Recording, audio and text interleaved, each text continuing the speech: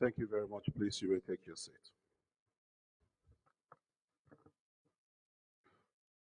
It is my pleasure to invite to the podium the DG CEO of NIDA for the opening remark on this third day of Digital Nigeria Conference 2022, the Startup and Innovation Ecosystem Day. With a loud ovation, ladies and gentlemen, put your hands together for the DG CEO of NIDA.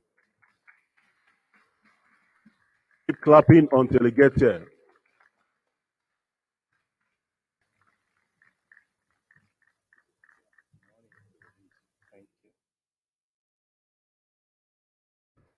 The Chairman, NIDA Governing Board, Dr. Said Abubakar, members of the Governing Board, our distinguished guest speakers from the global community, my dear colleagues from NIDA,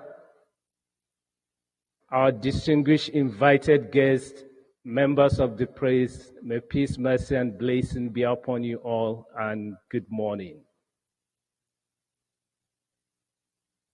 Global wealth and prosperity are not evenly distributed. The level of inequality is staggering across all domains, from individual, cities, countries, gender, and across regions. If you look at the global wealth, 1.1% of the adult population control almost 50% of the global wealth. While from the other end of the spectrum, 55% of the global population control only 1.3%. And if you look across regions, it is the same thing. Across countries, out of the 195 countries, 3 countries control more than 50% of the global GDP. Why is it like this? They all have certain things in common. Those countries or those individuals or those regions, they are innovative, they are entrepreneurs, and they have a good ecosystem, because nobody succeeds in isolation.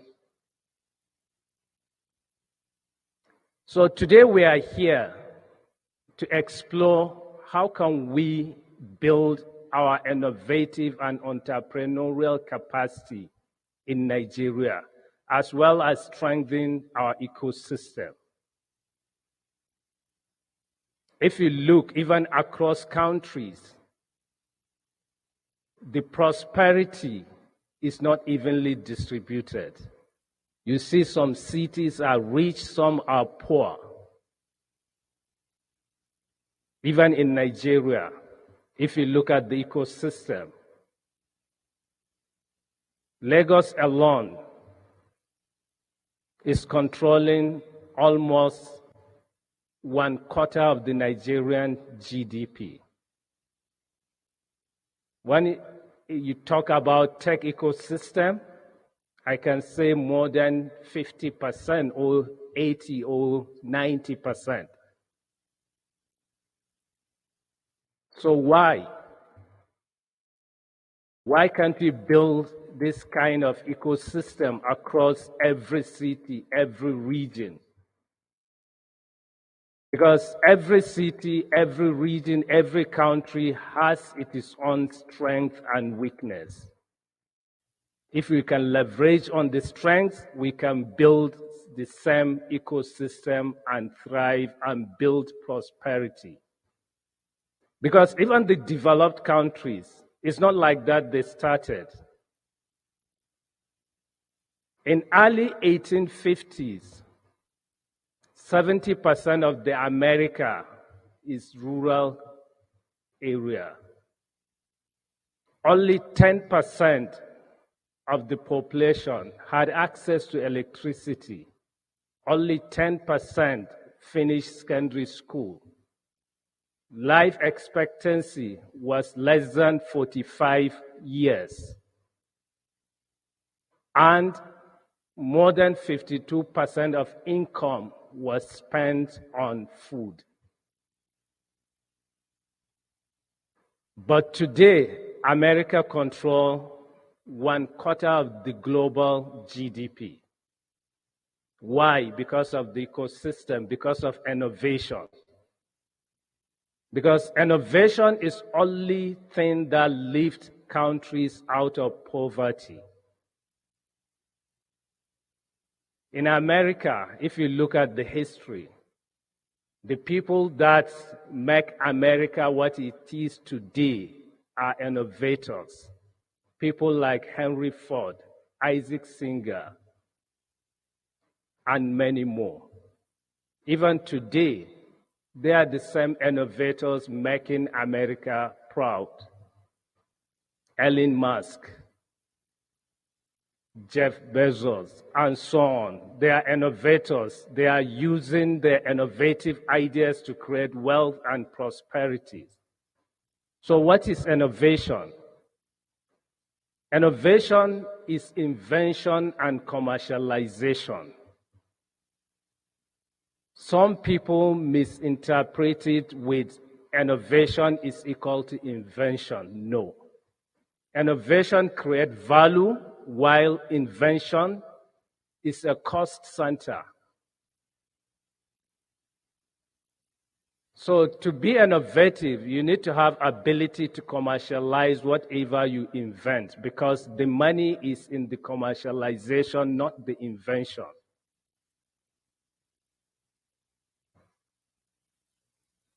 So for us to succeed, we need to build our innovation capacity as well as entrepreneurial capacity.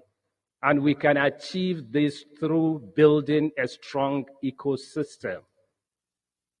And to have a strong ecosystem, we need all critical stakeholders on board. We need the government, we need the higher institutions, we need you, the entrepreneurs, the risk capitals, and we need the corporate organizations. Everybody has his own role to play in the ecosystem. The government role is to create an enabling environment and to intervene in unserved and underserved communities in terms of infrastructure, as well as to intervene in terms of policies, regulations, and law. Nigerian government is doing more than enough to level the playing field for you to thrive. So now the government needs you, needs your commitment, the same way the government is committed. For the higher institutions, we need you to produce quality education. Because innovation, digital economy, or knowledge-based economy, they are all human capital-based economy. Your greatest resources is not what you have in terms of mineral resources, but it is what you have in your brain. That's the greatest resources. So we need the higher institution to produce people with the right skills, the talent, and people with entrepreneurial spirit. So in this area also, the government is doing more than enough. Beyond the conventional education system, the government is building the talent, is harnessing the talent. We have several initiatives to do that. We are targeting achieving 95% digital literacy because we need the numbers. We need people to have the skills to use the digital technology to consume digital services.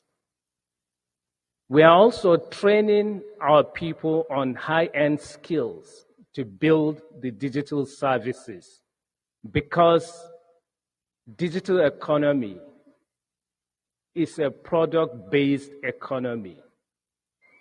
In a product-based economy, your company is as good as its next product, and the next product is as good as the people who make it. So we need the talent, we need the skills to build that digital offerings. So government is doing a lot in that. We have initiatives on training developers. We are partnering with people like you, like Jimmy, BSV Academy. We are partnering to train 500,000 Nigerians on blockchain.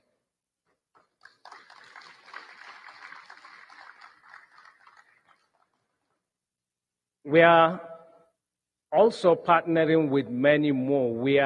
We've started conversation with David also on how to train Nigerians on artificial intelligence.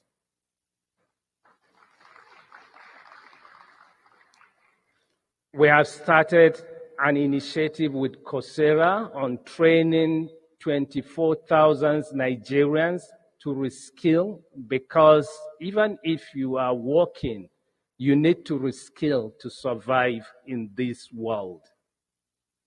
We are partnering with Microsoft and many multinationals. So we have a target of positioning Nigeria as the global talent factory to bridge that gap. So from your own part, the government has created the enabling environment. Government has invested in infrastructure, in policies, in laws, in regulations, because one of the critical things you need in an ecosystem is the legal framework.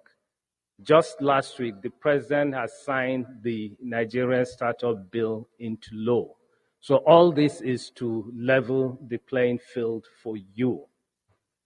Then for the entrepreneurs or the innovators, now you have the level playing field. It's for you to take your idea from inception to impact.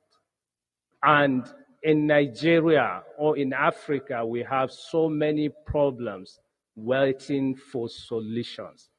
And we know idea is where solution and problem cross. So you can easily find problems you can solve, and technology is a source of inspiration for you to solve. So the technology is there. We are building the talents. All you need to is to explore how you can solve those problems and impact lives.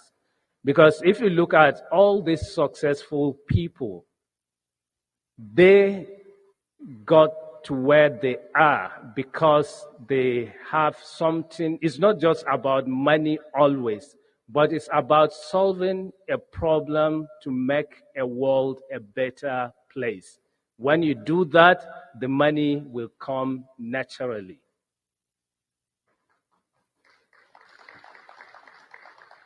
So today we have great speakers from the global community to inspire you, to share experience with you so that we can build the Nigerian ecosystem. All the countries the developed countries and the rich countries, they started like us. Nigeria was better than America 150 years ago. So we can be like America or more than America if we want. And it is you that will take us there. It was people like you that made America what it is today. So we have people with great talent, great ideas, and we have enough problems to solve. So please go and find a problem you can solve, make impact, and be a great person. Thank you.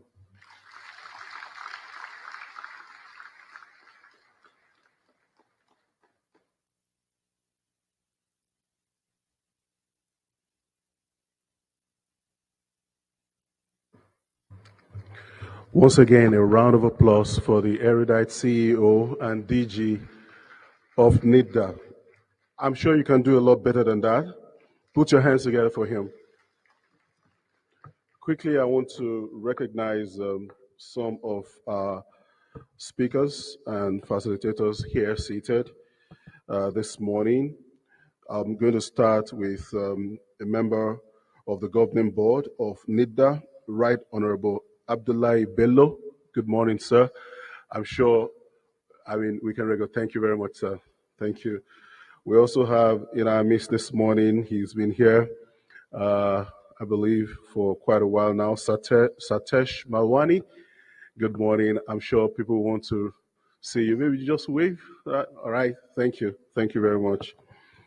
Please, a round of applause will do when we call out their names so that they will know that you appreciate them, okay? Maybe you want to do that for Satesh Marwani right away. Put your hands together for him. Thank you. We also have in our midst, of course, Lauren Gamarov is also been here, fantastic speaker. He's the one shaking the DG right now. We also have Salisu Uba in the house. Put your hands together for him. Thank you. Of course, we have Ray Baba in the house this morning. Ray Sharma, thank you very much. We also have James Cisneros is here with us again this morning. Put your hands together for him. He's sitting at the far right where I'm standing. We have in the house this morning as well Abubakar Umar. Thank you very much. Thank you. Of course, we also have Ahmed Yusuf in the house. Put your hands together for him. Ahmed Yusuf. Thank you. Apologies if I'm leaving your name out, but I know we have David Edoja in the house. David, can we see you? Thank you very much, David. We also have Bemi Akonde in the house. Bemi, thank you very much for coming. I saw Jennifer Chizo just walking in.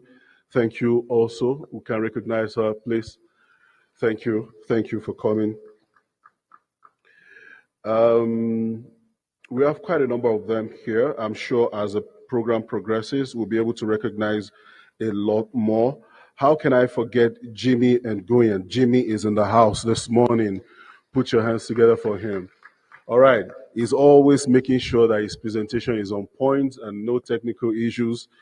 I'm sure everything will work out smooth today. So it's going to be a loaded day, a packed day. If you are a founder of a tech startup, today is designed for you. And quite a number of things are loaded in the panel sessions, in the various presentations that will be made today. And of course, I cannot forget our very own Mohamed Ibrahim Jega. I saw him not quite long ago. You want to put your hands together for him. That's the blockchain man for Africa. Thank you very much.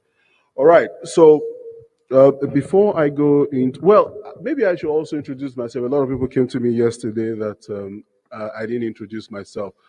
Absolutely sorry about that. My name is David Dada, a smart contract developer, and of course, a co-founder at dtcoup.ng. All right, so I'm a blockchain person as well, and also have a tech startup that we just got started in July here in Abuja. Now, with that all out of our way, I need to make a few announcements. Just like we did yesterday, we're going to be giving out today not one, not two, but 3 tablets. If you're happy, put your hands together. How many of you are confident you will win at least one of the? Not so many people are confident they will win. Anyway, we'll get to see the winner of the tablet today. But for those of you who have been tweeting and retweeting, today is your day. We're going to be giving out a tablet to the highest person with the highest retweet for this event. We've checked as at close of business yesterday, and we're going to put up the name of the winner on the screen. And of course, you'll be presented with your own tablet.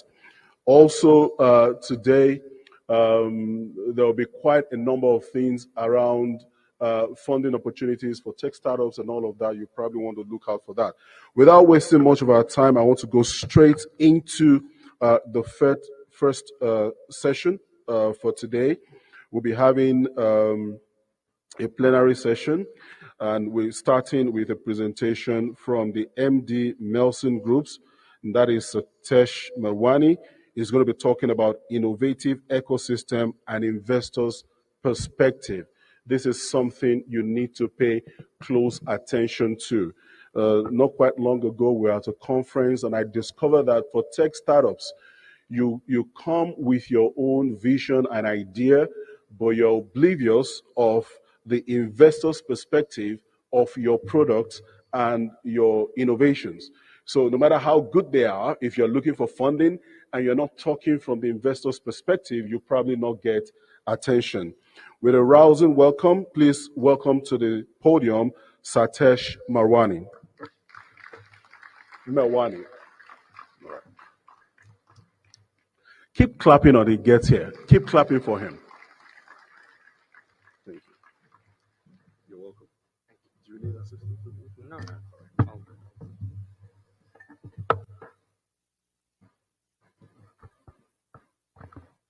Yeah. Hello. So, welcome everybody this morning. And firstly, I want to give a special thanks to the DG for letting me have the few moments with you to say a few words about what I believe about as an investor. And firstly, also, I want to just thank him for the words he said earlier, which are very inspiring, I think, for everybody in the room. So my name is Satesh Marwani. I'm born in Lagos. I started my education here. I'm a St. Saviour's boy, and this country is where I started my business. However, over the last 35 years, I've predominantly been involved in businesses in consumer goods and fintech across different parts of the world, investing in the UK, Israel, India, Eastern Europe, and Africa.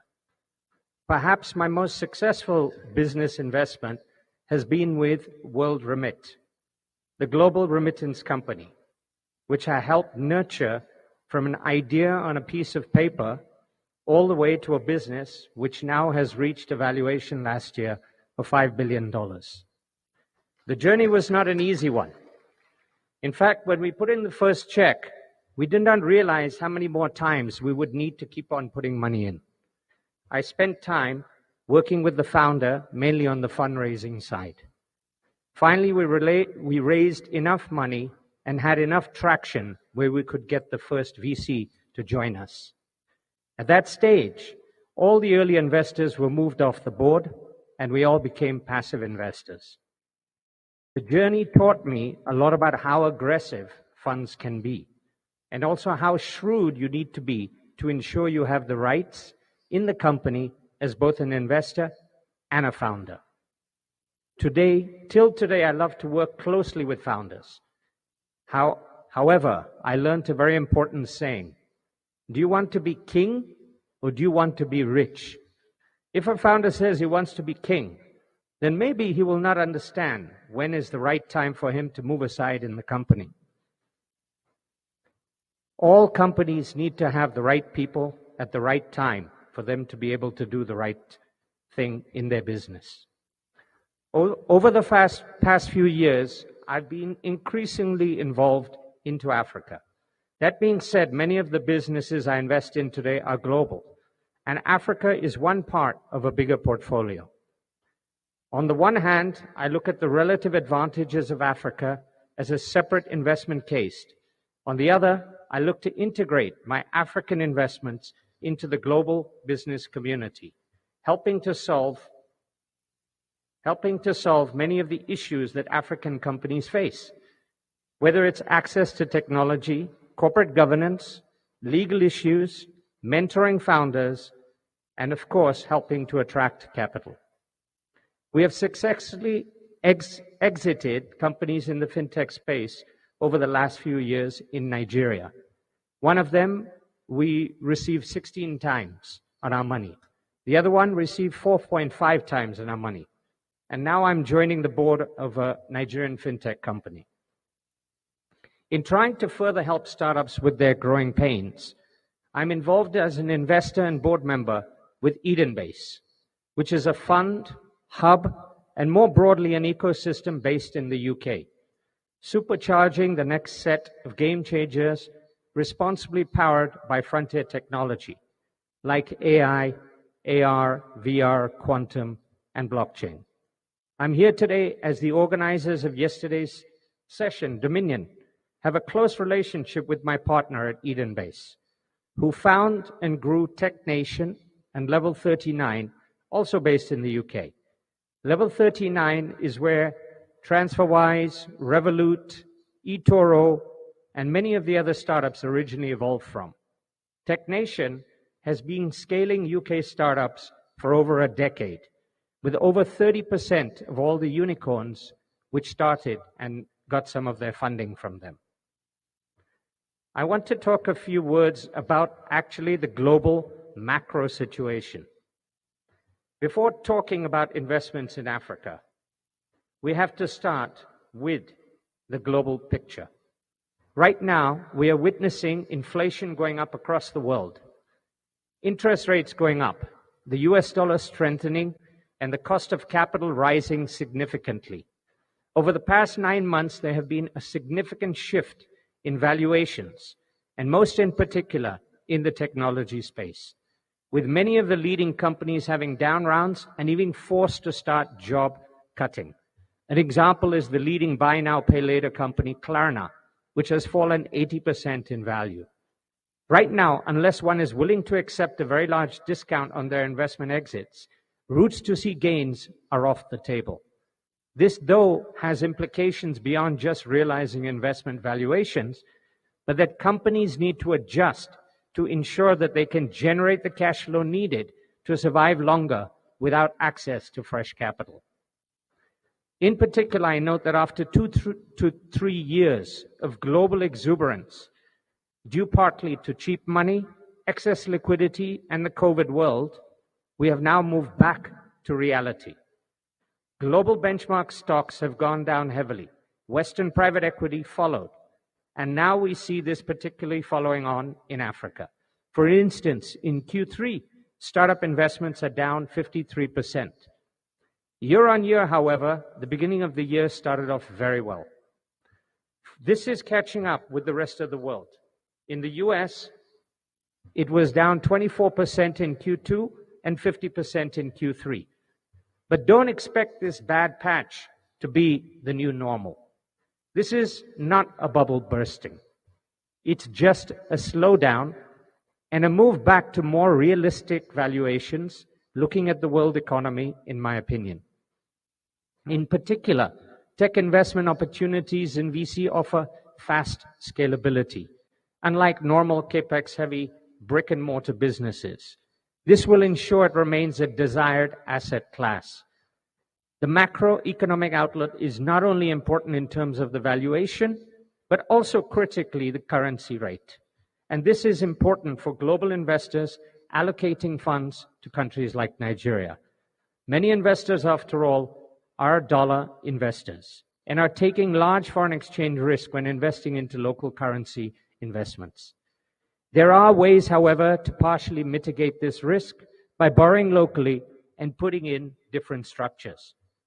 Overall, as an investor, I think this is actually the best time to invest, as markets and valuations are more realistic.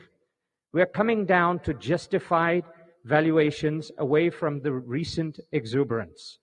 At the end of the day, technology will keep on evolving, and businesses get more efficient by using such tech.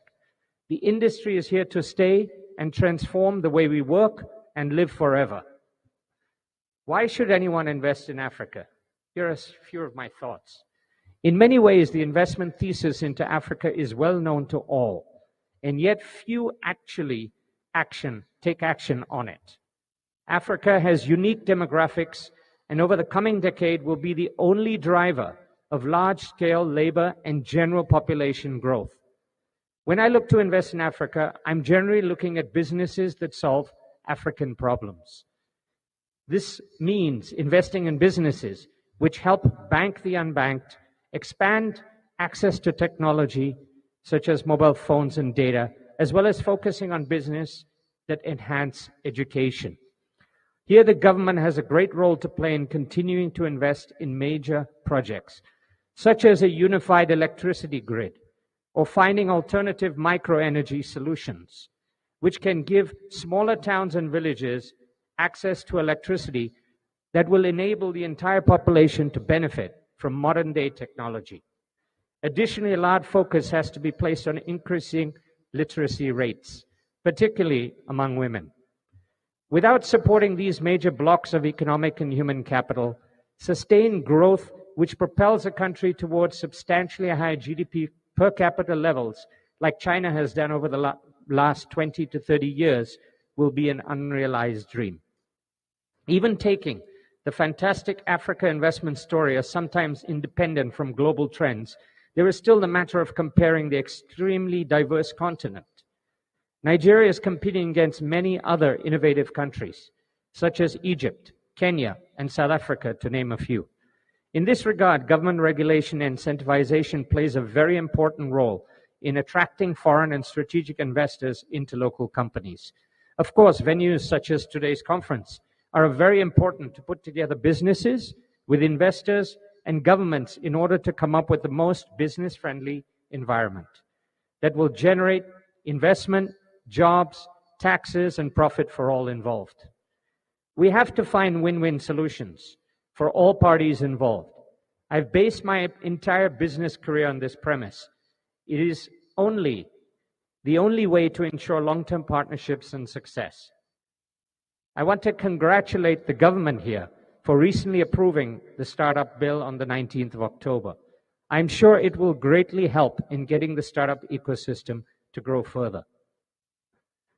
Growing Nigerian startups.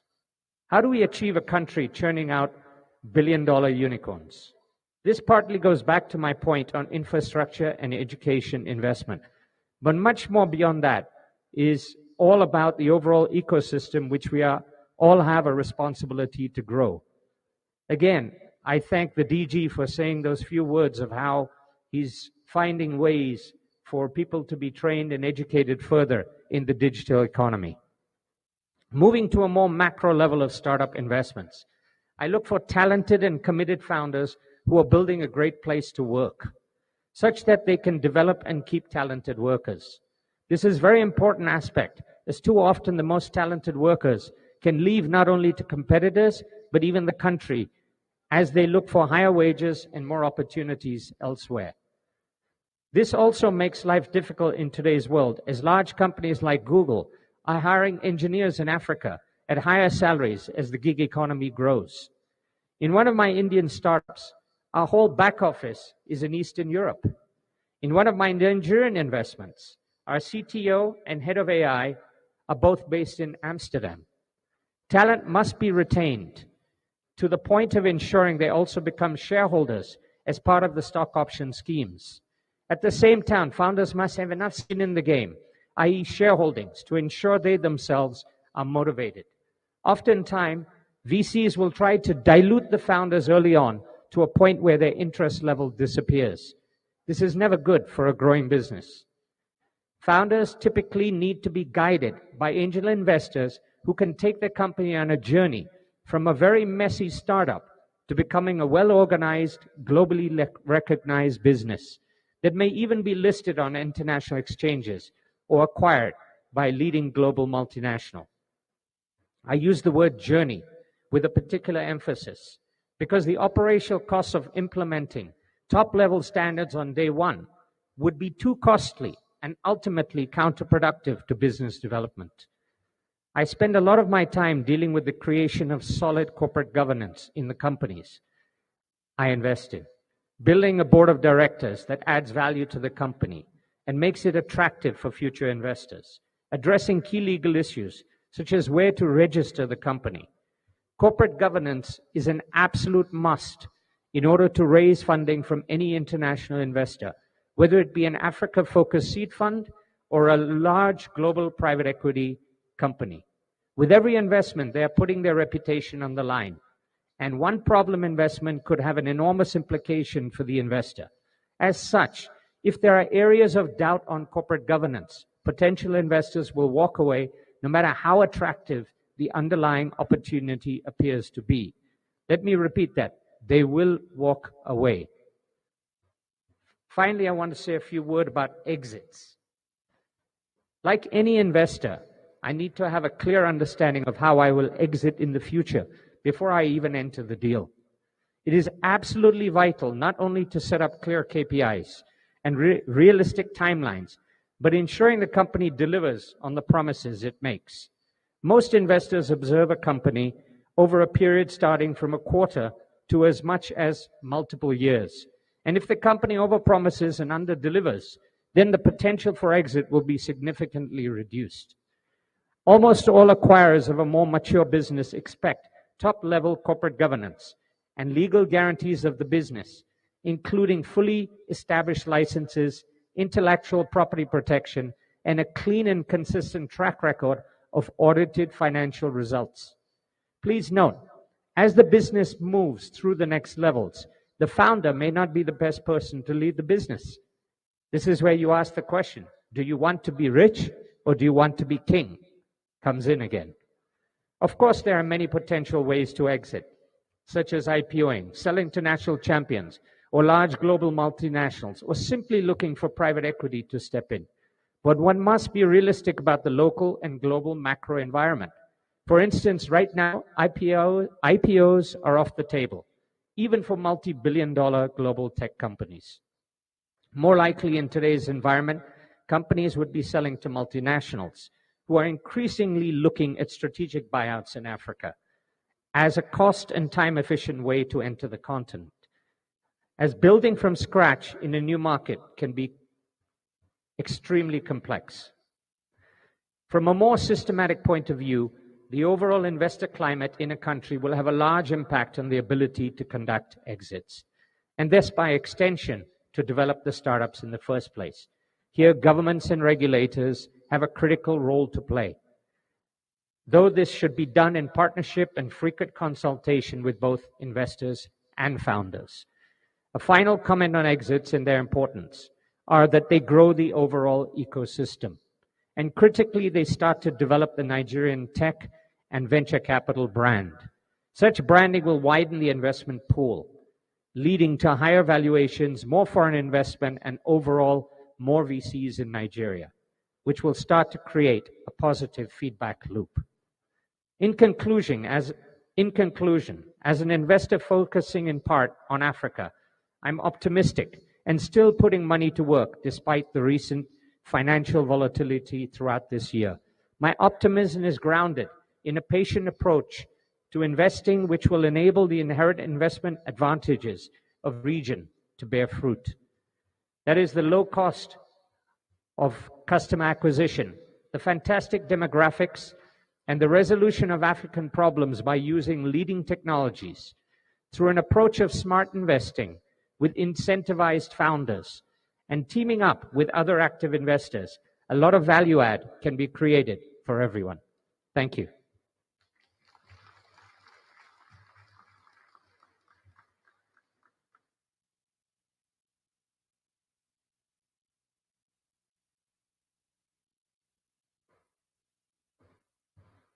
Thank you very much, Satesh, for such a wonderful presentation. Once again, a round of applause for him.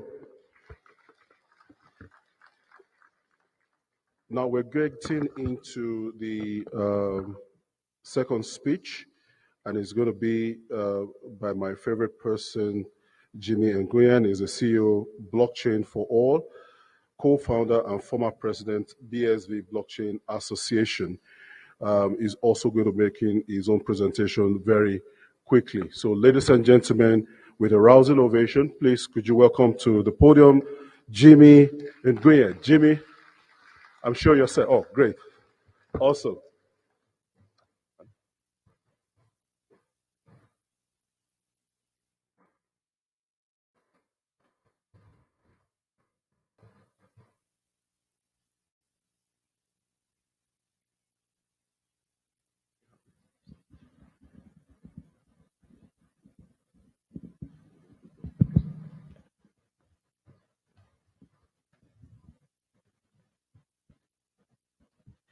It's time to build.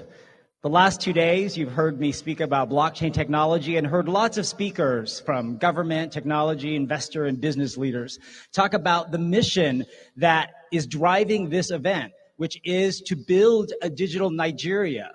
But how do we get started? I know there are a lot of young people in the room, a lot of hopeful entrepreneurs. And today I want to spend my time giving you some lessons that I've learned over my career journey about how to help you build startup ventures more successfully. These lessons are really driven to the young people in the audience, but I think they'll also inform decisions that government and business leaders here can also make to facilitate the startup innovation centers and community that you want. And these lessons are driven from my journey as a lawyer, as you heard yesterday, at the start of the dot-com boom in the 1990s, and practicing for 21 years in the United States, representing everyone from startup ventures in Silicon Valley and across the US, to eventually some of the biggest conglomerates, such as Amazon, Uber, Microsoft, and more. They're also driven by my experience leading efforts in the blockchain technology world over the last 7 years, and also sitting in the shoes of being a potential investor myself for investments and managing the investments of other people and advising and working with a lot of the startups around the world that engage in blockchain and more. Because blockchain, as you've heard, is just a data structure that can do not just payments and all of these blockchain enterprise applications we talked about, but power the metaverse, IoT, smart cities, and more. So I've got 5 lessons for you that we'll quickly go over today. Lesson 1 is build on a foundation for scale. This is a mistake I've seen a lot of startup entrepreneurs make. They've got a great idea for a product, they begin building, and they don't pick a platform, a database, a product that is the base of their system that scales to be bigger, and they get stuck. We've seen this a lot in the blockchain world, where BTC, the main version of Bitcoin you hear about, has capped its block size to a small 1 to 4 megabytes, depending on what's called the block weight. That only allows an entire network to do 3 to 7 transactions a second across the entire world, making it slow, expensive, nowhere near what's needed to challenge the Visa payment card system, which is what Bitcoin was created to do. And that's why scale is important and why we took the Bitcoin protocol and scaled it bigger to make efficient payments as well as data.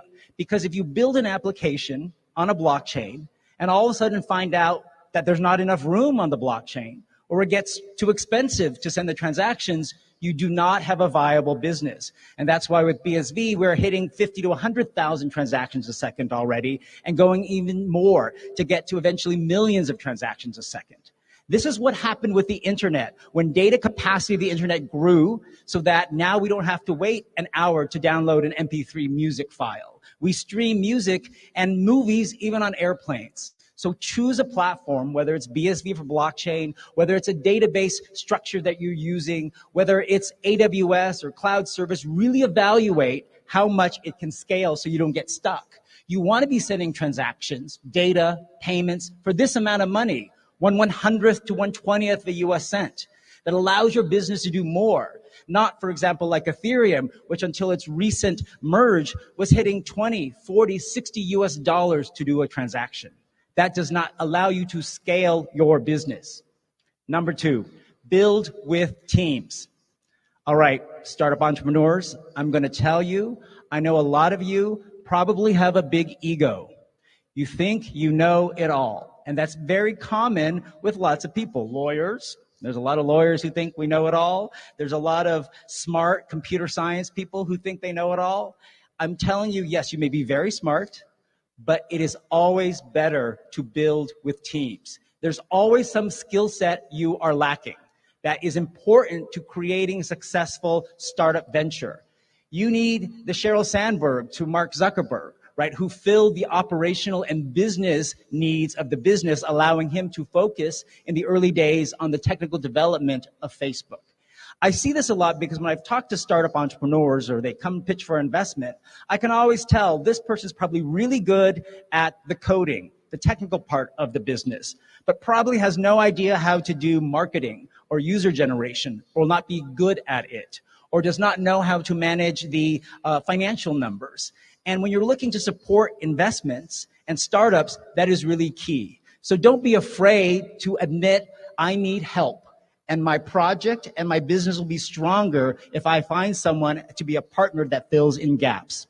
You can also partner with things such as accelerators, startup hubs, and incubators. These are different programs that are run in private, sometimes universities and governments, that help provide skills you need to teach you, for example, how to do a pitch deck, how to build on a blockchain without wasting time by reusing work product available from other people. So on the BSV blockchain, for example, there is an incubator program called the Satoshi Block Dojo. They've just renamed it to Block Dojo, which has cohorts and hubs around the world. They started in London, they're launching one in Miami, and they provide, if you qualify, once you apply to their program, they go through a 10 to 12 week essentially course with you, teaching you all of the different aspects of how to successfully start your startup venture. And they have plans, as you can see by this diagram, to have 14 of these dojo incubator sites globally around the world and incubating thousands of startup entrepreneurs and ventures. Mohammed Ibrahim Yega, I know, has attended some of their events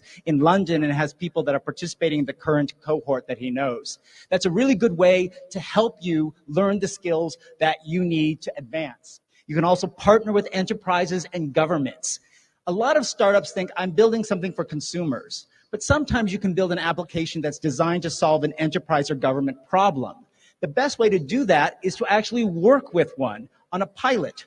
For example, you can do this through venture studios. This is a picture of me signing a memorandum of understanding in Saudi Arabia earlier in the year to help launch a B Venture Studio. That is a venture studio that pairs startups with bigger businesses to develop blockchain applications that solve some problem of the bigger business. Yesterday, Tajuddin Dantata was here. He's the CEO of one of the large food companies here in Nigeria, and he talked about some of the problems with agriculture tracking that he would like to solve with blockchain. And my idea is pair him with a startup to help develop a pilot to solve that, instead of trying to hire a team internally to do it at a large company. That is a much better way to develop something that actually solves a problem for a government or big business. Number 3, build for an industry ecosystem. Meaning, when you're thinking about developing your project or company, you need to think outside. How does your company interact with other things in your industry? So the Dominium gentlemen have developed a blockchain platform that helps provide a truth, verifiability for governments and enterprises. But they also interact with Bayes University, Enchain, a big R&D company in London, as well as NITA from a government perspective. So you need to think outside of your own company and how other companies in your industry that you're trying to help can help you. And you can learn from them. And you can speed up your process of devising solutions, because unless you know what Amazon needs, for example, to increase its delivery speed for a shipment, you don't know how to solve it. So it's important to have an industry ecosystem around you and help develop that. In addition, we can have many other things such as Bitlipa. I mentioned them the other day. This is from my friend Apollo Eric Omar from Kenya. It's a digital asset exchange and wallet. But the bigger problem they're trying to solve is providing capital to small, medium enterprises. That's a big issue in Africa because you need capital to help grow these small, medium businesses across the continent. So its solution is to use digital asset blockchain technology to create more DeFi liquidity pools, decentralized finance liquidity pools, to provide more loans and growth capital to SMEs. But they need different participants in the industry, as you can see from this chart, to make that happen. All right. Then our next example is DuroDogs. This is an NFT kind of game on the BSV blockchain in which you can create a dog, you can do things with it and add attributes to it. All of that data is recorded on the blockchain. But what they're trying to do is actually they want to create an NFT that you can access through other games. So you do it on one game. Because it's on the blockchain, you can access it on other games. Imagine if your Facebook profile pic could be accessed on LinkedIn, could be accessed on TikTok, because it lives on a public blockchain. And the reason this is important from an industry perspective is that they are creating a system where they're connecting with other companies in their ecosystem, game developers, digital good actors, gamers, to create a whole industry ecosystem that links to their product. That is a really good way of trying to actually create more opportunities for you. I think my screen went out black. Thank you, gentlemen. Can you fix that, please? And then number 4, build with flexibility to pivot. And I want to tell a couple quick stories about some of my friends who are entrepreneurs. You often, when you start, have an idea. You think it's brilliant. You spend time building a product, and then it doesn't grow or succeed as much as you want. And it takes courage at that point to say, you know what? This idea is not working. I can't raise more money. I'm going to run out of money. And you have to change and pivot your business model. So you have to think about that all along. These are 2 of my friends from New York. They're a married couple, Mike and Cass Lazaro. A number of years ago, I think around 2010, they started a business called Buddy Media, which originally was an ad network on top of Facebook. This was in the early days of Facebook. They even thought of creating their own virtual currency at the time called AceBucks, way back in 2010. The business did not really grow. And then they had to make the tough decision to pivot, and they pivoted to become a software as a service, SaaS-type platform that charged companies a fee to use their platform to manage ad campaigns on Facebook. Well, their pivot, which was difficult to do, was very successful. A few years later, they sold the company to Salesforce for about $689 million, $789 depending on how you count certain stock. Mike and Cass now are great independent investors in New York. And they invest in things across the world that they believe in. I just had lunch with Mike in New York about a month ago. He loves NFTs and NFT platforms and all of these new things that allow greater communication in the world. But it's an example of facing the fact that sometimes your original idea does not work and letting go of the pride and ego of being unable to admit, okay, that was a good stab, but maybe there's something better that the market wants. In addition, my last lesson for you that I've learned is that you need to learn to build without fear. Take a chance. It's hard being an entrepreneur. By doing that, you're already taking a chance. And the example I'll give is another friend of mine from Los Angeles. This is Hernan Lopez. I met him many years ago in LA as part of the entertainment and media community in which I did a lot of legal work. He became CEO of Fox International Channels, the major cable network. But he decided to leave his very reliable, well-paying job as a top entertainment executive in Hollywood to launch his own startup called Wondery, at a time before it became popular to listen to entertainment podcasts. He came up with the idea that you could make podcasts that were not just talk shows, but entertainment, produced with sound effects, drama, stories. And now you hear those kinds of podcasts all the time. But back when he started this company, it was a novel idea. People didn't understand it. And I remember having lunch with him when he was leaving Fox to start this company. And he said he was really scared. He had never done this. He had always been a big company executive. And he was really scared, right? And he was funding it initially himself before he got funding. But he took this huge leap of faith. And in 2020, Amazon acquired his company for a reported, it's not fully public, approximately $300 million. Now he's got a big giant house in the Hollywood Hills, which is great for New Year's Eve parties, which I was at earlier this year. But more importantly, he's taken another chance to not be afraid. He's just launched a new company called Danvis, which creates high quality kind of screen monitors so that you can put in your house and actually display all those digital art NFTs people are making at high quality. But it's a lesson in being not afraid. And he, like me, was an immigrant to the United States from Argentina, came with not a lot of money, built up this successful career, and took the chance to leave it. It's something I've thought a lot about because, as I said yesterday, my father was a judge in Vietnam, and once my family came to the United States, I followed in his footsteps to be a lawyer. And one of the things I learned is lawyers are very risk averse. We don't like risk. We spend our lives telling clients, oh no, don't do that. You'll get sued. The government will come after you, right? Lawyers like to say no a lot to clients. And I realized that, plus I think my upbringing as in Asian American culture and as an immigrant child, like my parents were very like risk averse. They said, go to school, do well, get a good job, and that's it. Like they weren't encouraging us to go take big risks. And this is, they were the first wave of Vietnamese immigrants in the 1970s in the United States. We didn't know anybody. There was nobody like me they knew who could send to their son Jimmy and say, here, tell him how to be a lawyer, tell him how to get a job. And I learned over the years why I eventually decided to leave law is I wanted to build something, not just advise clients, but I wasn't raised to have that mindset. And it took me as an adult an epiphany in my own head to realize, oh, wow, Jimmy, you're not fulfilling your potential because you're afraid. And you need to not be afraid. And that is why I dove into the Bitcoin and blockchain world. And when I saw my father recently, before I took the trip to Vietnam, speaking to the government internet conference there, I told him that. He kind of understands this Bitcoin blockchain thing I do. He just turned 87, right? And what was really interesting is I thought he would be kind of sad that I left law 7 years ago, since I followed in his footsteps. But when I told him what I'm doing now, he kind of understood it and he said, because my father does talk this way, Daddy, read in Vietnamese newspaper about the Bitcoin and blockchain in Vietnam. Sound very important what you do now. And so it was, for me, an affirmation that it was okay to take this leap of faith. So I hope those lessons guide you as the startup entrepreneurs in knowing where to start. This doesn't answer all the technical questions, but the big picture questions you have to answer.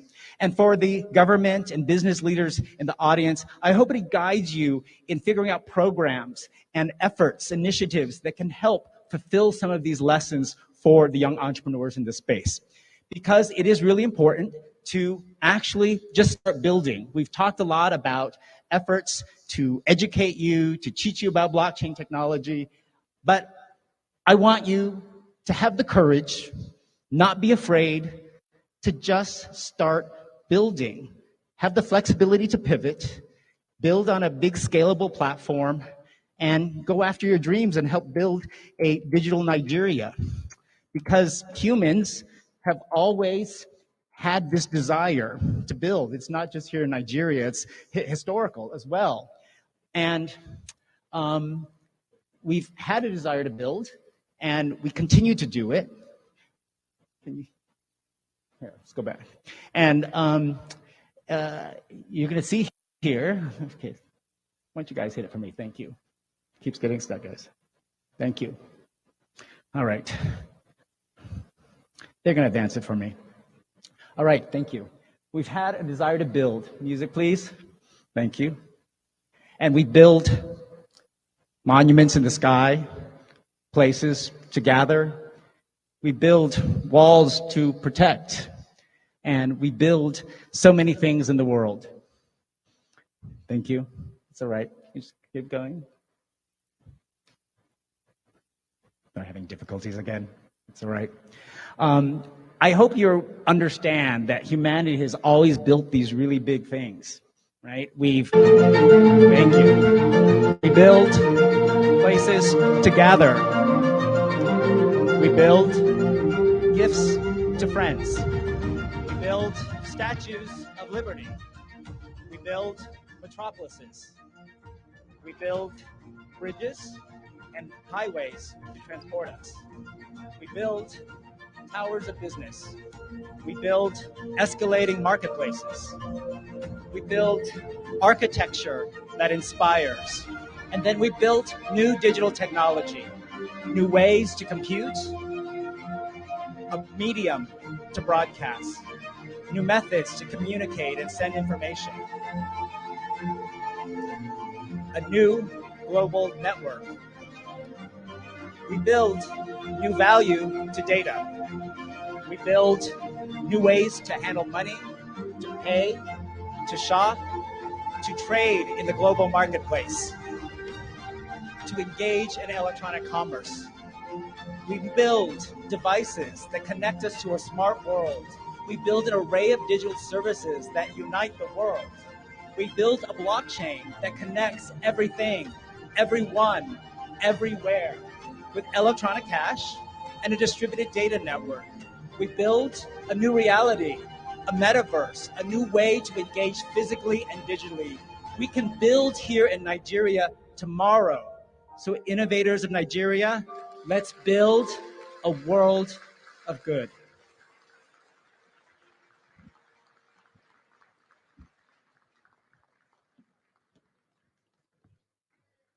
Wow. That was touching. A round of applause for Jimmy once again.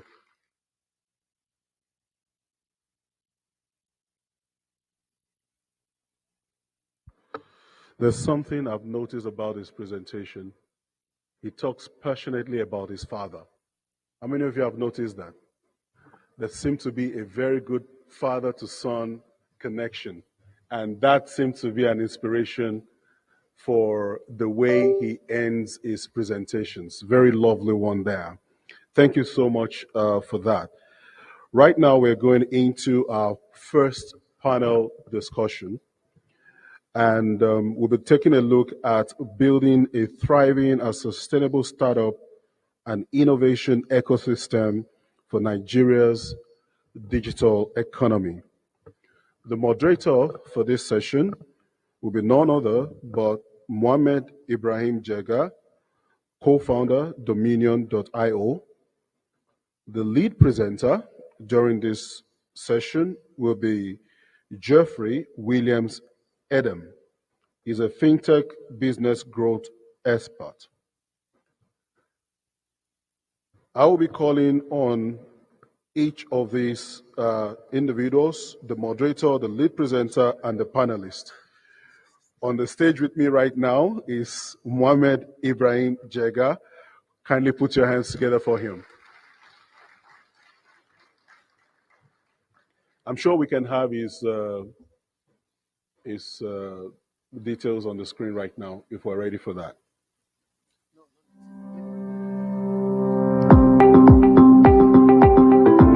Mr. Mohammed Ibrahim Jega, co-founder, Dominion Blockchain Solutions Limited. Mohammed Ibrahim Jega is the co-founder of Dominion Blockchain Solutions, a distributed ledger technology company providing blockchain as a service solutions. He's a director at VoguePay, an online payment processing company, and also a director at VPD.money, a challenger bank. He's the Chief Marketing Officer at M Academy, an e-learning platform with a vision to get quality and affordable learning at the fingertips of every Nigerian, and the founder of Startup Arewa, a platform designed to build a sustainable northern tech ecosystem and unlock the potential of the region. Mohammed is an accomplished, highly organized project manager and business developer with 18 plus years of experience. A serial tech entrepreneur, startup advisor, mentor, fintech expert, blockchain advocate, international partner, World Business Angel Investment Forum, WBAF, an official member at Forbes Business Council and director at Silicon Valley-based Founder Institute. He sits on the board of several tech companies and has received several awards both locally and internationally, including Africa's Entrepreneur of the Year 2020 by the Tech Times African Influencer Award, Future Awards Africa nominee for service to young people, and recognition as the most influential young Nigerian in 2017 by Avance Media, and awarded Royal African Young Leadership Forum Award 2021 by Oba Adeyeye Enitan Ogunwusi, the Oni of Ife. He has a master's degree in information systems from the prestigious Ahmadu Bello University, ABU, Zaria, a bachelor's degree and postgraduate diploma in computer science from the same institution. In 2010, he added another postgraduate diploma in education from the University of Maiduguri. With a rousing ovation, let's make welcome Mr. Mohammed Ibrahim Jega. I'm sure a lot of people are intimidated by that CV right there. That's Jega for you, the enabler. We call him, the enabler of the ecosystem across the country. Thank you very much, Mohammed. Also, I'd like to call on Geoffrey Williams Adam to please join him on stage right now. He's going to be the lead presenter for this session. Put your hands together for Geoffrey. Keep clapping until they get here. Keep clapping.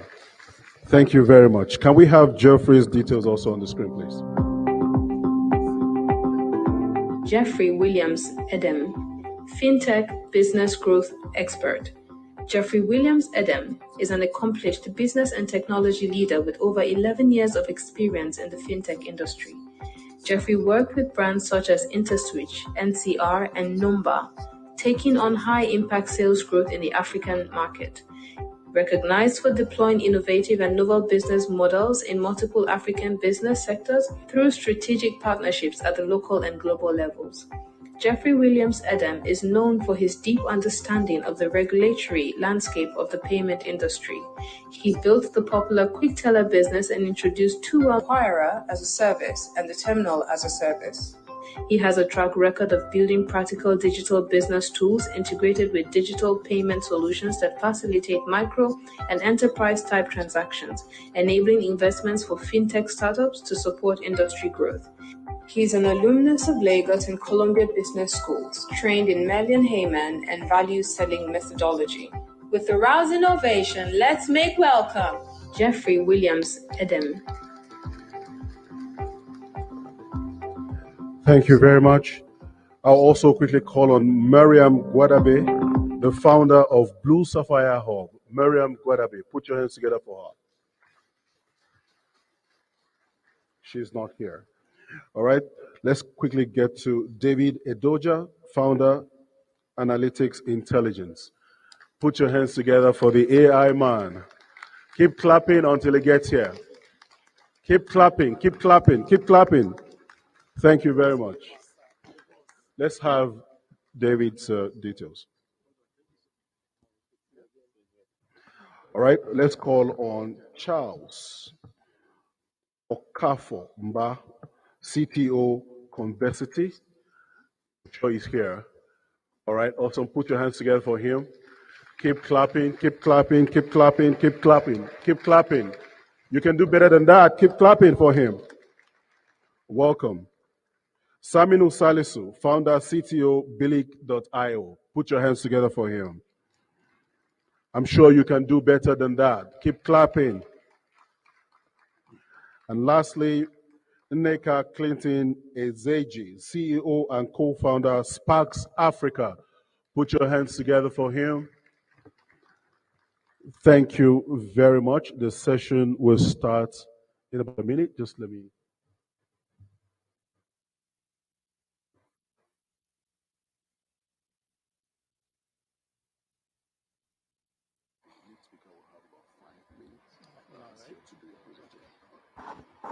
All right, thank you very much. Thank you very much. This is a very packed panel.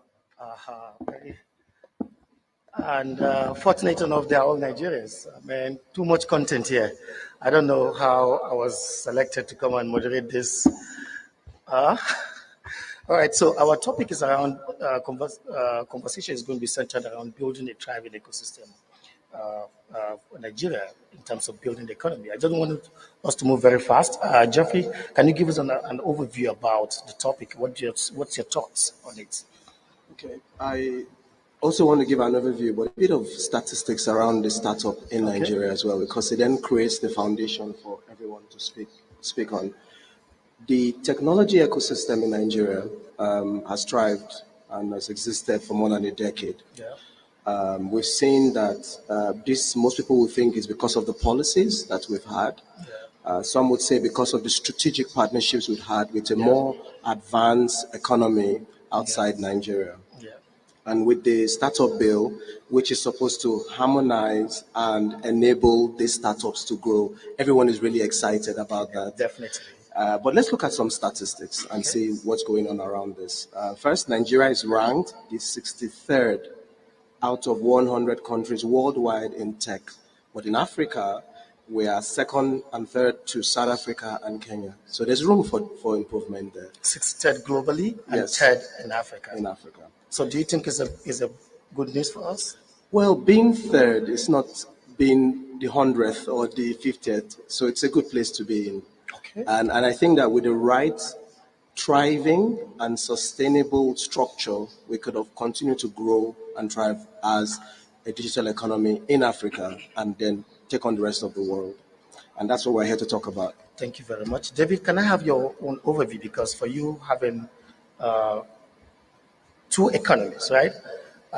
You're a Nigerian, but a British Nigerian, coming with an analogy from, I want you to share with us your thoughts or perspective from outside and also inside. What do you think needs to be done to take that gap?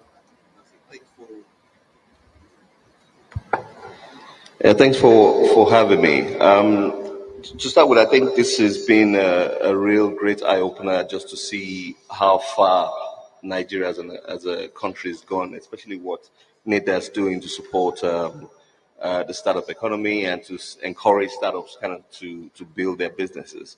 With a perspective in terms of what is happening outside and what they're doing here, it's really encouraging because it's actually a whole lot more advanced than I would have thought, to be honest.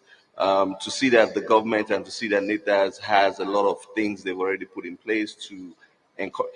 To start with, Nigerians are entrepreneurial people to start with, so we're already of the starting block.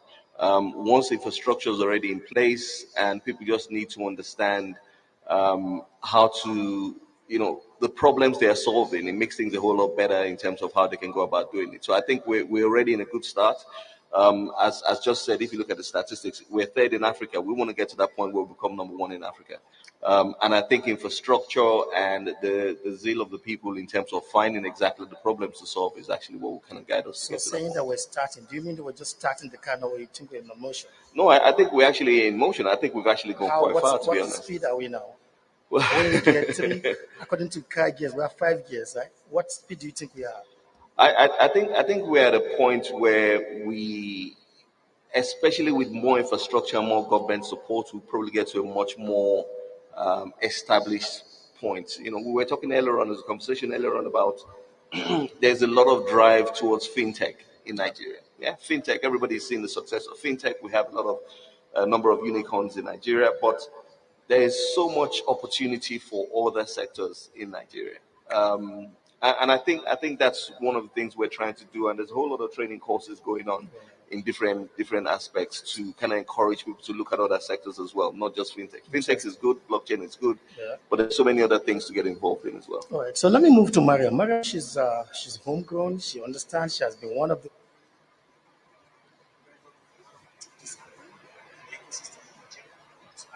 She will give us a very good first-hand information.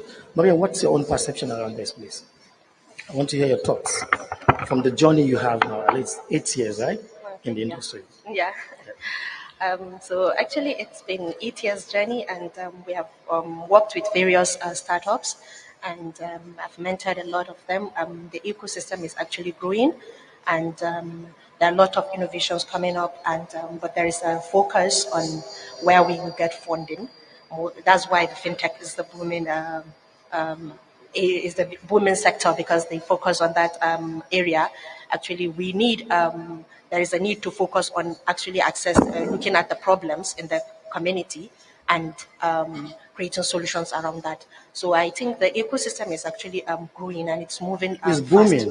When you say booming, is it a buzzword or you mean real booming? Because we want to talk about real facts. Yeah. What can you give us, like 3 success stories that you know that are closer to you, that you have touch with? Yeah. You run a hub, Blue Sapphire Hub. Yeah. So I would say one of the success stories that I see is WeKaswa. Okay. WeKaswa is a startup that she has been trying to penetrate the e-commerce market. Okay. And for now, she has been able to go take an e-commerce solution to Singa Market, which is a local market in Kano. And she has been able to try to create awareness in that sector and make them to accept that, which Nigeria, till date, there hasn't been like the ecosystem in terms of e-commerce. It's still at its growing pace. When you look at the way it's in other countries, they are looking at instant deliveries and all that, but she's still struggling with the logistics of that e-commerce. So when Did you try to introduce her to SharpSharp? yeah. SharpSharp is there to give her service so they can complement Yeah, I each think other. that's something that they need to work together Very in terms important. of doing it. They need to that's collaborate. yeah. So that's on that aspect that okay, there is a need of that synergy and also creating solutions to fit to the market, the demands, and also creating looking at the problems and building opportunities where they're not focusing on where the funding really comes. But the ecosystem is actually booming, and there are a lot of funding coming into the various sectors. It's just for you to look at the opportunity where you are looking, where you want to venture into startup and build a solution from there. Good. Charles, you're also local content. She said the ecosystem is booming.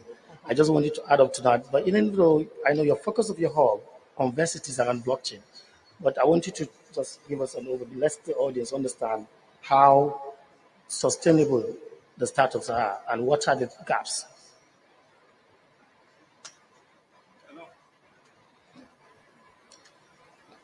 You need press the button.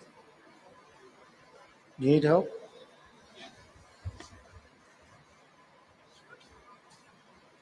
Hello? Try this one.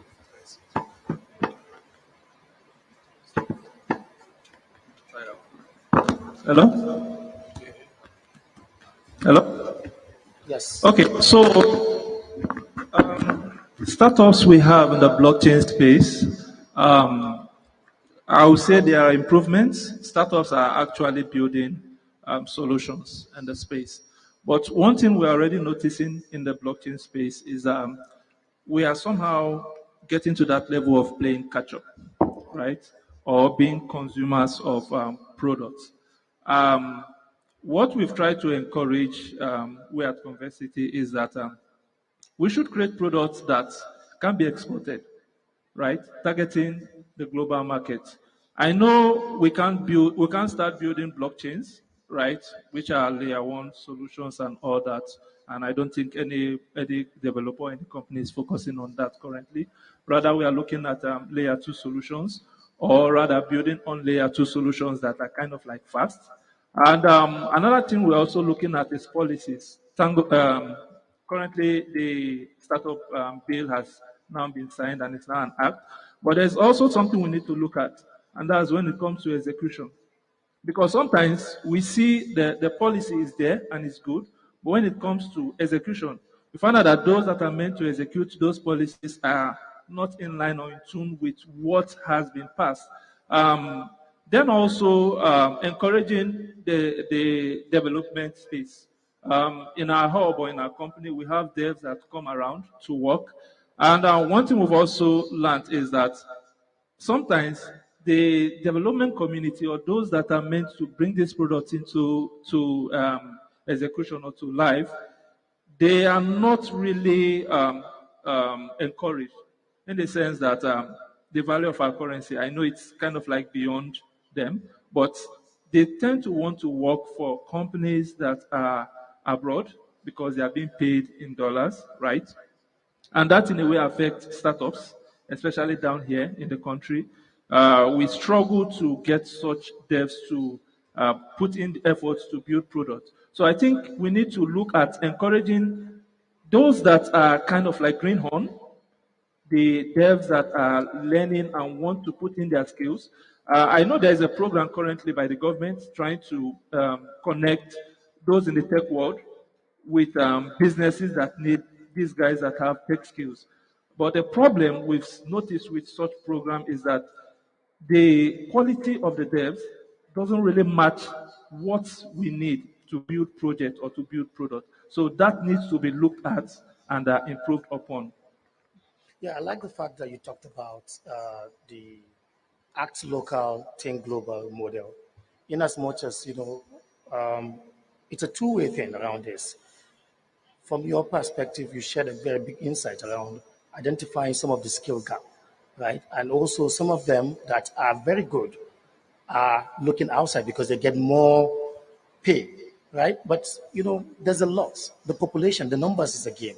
There are different people doing different things in different places. But let's hear from Saminu, the Austrian-based Nigerian. You have represented Nigeria. You're based in Austria, doing amazing. Well, I think, participated in like 3 programs in the UK where I saw you representing the world, and you've been doing a lot. You're now on one of the biggest accelerators in the world. So, do you think Nigerian startups will be able to have those kind of benefits and also opportunities that you have? How can we make it happen? Gigi is here. Thank you very much.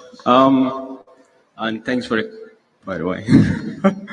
I would like to look at this from a different perspective. My co-panelists have already touched on the technical side, the developer side, and the tangible. I think we need to invest more on the intangible side. So let's say empowering the leaders of the startups. People actually invest in people, not just the product. If we empower these leaders, speaking from experience, where they know how to actually move a startup from pre-seed all the way to Series A or to IPO, what kind of equities to give out at early stage, who are the type of team members that you need to put on board as your co-founders, how do you build an MVP, and what type of team you need to set up to scale. All those things are skills that you don't really learn when you're sitting in front of your computer and writing code. It's all well and good to build a product, but if you can't actually also selling yourself, most of the time you have brilliant code, especially in Nigeria. We have wonderful developers, but they can't actually communicate what they're doing. They can't sell themselves, and it's really hard to raise funds and also to actually sell the product. Because most of the time, people want to know why you're doing something, not what you're doing. So if you can't actually communicate why, it's really hard for them to associate you with what you're doing. So in this case, let's empower more of the leaders of these startups, and then you have that trickle down where you have leaders that are recognized. They don't have to move. The developers don't have to move abroad because there's more funding coming in. These leaders can go out and get more funding from the investors outside. I totally agree with you with this because I've been to every nooks and crannies in this country, every state. Like 6 years ago, I've been to every state and I've connected with a lot of entrepreneurs in every state in this country. What we're missing is there's a lot of things around. Some people think they are a startup, but they are only a sole proprietorship business. And I keep telling them, this mindset, this orientation is not a startup orientation. You don't run business solo. You cannot be a CTO, a founder, a CFO, a CMO. It's not a one business. And you are the customer care. A lot of them are running like this, and this is unfair. And I like Jimmy's presentation, which he touched about areas that we need to understand. How do we change, not reinventing the wheel, but changing the mindset?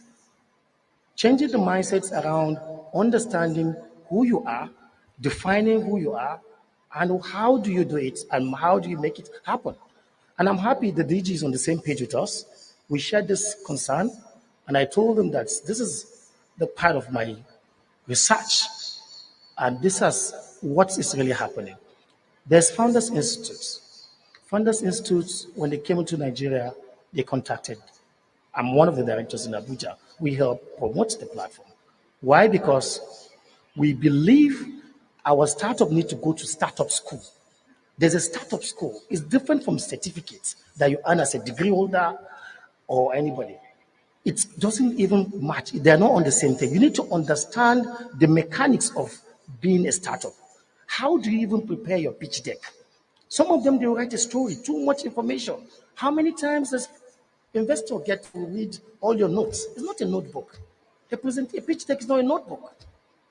Secondly, Some cannot sell. Your skills should pay your bills. Like I've understood myself.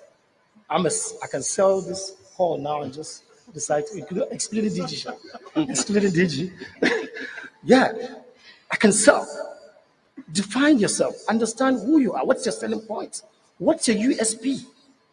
What's your unique selling point? So if you know you're not a good seller, get somebody to pair with you so that he can be your seller. Or if you're no good in technical, most guys that run the business are not deep technical guys. They get the technical guys, match them as a co-founder. So I agree with you. Let's get our what's it called, inside from Clinton. Okay, so I will be talking in terms of not in your category now, but in terms of non-oil exports. Now, when you want to achieve a digital economy, it goes way beyond software.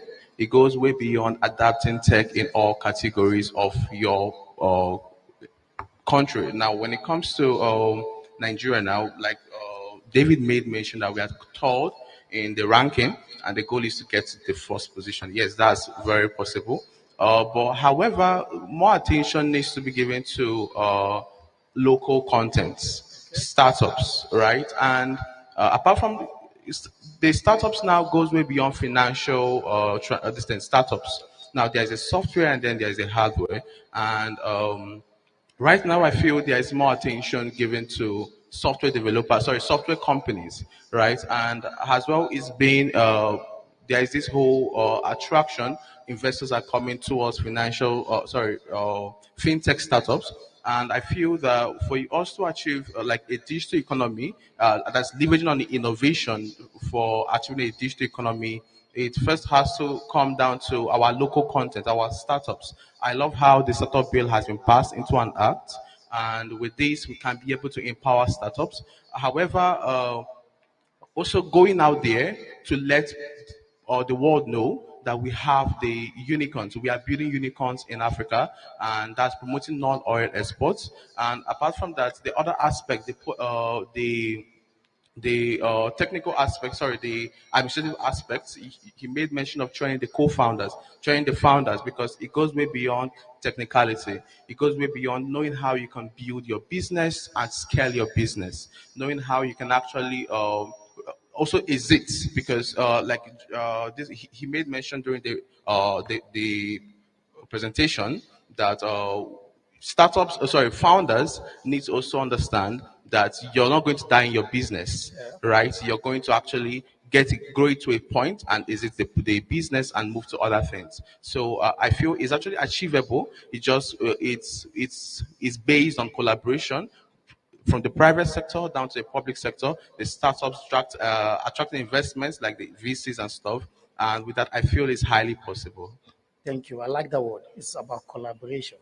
Let's collaborate and do more. Jeffrey, how do we do now? It's about now solution. What's the way out? Well, do we have a startup ecosystem to protect? I think that would be the first question I'll ask anyone. Okay. I think we do. Yes, we have about, I was taking some stats before we came on stage, 481 active startups in Nigeria. 481? No, that's wrong. Active. I disagree. Active. I disagree. Active. Yes. Even in Arewa, my community that I represent, we are about 2,000 startups. I can give you numbers off my head now. 250 of that number is in technology, like financial technology. I see. Right. Now, so why is the focus on financial technology? I know you're biased. You're a fintech expert. We need to look at we have so many problems to solve in different industries, on different verticals. Nigeria is blessed with so many resources, and we have so many problems to solve using technology. Why fintech? Well, it is fintech because today, if you look at all the money raised, 1.3 billion was raised last year. So you mean the EdTech cannot raise that too? Well, they can. Or the supply chain cannot do that? This year alone, or the cybersecurity cannot do that? million plus has been raised between January and April. All fintech? Yes. You're not the right person to answer this question. David, let me go with you. He's biased. Fintech, he's a fintech guy, so he has to protect this ecosystem. Let's go, David. Well, exactly what I said earlier on. There's really so many other aspects for business to get into. But one of the things I'll definitely say that I think is we should include in the training to startups. We should include in how we mentor startups, how we mentor young people. And again, this is not exactly a biased statement, but from an analytics standpoint, you need to understand your numbers. But he challenged you.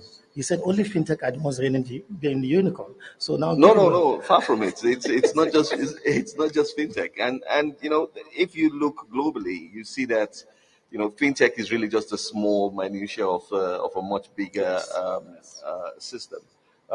But again, going back to exactly what I was saying, I really think it's important for startups or entrepreneurs to understand the need for analytics. If you're going to present to investors, you need to know what your metrics are. If you want to grow your business, you want to know your customers, you need to know what metrics you're looking at.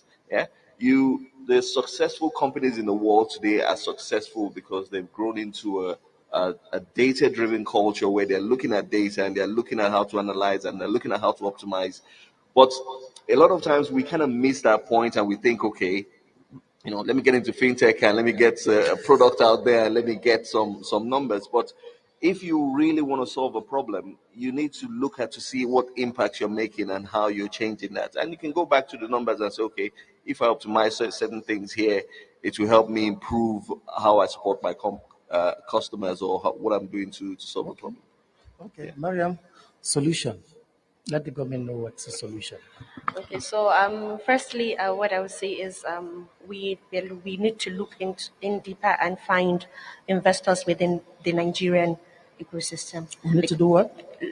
Find investors. Okay. And these investors need to find a backing, because we need angel investors to support these startups that are solving the local problems. Since already globally they are focused on fintech and all that, that's where the funding is coming from. So we need to look into that, and that backing can come from maybe the government can create some kind of funding to support the startups that are looking into problems within the ecosystem, and that backing from the angel investors angle. And then, because this is a model that I saw in Israel and it has worked for them, and it's something that would give the government back the angel investors to support the startups that are solving the community problems. Then the next thing is, I would also pitch to include women to solve problems that are facing. Yeah. I think this is something. This is something that is really that the women have ideas. They have been innovating in the food system. They have been innovating in health, but all their ideas die in the rooms. So there's need to focus on women, and this is why WeCasWa is there. This is why Stugo is there. This is why a lot of startups are coming in to bring in the ideas. But investing in women needs to be looked into, and we would like to see there is a lot of change now that is happening in that. Then the next thing that I think that should be done is, okay, focus on building the talent, and also the youth need to be willing. There are so many situations where there is a lot of support now, the programs that the DG has mentioned to support the youth. Because of the talent deficit already, we have sent a lot of people IAPA. So we need to now start looking into those opportunities that have been provided to build talent so that they can fill in the gaps in the startup ecosystem, which is the talent deficit for manpower.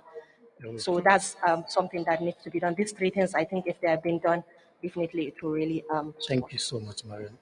Please, I just need to mention this very clear. I was there when Mariam started her innovation hub. I was there over 5 years ago. I was there personally for the launching, and I saw Mariam's focus. She's been doing amazing well supporting women founders. See, please, let's celebrate her, please, so that she can do more. Let's celebrate her so that she can do more. Mariam, thank you for what you're doing. I'm very proud of you. I would like to hear from your perspective. I'm happy you're a blockchain advocate. So do you think we're going to have unicorns from the blockchain space? Yes, Dominion is going to be the first unicorn in Africa. Let's hear from you. Dominion is going to be the first blockchain unicorn in Africa. Did you hear that? Okay. Say yes. Thank you, Ray. Yeah, man. So let's go. Yeah, if you win, we all win, right? Yes, okay. We win. So, yeah, definitely we are going to get that. There's something we always advise startups in our hub. or anybody that comes to meet me or my partner, Deji, we ask, why do you want to use blockchain in your solution, right? Because everybody wants to throw in the blockchain world and all that into what they are building. So the first question is, why do you want to use blockchain in it? And the way we've been building our own solution is we just look at the blockchain as a tech that we can use to solve a problem. Say, for example, we built a solution around humanitarian aid transfer that enables donors and NGOs to manage how they distribute aid to the less privileged or those that are in need and all that. Now, if you are using that solution, you won't even know that blockchain is attached to it. We have another one that has to do with airline. I know a lot of us have been disappointed when it comes to flight cancellation or flight delay and all that. Now we built a startup around that. If we tell you that there is blockchain attached to it, you won't know. So my advice to startups that are building or people that are building in the system, don't focus on just blockchain. Focus on your business model, focus on the solution you want to really achieve, because your end users, they might not even really be interested in the whole blockchain of a thing. We are the ones really pushing this mantra of blockchain. Then also, I think we also need to focus on the infrastructure. Currently, building a solution around the blockchain, you still need some layers of Web 2. And that involves you getting cloud storage and all that. And to be frank, with the way the dollar is galloping against the naira, it's not easy paying for cloud hosting infrastructures and all that. So if we can get local infrastructures can use for their solutions and paying in naira, that will go a long way. Then also, finally, building a solution as a startup. I was once a blockchain solution architect for a bank down here in Nigeria, and we built this solution. After building it, I was like, what's the problem? Why is this solution not launched? They say regulation is holding it. So for startups here, you are free to explore. You are free. You are not too tied down by stringent regulations that are out there. So go out there and build, and let's start celebrating more unicorns in the blockchain space. Thank you. Saminu, as a cybersecurity expert and a digital asset expert, why there's a lot of people losing money and they're keeping quiet? So what's going to be the solution? How do we help that? How can you help government in terms of recovering those funds? I know you're doing something with the UK government, so please, can you help? Because we're talking about solution now. Thank you very much. With regards to the digital space, it's not like the Web 2, you can speak to a customer service, you have a middleman. Unfortunately, in the Web 3, when you lose money or when you defrauded online, it's a really lonely place to be. Always, people don't want to actually talk about it. And if they do, they want a secure channel to have that conversation. Also, there is a reputational risk to it. Most companies that we're currently working with, they don't want the information to go out because it might affect their shareholders, it might affect their customers' trust as well. But we need to, the government needs to push more on the aspect of awareness with regards to the risk associated with using blockchain, innovative technology blockchain. And also there needs to be a lot of awareness on the user side, create more training materials and marketing around how to actually securely navigate, especially with the era continuously being built on a blockchain. When that becomes open, there's going to be a lot of third-party integrations into it. And with that comes bad actors, unfortunately. And with regards to that, actually, we're also working on with the Attack Africa, Technology Against Crime Africa, the Interpol arm in Nigeria here, to set up crypto desk where people can anonymously stolen funds, because we've realized that people don't actually want to talk about it. Yeah. That's all reputation. That's all of this that we're currently pushing. Thank you. Clinton, what's your thoughts on this? Okay. So firstly, I want to lay a premise. So it's Spark Africa, and what we do basically is to democratize law. So we go to empower young people with talent and skills, and then budding founders, and then we link them up with funding opportunities, and we fund them. So I want to say something very clear, and if we don't get it right, we may as well go home, which is the fact that the aim of tech is to solve problems. It is just a leverage, and we're all using tech to solve problems. And when you make mention of putting much emphasis on financial technology, I feel it's because of that's where lots of problems abound. Now, we once went to Kano State, and then we found a 17-year-old kid, and he built a robot that helped to pump water in his community with nothing less than scraps.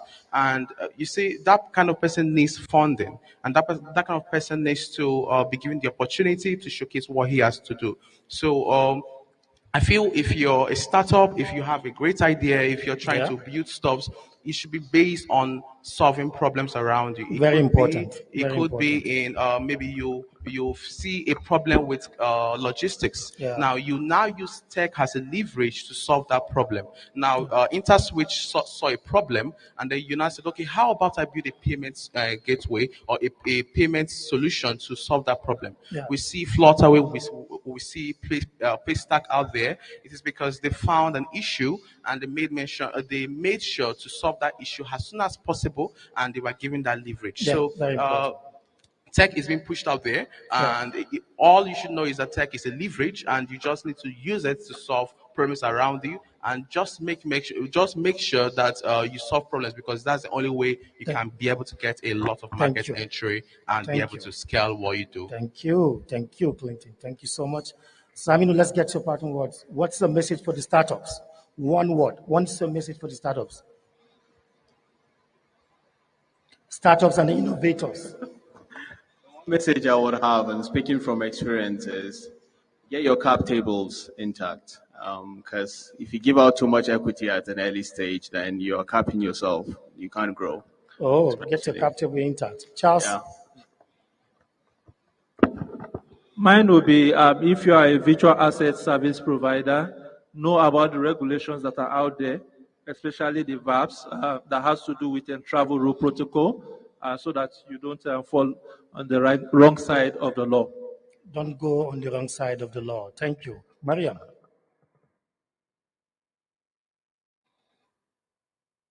I would say what you need to do as a startup is perseverance, and also pivot at some point when it's not moving.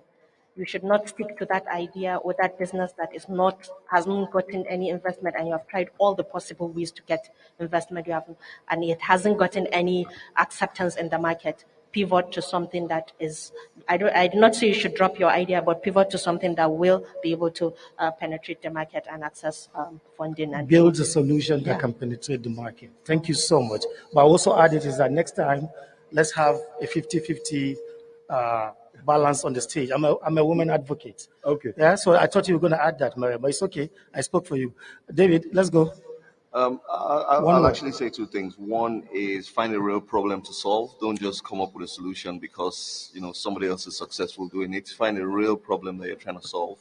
Don't let raising funds or selling your company or whatever it is be a driver for you to get into being a startup or an entrepreneur.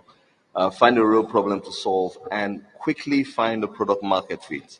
Yeah? Find a product market fit and find a real problem to solve. Don't say you want to do another Facebook.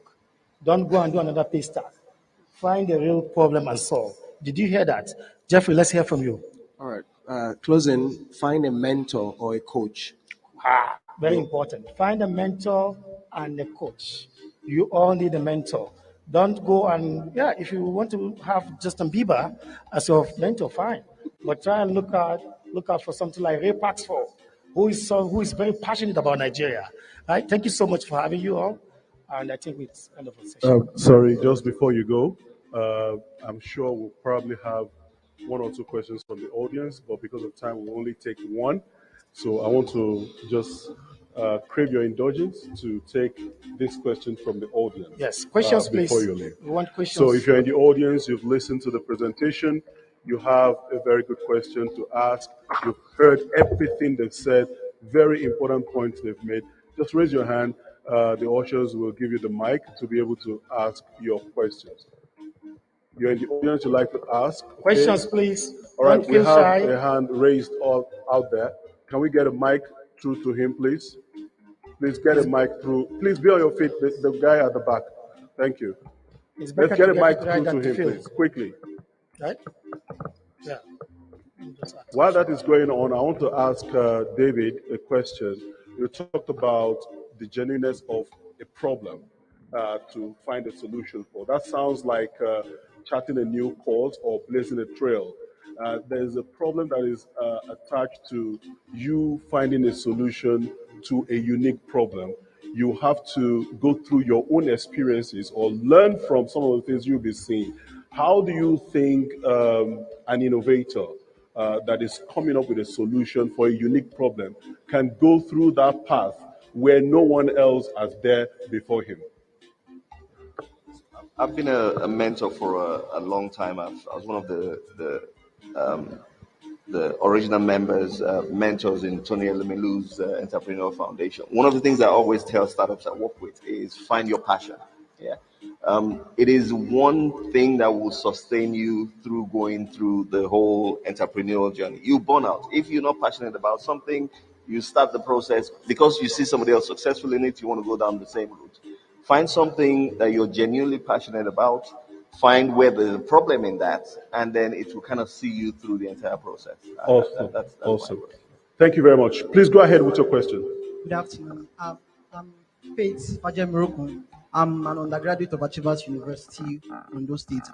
Could you please speak louder? I'm Faith Fajem Oladele. I'm an undergraduate of Achievers University. Here's my question, though I'll be using a case study. I am presently raising a fintech startup, but there's something I've discovered in the last 1 year. Why are angel investors and angel investors and VC always interested in startups that have MVP rather than investing in ideas? Because for you to start a fintech, like purchasing an API, is quite expensive, and then you don't expect young people to have that financial buoyancy. Why don't you invest in ideas instead, and then you just bank on people who have MVPs? Thank you. Thank you. Who is going to take that? All right, please, go ahead. Hello? Yes. All right. So we get this question a lot, right? It's not even just MVP, right? Some will even ask you for traction, that you should get some traction, that is, get some customers. Now, investors, they are giving you money. They want to be sure that their money will not be used to go and buy Lamborghini or be spent anyhow. They want to see that you've already spent some amount of either your sweat or your money into that startup, so that when they are giving you their money, they know that, yes, it is going to be used for something good. Then also, we've seen startups that you want to build an MVP and you want to start using cloud services that will be costing you much, or you want to start, you want to integrate the blockchain. Maybe you need to get smart contract developers and all that. Smart contract developers are not cheap. That is the ones that I experience. I know what I'm saying because I'm also a smart contract developer. But instead of going that route, you can still build something very simple just to prove that concept, get 1 or 2 clients, and then you can meet investors. And that doesn't even guarantee that an investor will want to put money in your startup. You still need to strive. So most often, you see startups that because of the money that we are hearing in fintech and all those that is being raised, you feel it is easy. It's not easy. It's kind of like hard. And most especially, you need connection too, the right connection to start up that conversation. Salisu, you want to add something to that? I saw you nodding your head to his point.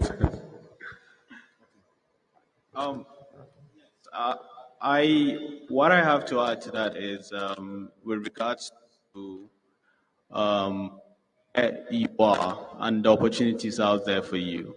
If you're at an early stage and you're at an idea stage, actually this is something that the government can look into, setting up non-dilutive incubator and accelerator programs where you don't actually take any equity.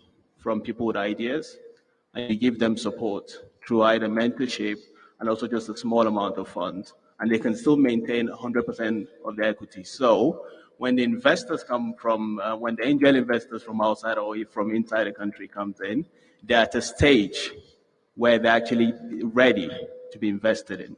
I think this is an approach that could help a lot of companies in idea stage. Yeah, very important. Thank Because, you very much. we need to just consolidate on those two things. I like the idea of us identifying some of the startups and see how we could be able to give them the proper mentorship and training in the startup school.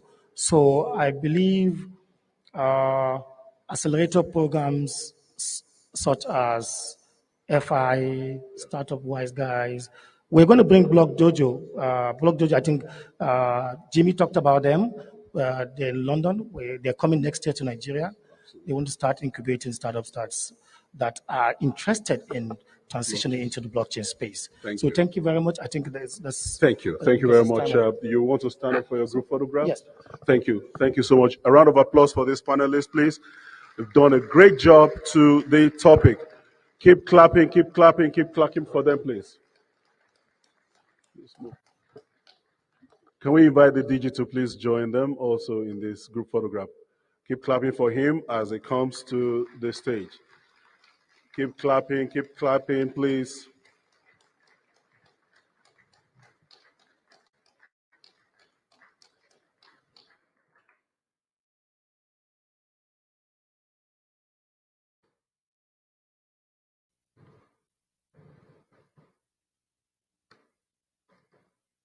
Thank you very much. Thank you very much for a wonderful time. Please, a round of applause for them as they take their seat. Now, before we get into the next panel session, I have some good news for you, the audience. As you can see, I have 2 of 4 here. I actually said 3, but we decided to increase it to 4 today that will be given out. That's doubling what we did yesterday, today being the grand finale. But first, yesterday we did announce that you should tweet and snap and all of that, and ensure that you have a lot of follows and likes on your tweet. And if you are the highest person, the person with the highest follow and likes, you're going to get a gift. And so we have a winner. Can I ask the technical people to please put up the winner, to please come forward if he's here. MS Bello, put your hands together for him. That's MS Bello there. A total of 257 retweets and 256 likes. While the music, if you're here,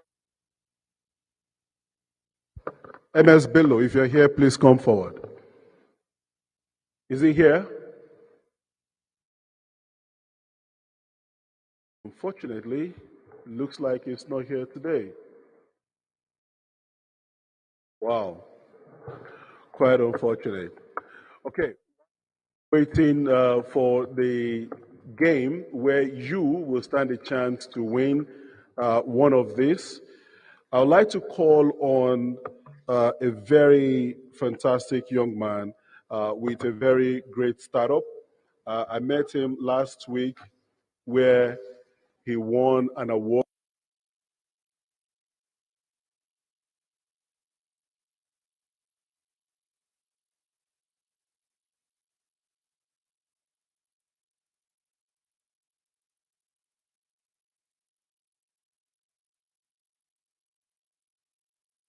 Khalil, are you here?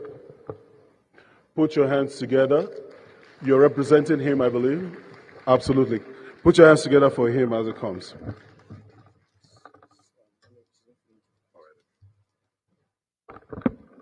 Okay. Morning, everyone. So I hope we're all doing great.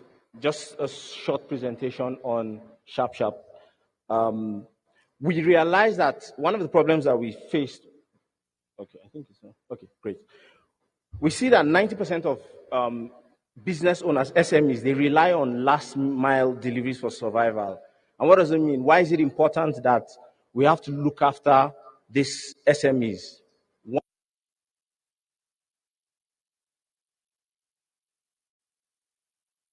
One, because they make up 96% of all the businesses that are available, and they represent 84% of the employment opportunity. I mean, from a research that was done by PwC, showed that there are 17.4 million small businesses in Nigeria alone. What do you think about it? Don't you think about a woman that needs to deliver her product or service on time for her to be able to pay rent, or for her to be able to send her children to school?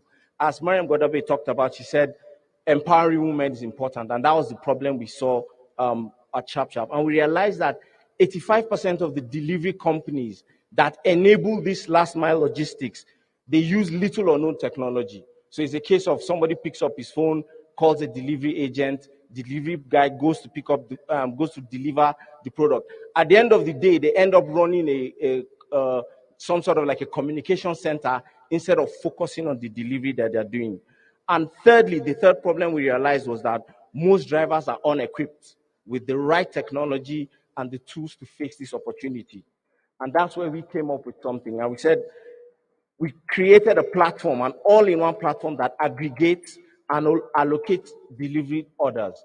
And what we do it in three ways. First, we do it efficiently and scalable. Just as Jimmy Nguyen said, that one of the key things for building startups is to ensure that they are scalable. And so we made sure that our app is efficient, scalable, and also sustainable as well. But how do we do that? We do that majorly by having a digital hub. So what we do is that we aggregate all these orders from multiple channels, and then we optimize it. Because one of the major issues that delivery companies face is in the optimization phase, whereby they are highly inefficient, they're highly not able to allocate those orders properly. So what do we do? We check from B2C using our own ChapChap Super app. We collate these orders. We also get orders from partners. We've been able to partner with Bolt, with Uber, with Jumia, so many amazing companies that we've partnered with. And also we've created SAS and white label solutions for companies as well. Now, when we do that, what we did is we now optimize all these orders using, we use kilometer billing, we use auto reconciliation and cross pooling. And then also, because we understand that this market is highly driver centric, so we're able to create a solution that attracts these drivers. What is the solution that we created? One of it is asset financing. One of the biggest issues that most of these drivers face is the ability to actually purchase the bikes and also purchase the phone. So what we did was we partnered with other companies that we can provide this solution for them. But not only that, we've also created something that helps them from one app. They can work on multiple platforms. So we have people that are working with us, that are working for Jumia, that are working for Uber, they are working for Bolt, and they're able to make money and feed their families as well. One of the things that we realized, we said, for building a sustainable economy is training. These drivers, we provide virtual training for them to ensure that, look, not only are they doing what is necessary, but they're also able to take care of these assets properly. We've deployed a loyalty program for them as well, and we're also helping them to track their costs to make sure that their deliveries are done efficiently. So how have we done over the years since we started? Now, one of the things that we've done is that we've been able to partner with the biggest logistic company in West Africa, which is Red Star Express. Now, not only that, we've also partnered with companies like Uber, GoCarda, Jumia, Bolt. Since inception, we have done 200,000 plus deliveries. Not only that, we've helped 4,800 users to be able to pick their products from one point to another. And we've supported 300 plus SMEs. Now, there's a lot of room for us to do bigger things. Now, what is the model that we're proposing? Our model is simple.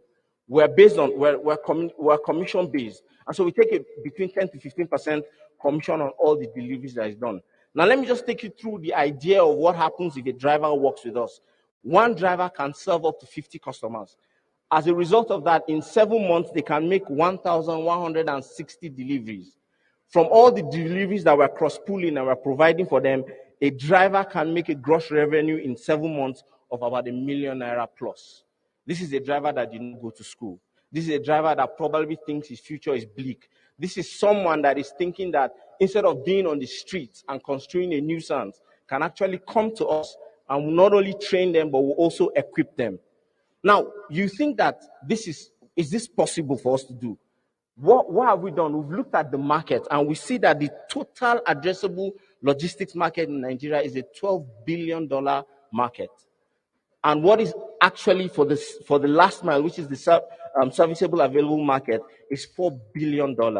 Now, within Lagos and Abuja alone that we've been operating, and we have plans to expand to more places, is a $2 billion market that we're looking at. Now, what do we do? So logistics, quick service foods, retail, and e-commerce as well. But as Jimmy Nguyen said, not only do you build an app for just the use of it, but you have to think about an ecosystem. And so that's why in our digital hub, we've created an ecosystem where people can do cash withdrawal, where parcels can be delivered. Our go-to-market strategy is simple, right? We provide asset financing to these bike people, and not only do we do that, we also provide software as a service for digital hubs. Thank you very much. Thank you.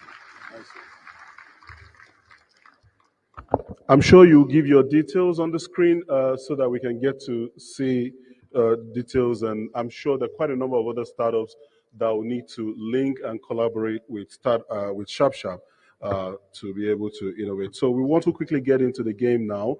We want to get you a little bit excited and keep the energy in the room very high. It's been a bit cold, and I can see we're not really having the kind of excitement that this atmosphere deserves. But I hope this will bring you out of your shell, and we can have some excitement in the air. Am I correct? Are we okay? Oh, no, we're not getting it. I'm just going to return the tablet, and then maybe we'll do the game some other time. All right, let's get into...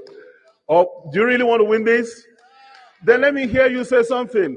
Put your hands together for NIDA for giving you this. All right, so let's go with the game. My party is here again. He's going to give you the lowdown. Today, we are going to take a look at startups and innovation. So that's what the question is geared towards. So bring out your phone. Again, bring out your mobile devices, if you have them here, and go to kahoot.it, kahoot.it, and get ready. Hello, everyone. We are at it again today. You know how we do it. Please, it's not about knowing the answers. It's about being very, very fast. Let's know if you trust your internet service provider. This is the time, right? So awesome. I can see a lot of you persons are joining already. Are we starting yet? Media, please, we are going already. I mean, the powers that be are at it already. Okay, we're going over that again, please. Media, let's know when we are good.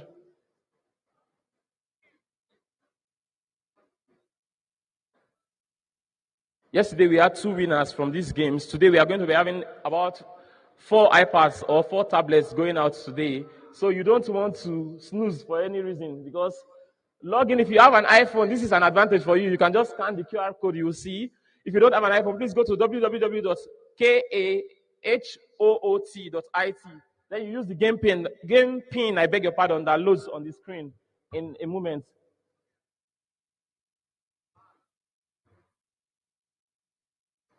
So you are using the game pin 2291066. Alternatively, you can simply scan the QR code you can see on the screen. I would like us to use funny names, right? I don't want to see all of these beautiful names, Victor, Tosin, Ayo. No, we don't want to see. Let's see like crazy names. We need to understand. Those that have been winning these games, those using beautiful names don't actually get to win at the end of the day. We have 113 participants now. Let's go. If you can get to 200, we are starting. 194. Can we have 6 more participants to join the game?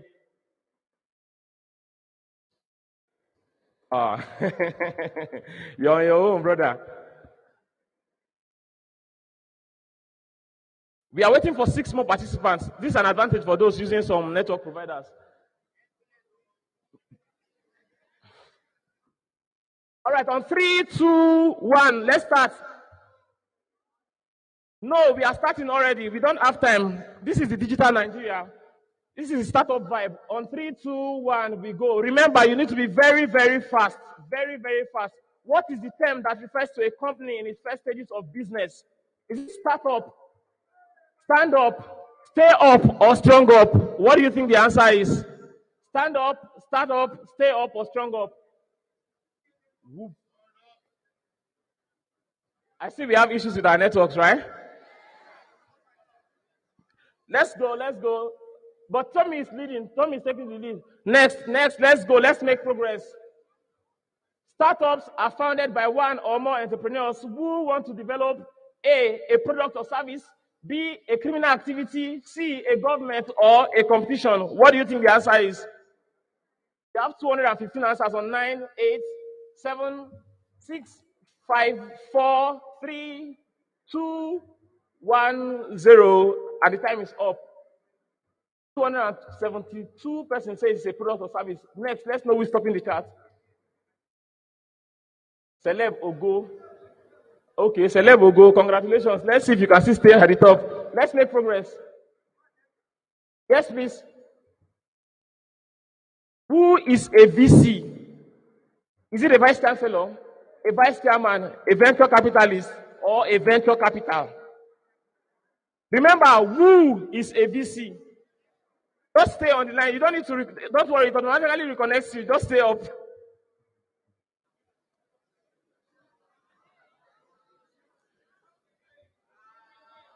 Concentrate. The question is, who is a VC? Process it now. You can even ask Google. The network is costing you, giving you some time. Ask Google, who is a VC? Is it a vice chancellor? Let's know those that went to Astro University. A venture capitalist, a vice chairman, or a venture capital?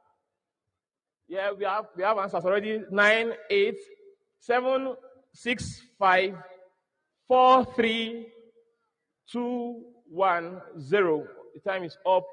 Let's know who's leading. Oh, awesome. A lot of persons think it's a venture capital.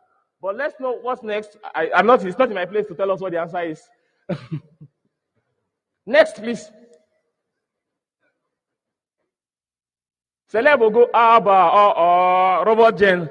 Awesome. Let's make progress. Next one. I can see she's celebrating in the front seat. All right, what's next? A venture capitalist invests in startup. Is that true or false?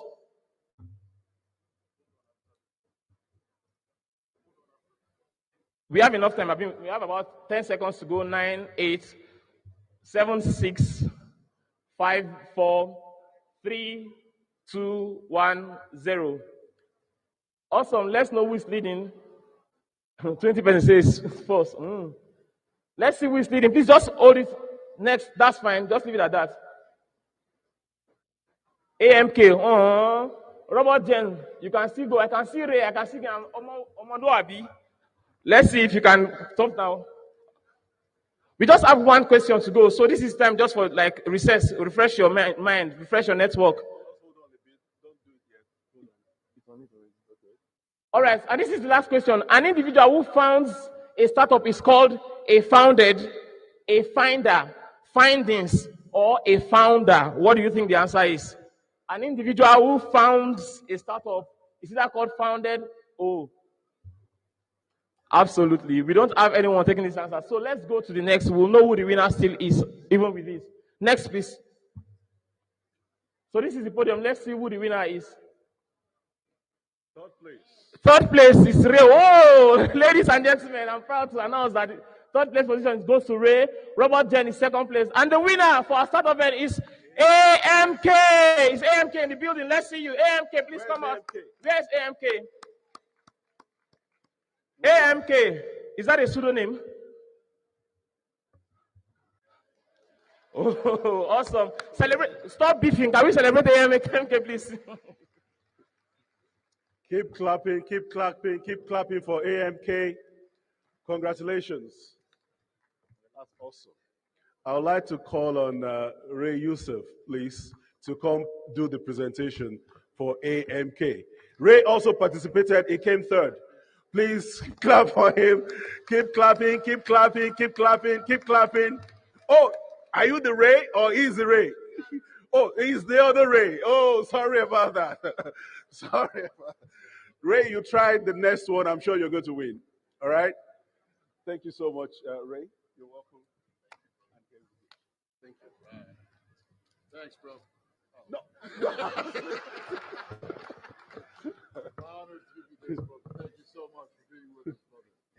Thank you. Hold on. Let's take the pictures. Good.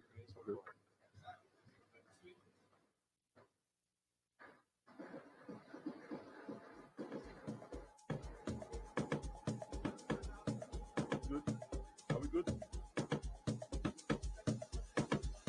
Okay, Ray Baba, please come on board. Since you're the third, please come. Ray Baba, please join us. 2 Rays are better than 1. Oh yes, 2 Rays are better than 1.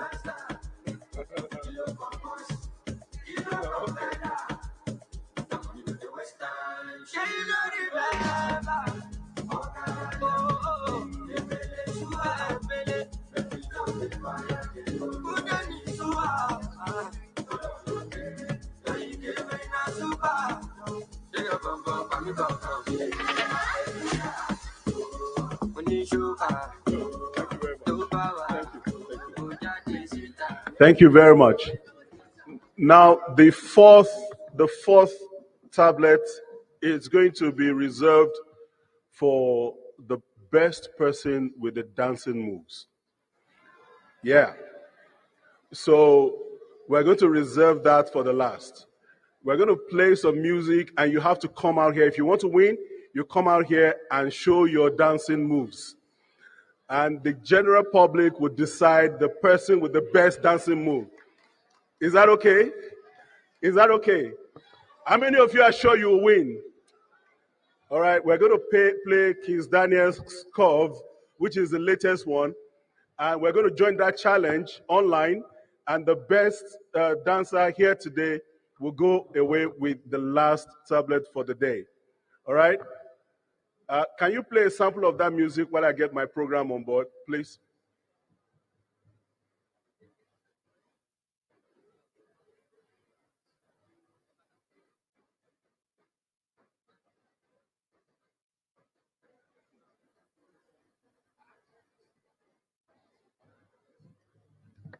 The technical team, I guess you guys are sleeping.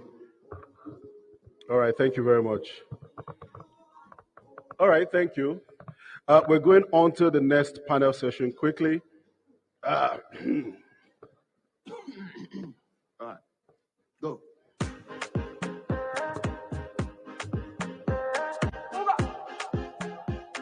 You're not going to tempt me. I'm not going to dance. No, not now. I'm not dancing yet. I want to flex my love. I want to impress. And I want to carry my love away to a place she loves. I'm a man. I want to impress. And I want to carry my love away to a place she loves.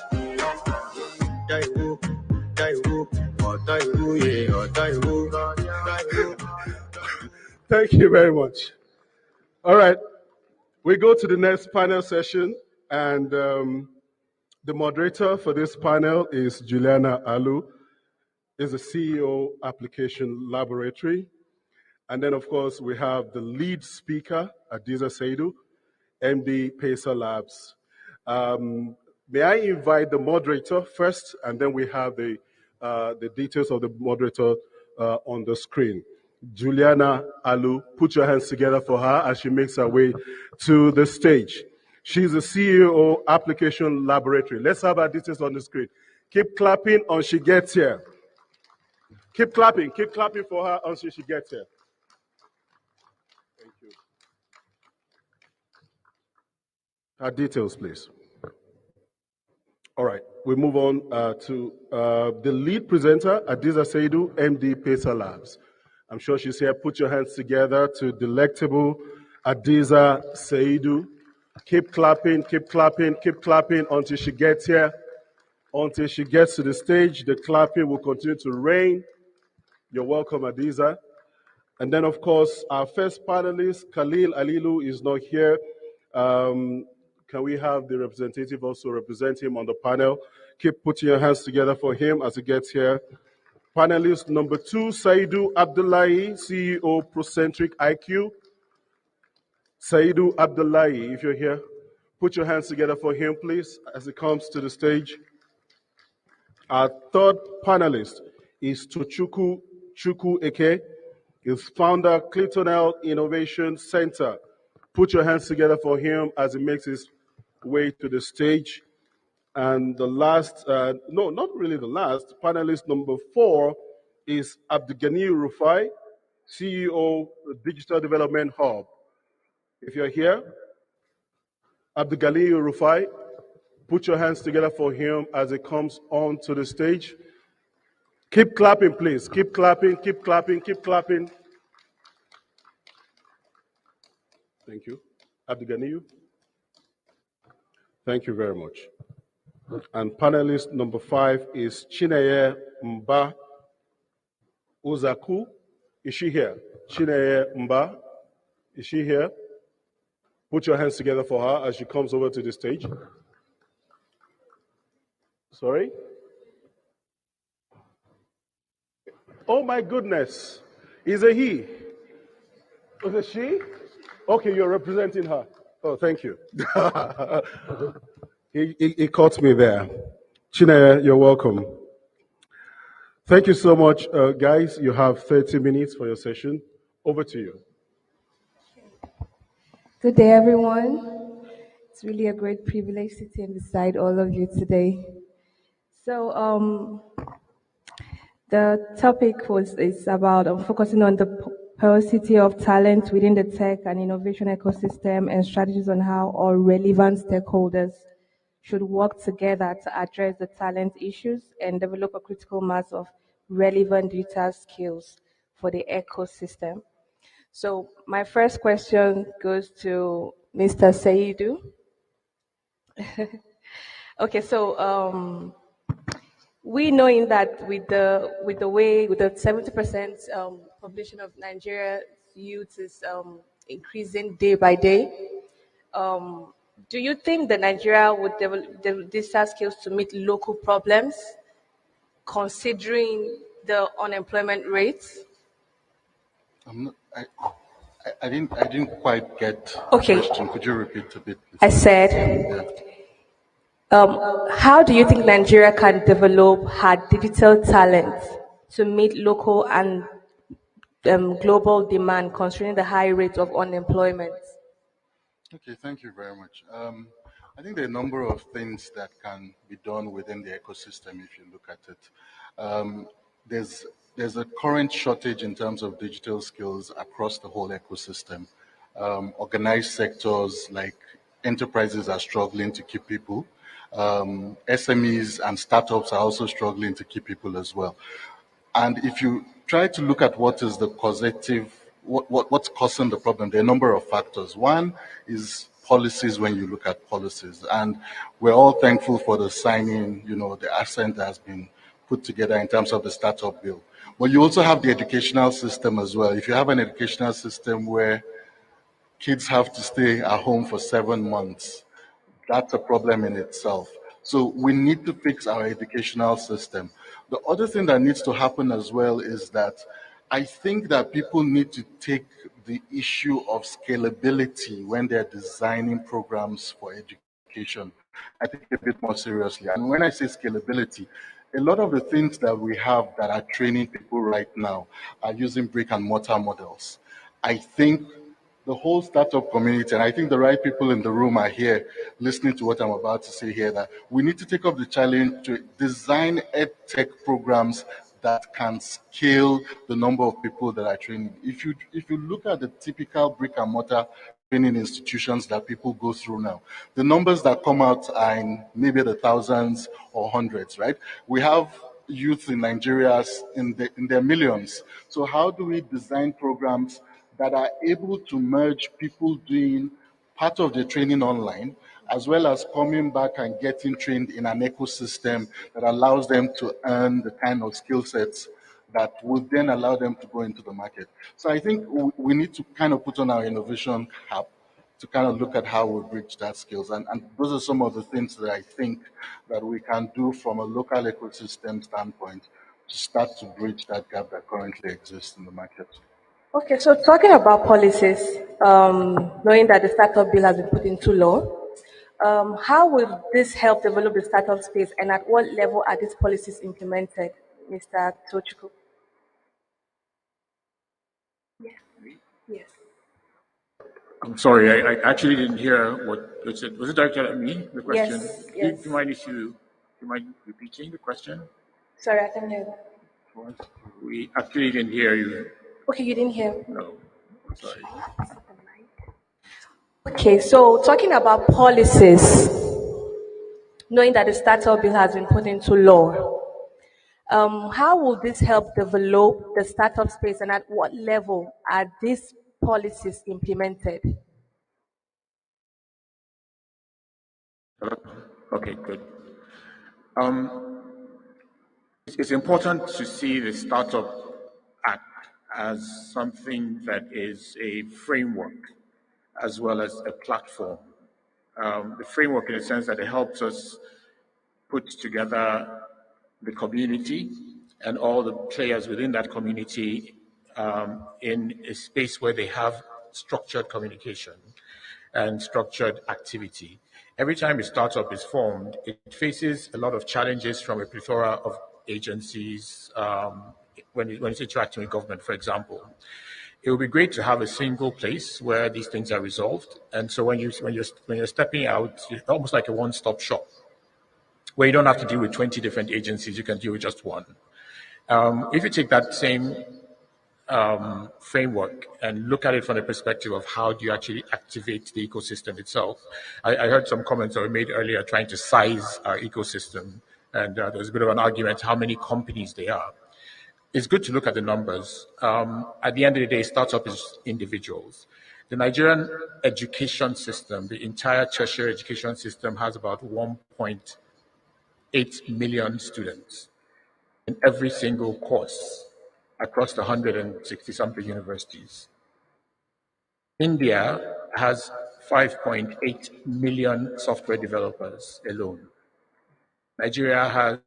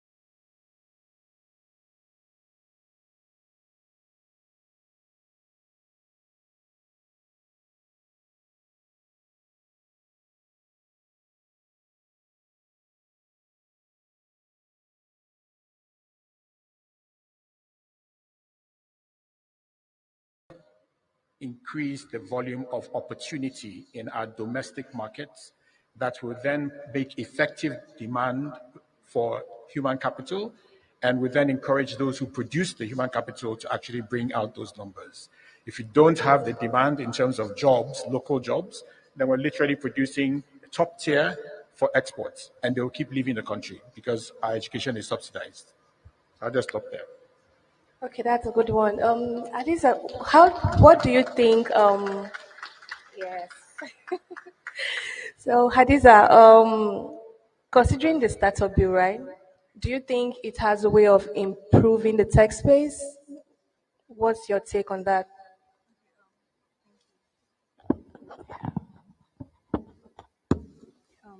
Absolutely, because what it simply means is that there is room for participation between the public and the private enterprises to come together, given the public-private partnership. Okay. Now, what that does is that we have VCs that would be comfortable with investing in the ecosystem, and then we have opportunities for people to build these startups and then create opportunities for internships. And this would allow those talents to build what I would like to call the 10,000 hours of practice, which is very, very important. Now, what that 10,000 hours of practice does is that it helps you to become really good at what you do. And then by the time you are moving to your 200,000 hours of practice, we already have several people in the system already going through the whole program, internship and learning opportunities. And when these other people exit, we have new people coming into the system, and we would have no reason to worry about gaps that it would create. So that's how I feel that the startup bill can help address the talent gap issues in Nigeria. Thank you very much, Hadiza. Next to Mr. Khalil, talking about government collaborations. Just like, for example, if you go to Plateau State, there is an initiative that the governor is doing presently with Code Plateau with the DG of PIDA, David Desa.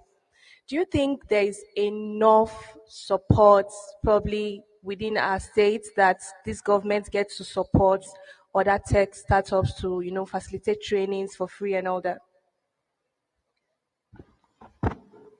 Hi.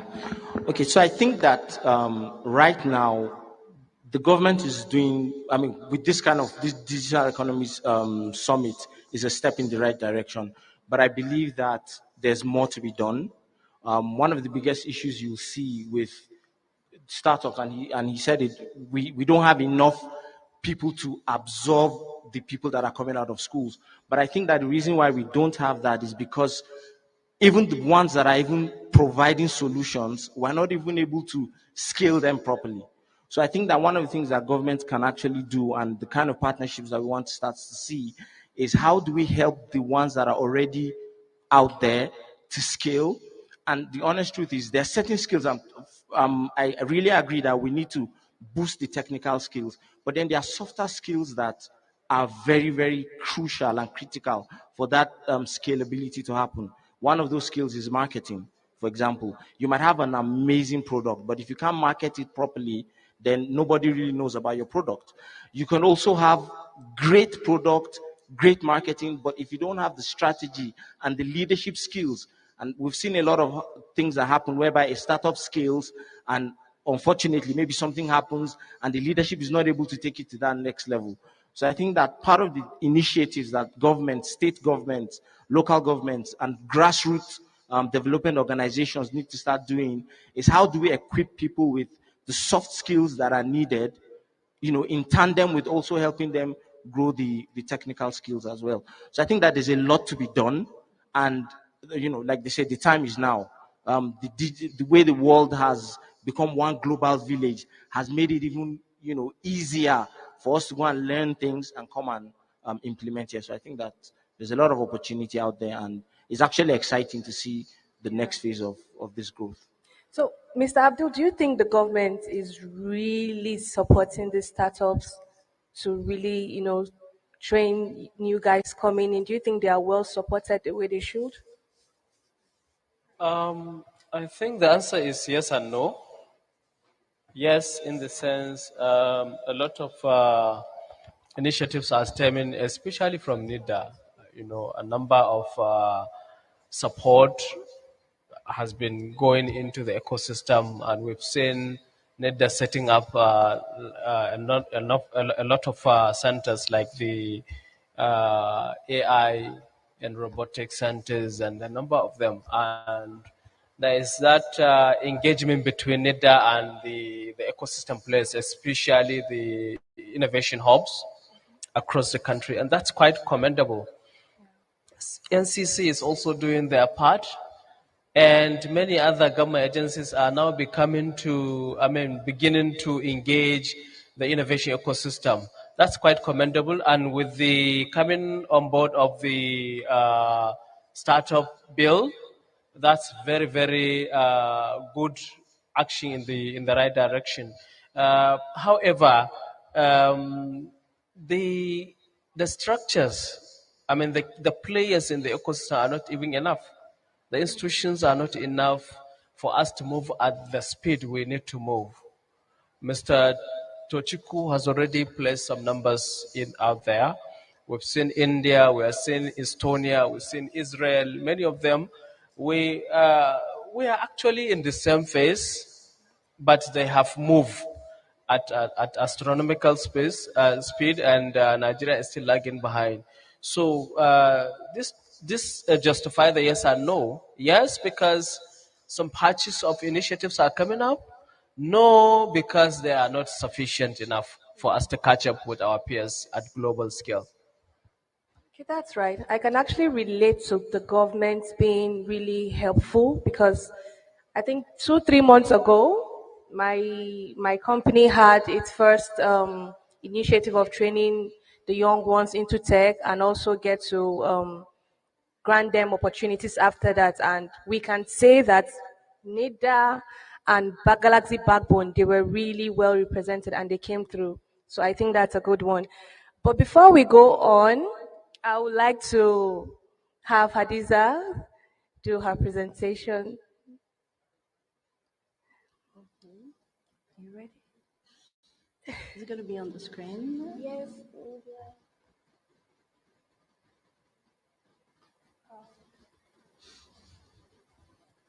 Did you submit that? Should I go? Yeah, I did. So the media were waiting.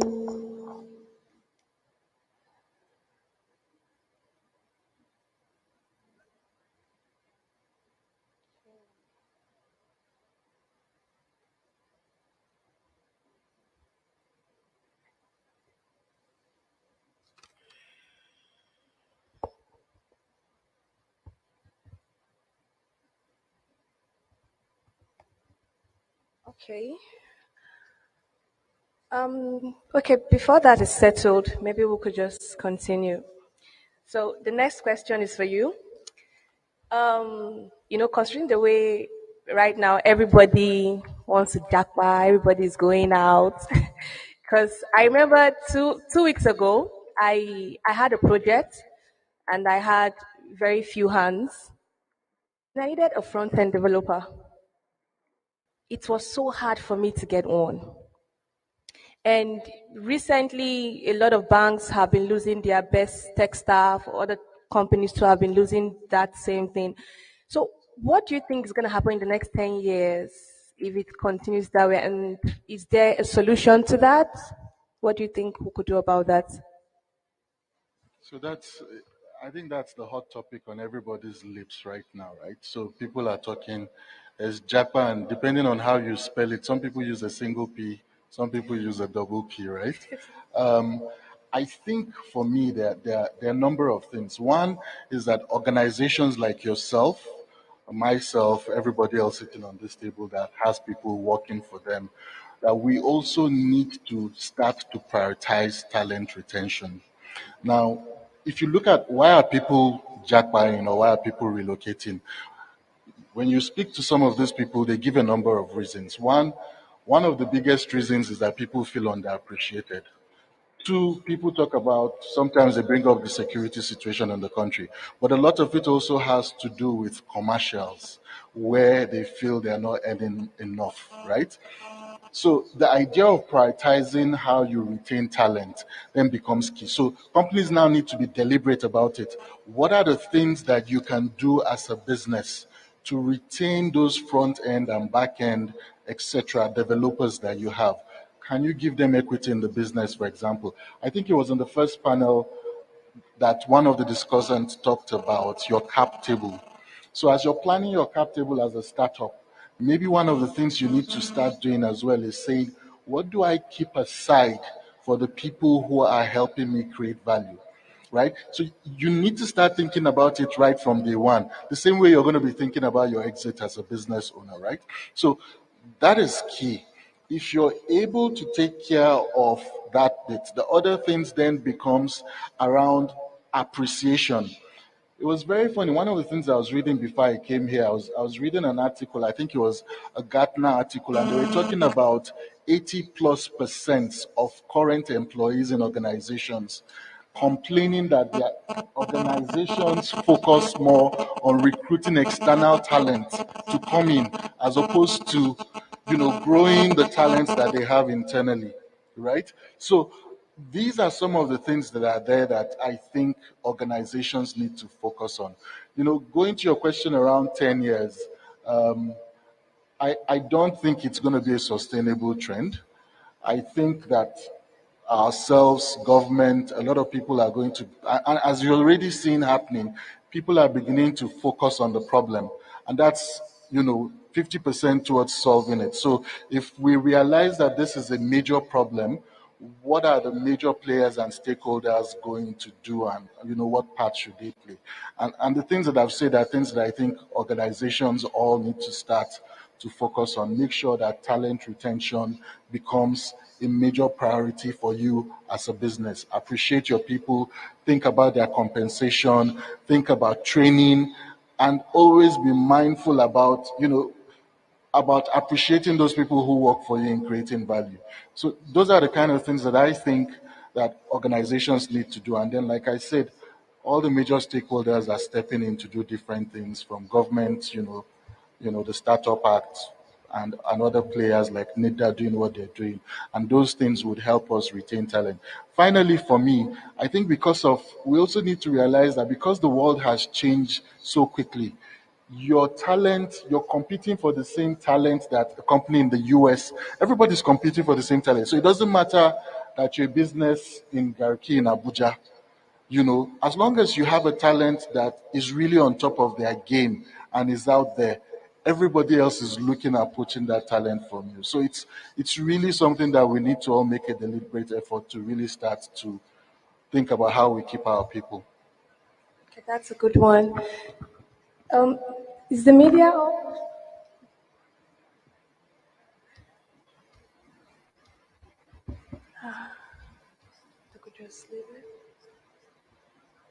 Okay.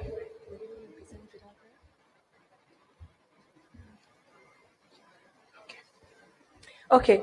So going on, Mr. Tochukwu, what do you think about, do you think we have enough talent? And also, do you think they are undervalued? Why do you think they all have the idea of going out? They all want to go out. I want to go as well. I'm working on my passport, and I don't know whether they will take me because of my gray hair, but I think it's an amazing time for young people.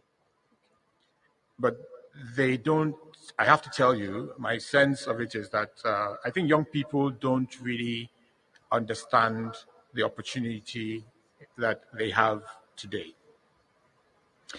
And why I say they don't understand it is because if they understood it, they would spend less time queuing at embassies and more time skilling up. And you can skill up from anywhere you are in this country, because the talent that is required in the technology space is not the talent that goes and spends 5 years in university to come out with a degree. It's about skills and competencies. And you can get that from anywhere you are in Nigeria. All the time they spend at the embassies and looking for all that is really just a waste of time. I have met a young man who left school in Nigeria 3 years ago. He works remoting. He earns $6,000 a month. We all know that a data scientist today at the beginner level will be earning about $35,000 a year and can go as high as $200,000 a year as a data scientist. And you don't have to leave Surulere, you don't have to leave Abuja to do that work because the skills cross boundaries, they cross borders. So going to go and queue at an embassy looking for a visa, believing that your life starts there, is wrong. I think we need to get the young people to understand that they have to invest in themselves by investing in their skills and their competencies and not wait for government to do it or anybody else to do it for them. How do you invest in your skill set? So years ago, about 10 years ago, Nigeria developers, if you went to CodeRank or HackerRank, you would see in the top 100, particularly in Java and a few other languages, programming languages, Nigerians were ranked in the top 10, top 20, top 30. All of those skilled resources have probably left the country today. To keep them here and to help to regenerate the next generation of software developers, we have to use things like the Nigeria Startup Act to create local opportunity.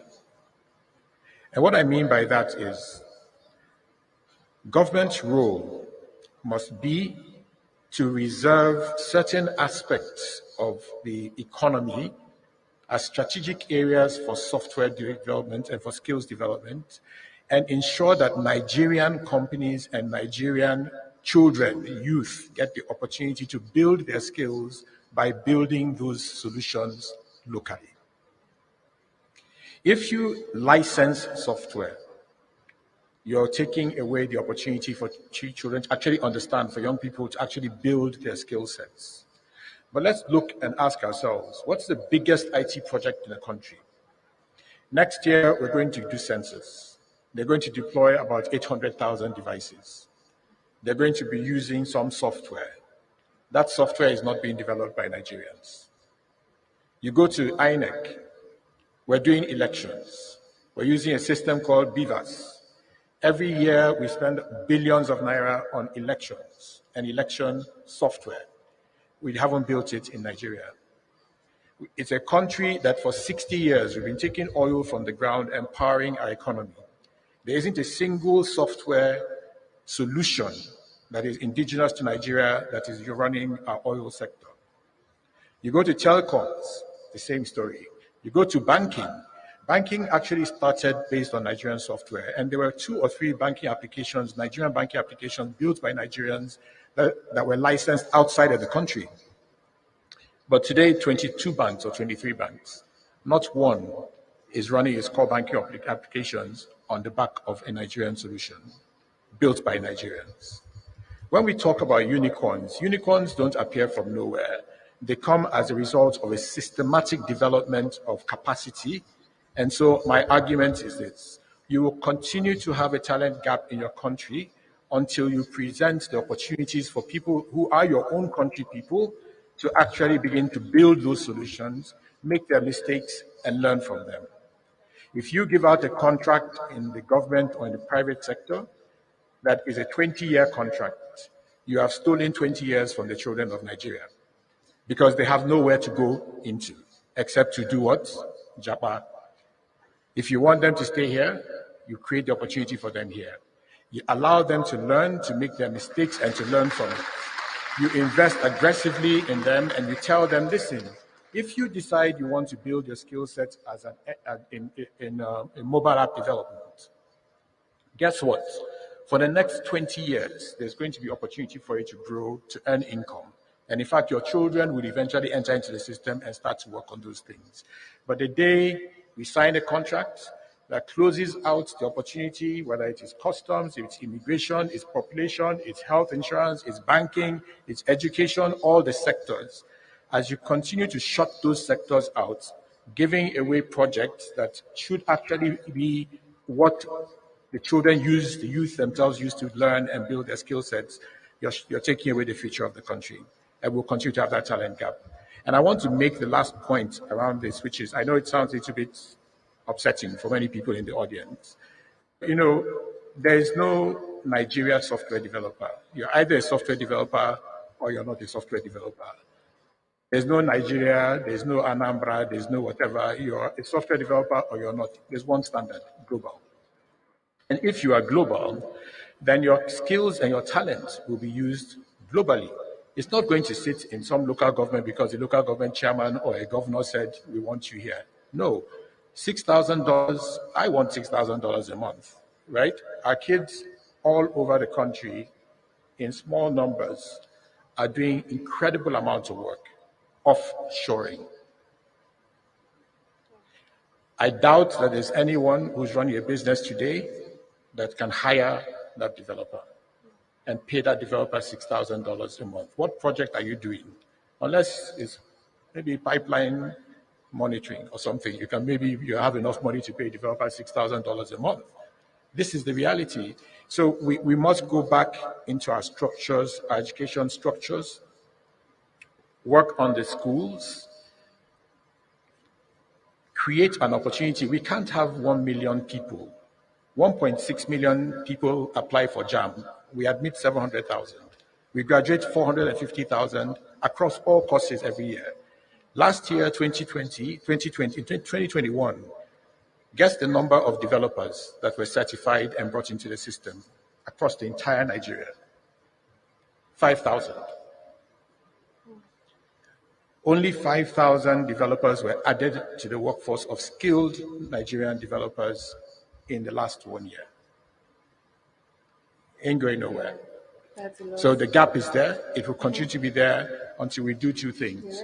We've got to stimulate the demand, create the capacity to feed that demand, and we have to do this in a continuous cycle over a period of time for us to actually raise the bar, knowing that the best of our best will go abroad or work abroad, but they'll cycle it back into the system, and we'll get better and better as we go along. And that's how the startup ecosystem has to be built. Incredible numbers. You have to hyperscale or you go home. Well, thank you very much, Mr. Tochukwu, for that. Okay, so we will be having Hadiza's presentation.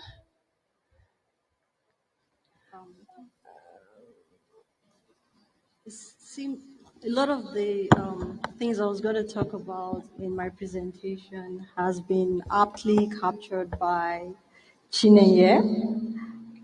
However, I'll still go ahead to, present. I'm sure there are a few things that we could learn from it. So I'll start my presentation by asking 5 questions. And each question is very vital. And the answers to the questions would give us a picture of what can be achieved in the Nigerian tech ecosystem with regards to addressing the talent gap issues. So the first question is, what is the difference between a genius and a successful person? Now, this question has been answered several times by writers, TEDx speakers, people in academia, and also tech people pivoting into public speaking. But the answer that I found true above all can be found in a book by Malcolm Gladwell titled The Outliers. Now, what the book... Malcolm Gladwell titled Outliers. Now, the book chronicles the stories of successful people in different demographics and geographical areas. And two of the stories that I found very interesting are the stories about Christopher Langan and Robert Oppenheimer. Now, Christopher Langan was considered the most intelligent person in America. He had an IQ of about between 190 and 210. He got scholarships. However, he had to drop out of school. Why? Because his mom, who came from a troubled background and a barely educated background, did not sign his financial aid form. She did not sign that form, and he had to drop out of school. And because of that, imagine a very talented person, a genius, so to say, dropping out of school and spending his prime time in a ranch. Now, let's take a look at Robert Oppenheimer, an ordinary guy with an average IQ. He was opportune to be born into a family that understood and valued education and its social constructs and how it can support or impede, good education. He went on to university and he studied, he became a theoretical physicist. And one thing he was known for was the quote, "Now I am become death, the destroyer of worlds." He was part of the Project Manhattan, where the grand-scale atomic bomb was created, which was used in Nagasaki and Hiroshima in World War II. So the difference between these two men is that where Langan dropped out of school because of his mom throwing away his chances, Oppenheimer stayed in the building, and what that earned him was what we call practice through education. So what that means is that you can be a genius, but if you do not have an opportunity to practice through education, it becomes completely useless. And that's the same case that we have here in Nigeria, where you might have like an Almajiri kid who is a natural-born genius, but does not have the opportunity to practice and is not able to hone that talent. Thank you. Thank you. So I'll take you to the next question that I'm going to ask. I'm sure we have just about 60 seconds for that. For this? Yes. I definitely cannot do this in 60 Okay, seconds. but we need to bring this session to an end now. The time is up, as you can see on the screen. We really want to appreciate every one of you for a beautiful session. A round of applause for our panelists. Thank you very much. A round of applause for all our panelists, please. I think it would be appropriate for us to take the group photograph with the DG NIDA. Put your hands together for the DG as it comes on stage to take a group photograph with this panelist. Please, a round of applause, please. Keep clapping until he gets here. Keep clapping until he gets here. Thank you. Thank you very much. Let's step forward. Let's step forward, please.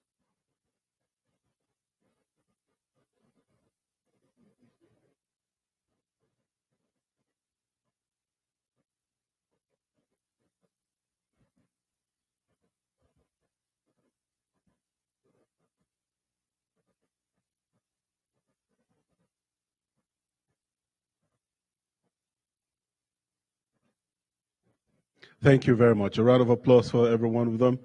Thank you so much for your time. We really appreciate your contribution.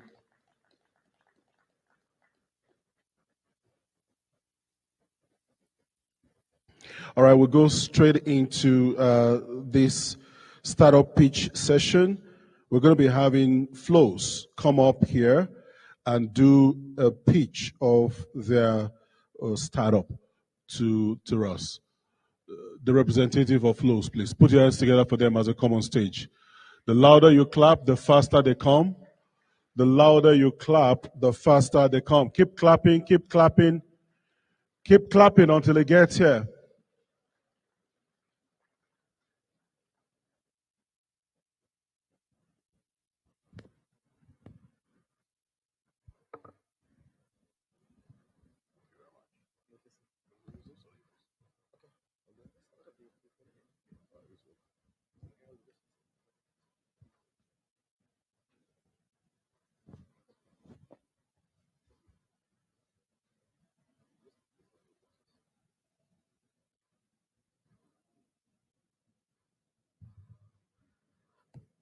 Good afternoon, everyone. I will be standing on the existing protocol. My name is Abubakar Bashir. I'm the founder and CEO of Flows Flood Early Warning System.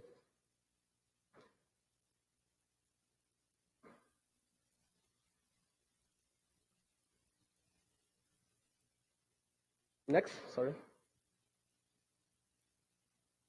So, a quick case study of Saad Mohammed Asha, a Malan that sells tea in Suleja, Niger State. Saad tended to lose 2 of his wives and 6 of his children because he lacked access to a flood early warning information and guidance. What a pity. Like Saad Mohammed Asha, there are about 5.4 billion people globally, 121 flood vulnerable Nigerians that lack access to such services. I overheard 2 months ago the UN Secretary General in person of Guterres saying that 1 out of 3 people in the world lack access to such services, with Africa leading the charge. Flood has been a major devastator with no limited resiliency for quite centuries. It has accounted for about 71% of all deaths related to natural disaster, and yet it remains the most frequent natural disaster with about 45% frequency. And yet we don't have a democratized, socially inclusive, and gender-responsive solution to that. Well, say hello to Flows. It is an all-round solution that monitors and forecasts flood imminence, and thereby disseminates the forecasted data to the flood vulnerable individuals, communities, businesses, government, and even economies. Why? For early preparedness, awareness, emergency response, quick recovery, and strengthening part of our resiliency towards the reduction in devastation among lives, vulnerable properties, biodiversity, food and water supply, waterborne epidemic, and economic losses estimated in trillions of dollars globally. This is an overview of our hardware that we have. We're aggregating the power of our hardware that is deployed in the field with the likes of data coming from the Sentinel, from NASA, from JAXA, from ESA. We aggregate the data to provide an early warning information to the vulnerable individuals and communities.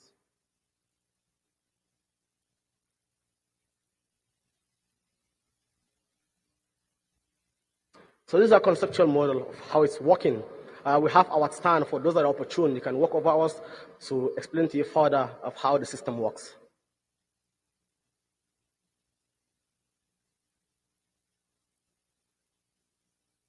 Next, sorry. So, of course, we are combining not only technology, but recently we made a discovery of a nature-based approach to solving the flooding issue while using a nature-based approach and at the same time sequestering gigatons of carbon. How is that possible? So we recently discovered that we have a large abundance of mangrove in Africa, with Nigeria leading the charge. We have likes of the mangrove that you can see along the coastal region, of which we recently discovered that mangroves has the ability to repel flood and regulate and create a thriving ecosystem for fish to survive, while at the same time consuming carbon and sequestering it from the root system, from the leaves to the branch and down to the root system. This is huge.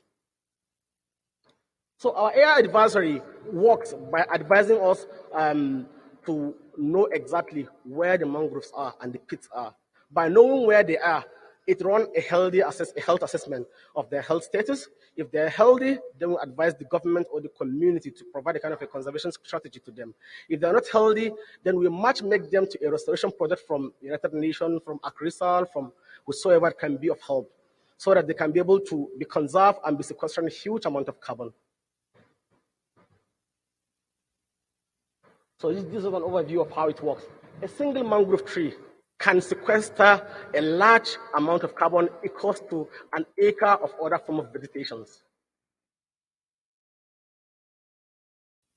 Of course, we are doing this for the likes of the government. We consider the government as our possible client. We have the humanitarian and the NGOs. We have the businesses like the stock exchange. World Bank is onboarded also. We have the telcos, the insurance company. By the way, we don't have disaster insurance in the whole of Africa. We have climate insurance, but not disaster insurance. So I'm urging the government of Nigeria to at least have a kind of a scheme that can be able to prepare people not for the recovery, but for the preparedness. If you can have a kind of a disaster insurance scheme, I think it can help. So we have the likes of the research and the academia that we give out the data.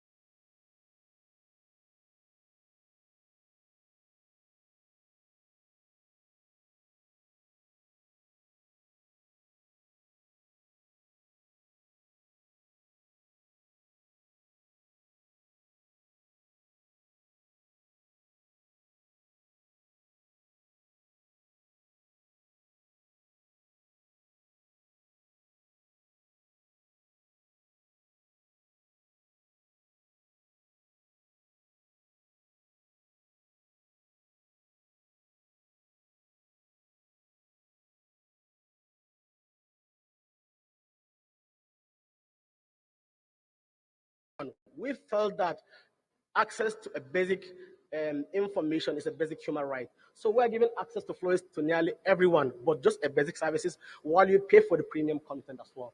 Then for our incentive model, while you're having our app, behind the scene, it is mining crypto. So we're trying to create a kind of a shared financial prosperity in between the two. As a result of having our app and using it to just get a warning, for example, or maybe to help self yourself against the impending threat, it is mining behind the scene. And after a while, we take some certain percentage, of which we give you also a certain percentage of the revenue. We have also the commission model, whereby we are matchmaking between all those mangroves that we have in the coastal area with the emitters of carbon across the globe, urbanized countries like the USA, China, and the rest. We are matchmaking them just to show that, hey, you have to be transparent about what you're doing actually. But in return, we can matchmake you for the carbon that you are emitting with something that we have in a carbon project, as in sequestration project that we have in Africa, whereby you offset a carbon credit to him and he decarbonizes the carbon for you. With that, when the money comes in, we get 15% revenue from it. And of course, we're not alone in the market. We have the likes of Deltares from the Netherlands, Ambiental, and Floatlist from the US. But none of them is competing exactly and is doing something like ours exactly in Africa or in Nigeria exactly. So this gives us an edge. We are local players currently, and we're the first to pioneer this particular platform in the whole of Africa. We dematerialize, we demonetize, and democratize, making it cheaper, affordable, and even accessible for nearly everybody. And we're combining different data sources to make the data aggregate a hyperspectral accuracy, whereby we get data from the satellite, from our sensors, from crowdsourced, from historical data. We aggregate that to provide an early warning forecast that is accurate, as sharp as 90% or so. Of course, we've been around for like 5 years now. We started at the heart of the United Nations in 2017, which I think an advice was given to Guterres at the time that why don't they employ the service of solving the SDG goals to the youth. We are part of the teams that work on, and we came second in Africa and part of the 28 in the world. So we are currently in like 5 countries, Nigeria, and because of the transboundary rivers coming through, Niger, Chad, Ghana, and Benin, and we'll be expanding to the likes of UAE by the Q3 of next year, probably. We have like 8,000 customers and are paying customers and about 100,000 beneficiaries on the platform. And we have helped save a lot of lives against the exposure against this particular adversity of flood that is happening. We are seeking collaboration from any entity, any organization that may be thinking can partner with us, and any investor around also. And this is an overview of the grant that we have won from 2017 to date, actually. We have worked so hard. We have been backed by the likes of NASA, the Japanese Aerospace Space, JAXA. We have the ESA, also European Space Agency. We have been backed by them, and a lot more, actually. We have a revisit satellite from Black Sky that has a revisit time of about 36 minutes only. I think it's the fastest. And we have the likes of ICE-Eye from the Sweden that has a revisit time of about 45 minutes. That is zero radar. So we combine optical imagery and radar to do the focus as well. So these are partners, as you can see above. So this is our team. We're a team of unique diversity with passion for trying to make the world to be a better, safer, smarter, and more resilient place to continue living against the adversity of climate change, extreme weather, and natural disaster. I am myself Abubakar Bashir. I'm the founder and CEO. I'm a serial innovator and serial entrepreneur. I've been around for a number of years, actually. We have about 11 teams based in Nigeria, and we have about 6 teams coming from abroad. This is Adelina Ibrahim Larry from Albania. We have Alex from Costa Rica, Alex Abus from France, Nisha Deva from India, and Matt Badrinsky from USA. They are all PhD holders, of course. Hallelujah. Please put your hands together for them. Thank you. You can Put join your us hands in trying together to for make the them. world to be a safer and better place to continue living. Thank you very Awesome. much. Awesome. Awesome presentation. A round of applause for Flows. Keep clapping, please. A round of applause for them. Thank you. Thank you very much. Now, we have quite a number of items we still want to give out today, like I told you earlier on. Now, we have quite a number of people contesting the social media tweet and retweet. But permit me to say that the real winner, the actual winner, the authentic winner of the tweets and retweets is actually the Honorable Minister of Communication and Digital Economy. Put your hands together for him. Yesterday alone, he had about almost 700 retweets. Please, can you put it up, if you can? So if we're really talking about the winner, I think the honorable minister will be the one going home with that iPad here today. But being the chief host, I'm sure he will not mind giving it out to the next person after him that won. And so we will still be giving it to MS Bello, who happened to have the next largest tweet or number of tweets after the honorable minister. Please put your hands together for him. I said put your hands together for him. Now, after the last fire chat or fireside chat, I'm going to allow some volunteers who are bold enough to show their dancing moves to come forward with the permission of the DG NIDA. If you know you are bold enough and you can show some dancing moves, you have just about 2 minutes to do that.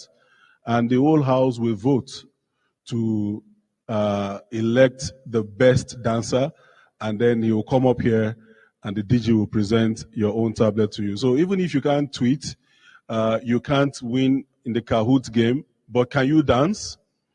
All right? Nobody is answering. Can you dance? Otherwise, I will do the dancing and go home with the tablet. All right, so let's get on to the second to the last but one session that we're going to be having here today.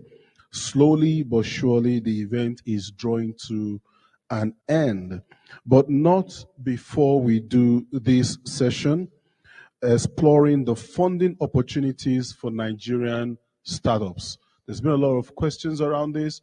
I also heard quite a number of questions here today that talked about funding Nigerian startups. But this panel will be exploring the funding opportunities for Nigerian startups. The moderator for this session will be none other but Jude Ozenigwe, founder Cyberchain. Is he here? Put your hands together for him. Put your hands together for Jude as he makes his way to the stage. He's going to be moderating this session. Please keep clapping for him as he gets onto the stage. Jude, you're welcome.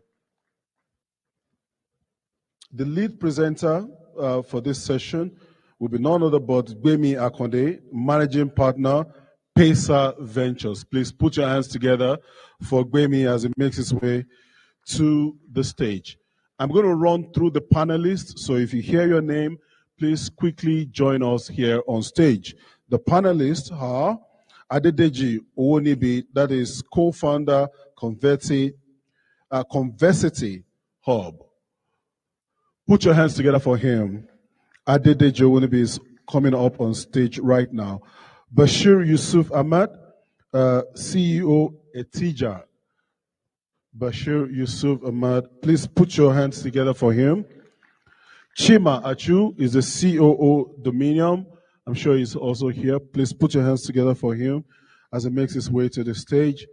And of course, we have Abubakar Umar, COO Exilian Technologies. Abubakar Umar, CEO Exilian Technologies. Please put your hands together for them. And the last but not the least is Musa Ali Baba. Musa Ali Baba, PSI Global. Please put your hands together for him as he also comes on stage. Musa Ali Baba, are you here? Put your hands together for the panelists and the lead speaker. I'd like to call on the lead speaker, Gbemi Akonde, to please come forward for his presentation. Put your hands together for Gbemi as he comes forward. Will you like to do it here or you want to stay over there? I think I'll just sit here. Absolutely. And do the Good. presentation. All right. Thank you so much, everyone, for making the time to be here today. This is quite an interesting topic, as you can tell, exploring funding opportunities for startups in Nigeria. There's been a lot of discussion about, what funding is, how founders can prepare for fundraising, and really how they can approach investors to get capital. Just to set the ground and the tone here, right? There's the different forms of fundraising available for startups depending on the stage that they are in.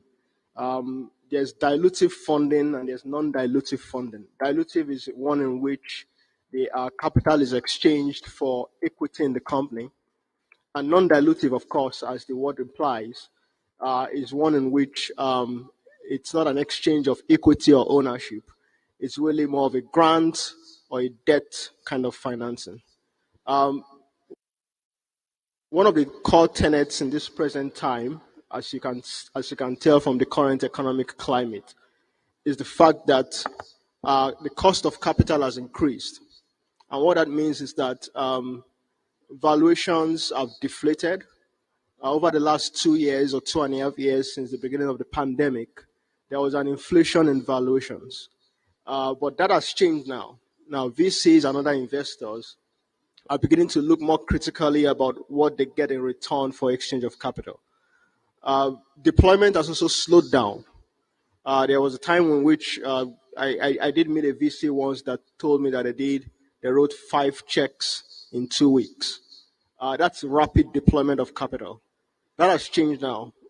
Capital is now being deployed slower, simply because the metrics being used to evaluate startups is becoming more critical. The way your startup is going to be evaluated is now more stringent than it used to be, simply because the economy is slowing down and the due diligence that ought to have been done in the previous times is now coming back. So we are back to the pre-pandemic era in which people are now looking more critically about what are the metrics in which the startups are standing upon and what do I get in return of my capital. I'm from Pesa Ventures. We invest at the pre-seed stage into companies across Africa solving critical problems, especially starting from Lagos, Nigeria. And we've seen a lot of trends like this, over the last few years. Now, one of the things that I must say also is that VCs are not the only people you need to approach if you're a startup founder to raise capital. While raising capital from banks in Nigeria, understandably, is quite expensive in terms of the interest rates that are predominant in that sector, there are other sources of funding. Angel investors, there's crowdfunding platforms. In the last panel, someone spoke about accelerators and incubators. The popular one, the world's gold standard of accelerators is Y Combinator, based in Silicon Valley. And we've had a few Nigerian startups get admitted into Y Combinator. Now, when you get admitted into accelerators and incubators like that, you get mentorship, you get capital, and you get a community. So that's another source of funding also. There are other sources like, grants, government funding and grants that are non-dilutive.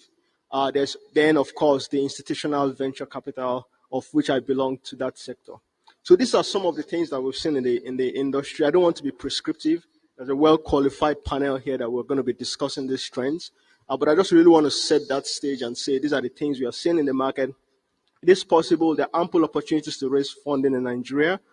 We have deployed capital. There are many of my peers also in the VC industry that are deploying capital. But the goal is really, what are those opportunities and how can you as a startup founder take advantage of that? So I'm going to leave the rest of the conversation to the panel. Of course, I'll be involved in that also, and I'll pass it back to the moderator. Jude, thank you very much, everyone. Thank you, Gbemi. That was a very good foundation you've laid for us. For everyone here, we are discussing about something very fundamental for any business in our ecosystem. And I'll just summarize it with one word: money. So when we say exploring funding opportunities for startups in Nigeria and all of that, it may sound very high profile, but we simplify it by saying money. How can you get what? Money for your business. As you are sitting here, you may be sitting beside an investor, a VC, an incubator, an accelerator, but you may not know.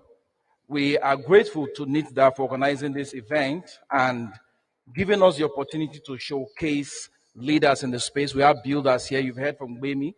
They are investors, and they can also connect you to investors. And as well, our hosts, NITDA has also been pushing for growth, for investment, for many startups. So while this conversation is going on, and after you are left here, I would also suggest that you make yourself familiar with the NITDA website. You'll be surprised what the government has been doing to enable startups to grow in our ecosystem. So it's just one word: money. Put your attention there, how you can get money, why you should get money, if you even need to get money for your business. So to my able panelists here, we'll jump right into the conversation. I will start again with my boss, Gbemi, because he's our lead presenter here. So the first question will go to you once again, sir.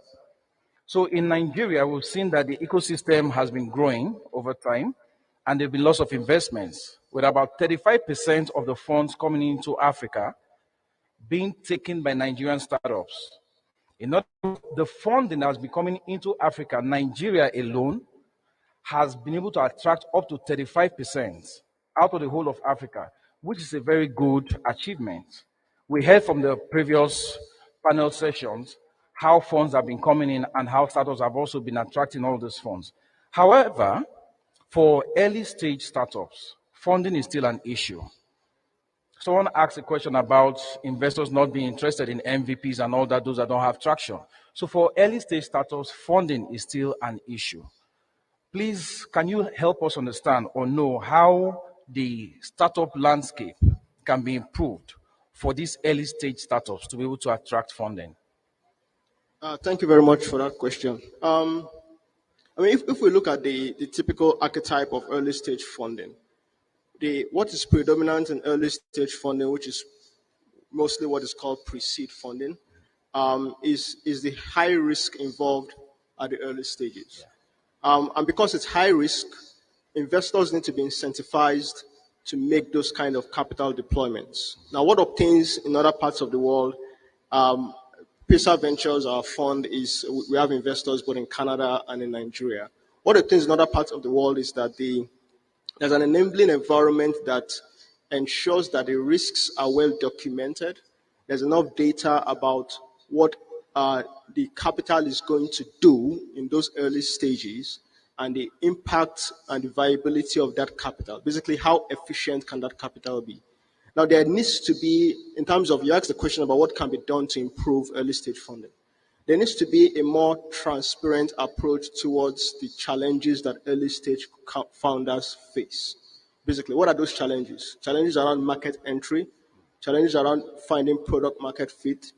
The challenges peculiar to a company that is pre-revenue is different from that company that is making revenues already. So the more transparency we can provide to that stage of business, and really NIDA is already going towards that direction, but I believe that other parastatals, we, venture capitalists ourselves, founders, need to do more speaking and education about in the market about the challenges faced by early stage companies so that the risk profile is well documented. And then VCs and other investors will be able to make informed decisions about how to deploy capital there. So that's one thing. The second thing really is the fact that venture capital is an asset class that is typically quite risky. It's a subset of private equity, right? And until the investor demographic locally in Nigeria is educated enough about that kind of asset class, there will still be a lot of influx of foreign cash into the economy. Nigeria needs to tell its story well in the international community about what's happening in this ecosystem. The more we tell that story, the more we brand it as the fastest growing. I mean, $1.8 billion was deployed in 2021. $1.8 billion, right? That's huge. That's almost double the second country in Africa in terms of capital deployed. We need to tell that story more. We need to go out to the international community and say this is what is happening in order to create a motivation for investors to come in and make those early stage investments. So two things I'm going to summarize it as. First, transparency about the challenges founders face. That creates a kind of a risk profiling of what obtains in that stage. And secondly, the branding of the current ecosystem in Nigeria. Fantastic. Thank you very much, Bemi. So in summary, improve your risk profile and also tell your story well. And what's happening here is actually part of telling the story well. So please, once more, let's just at this moment commend NIDA for helping us tell this story well. If you can put your hands together, please just appreciate NIDA for this. It's going a long way. Few years ago, this was not happening, and right now, this is happening, so it's a great milestone for the startup ecosystem. Our next question is going to go to Mr. Adedeji. He's a builder. You've heard about Convexity and A&D Forensics. He's the founder and the COO, right, of Convexity. Fantastic. As a builder in the space, I have one simple question for you, sir. Every startup come out, should they look for funding, or can a startup actually grow and become successful without looking for funding? There's a word for it called bootstrapping.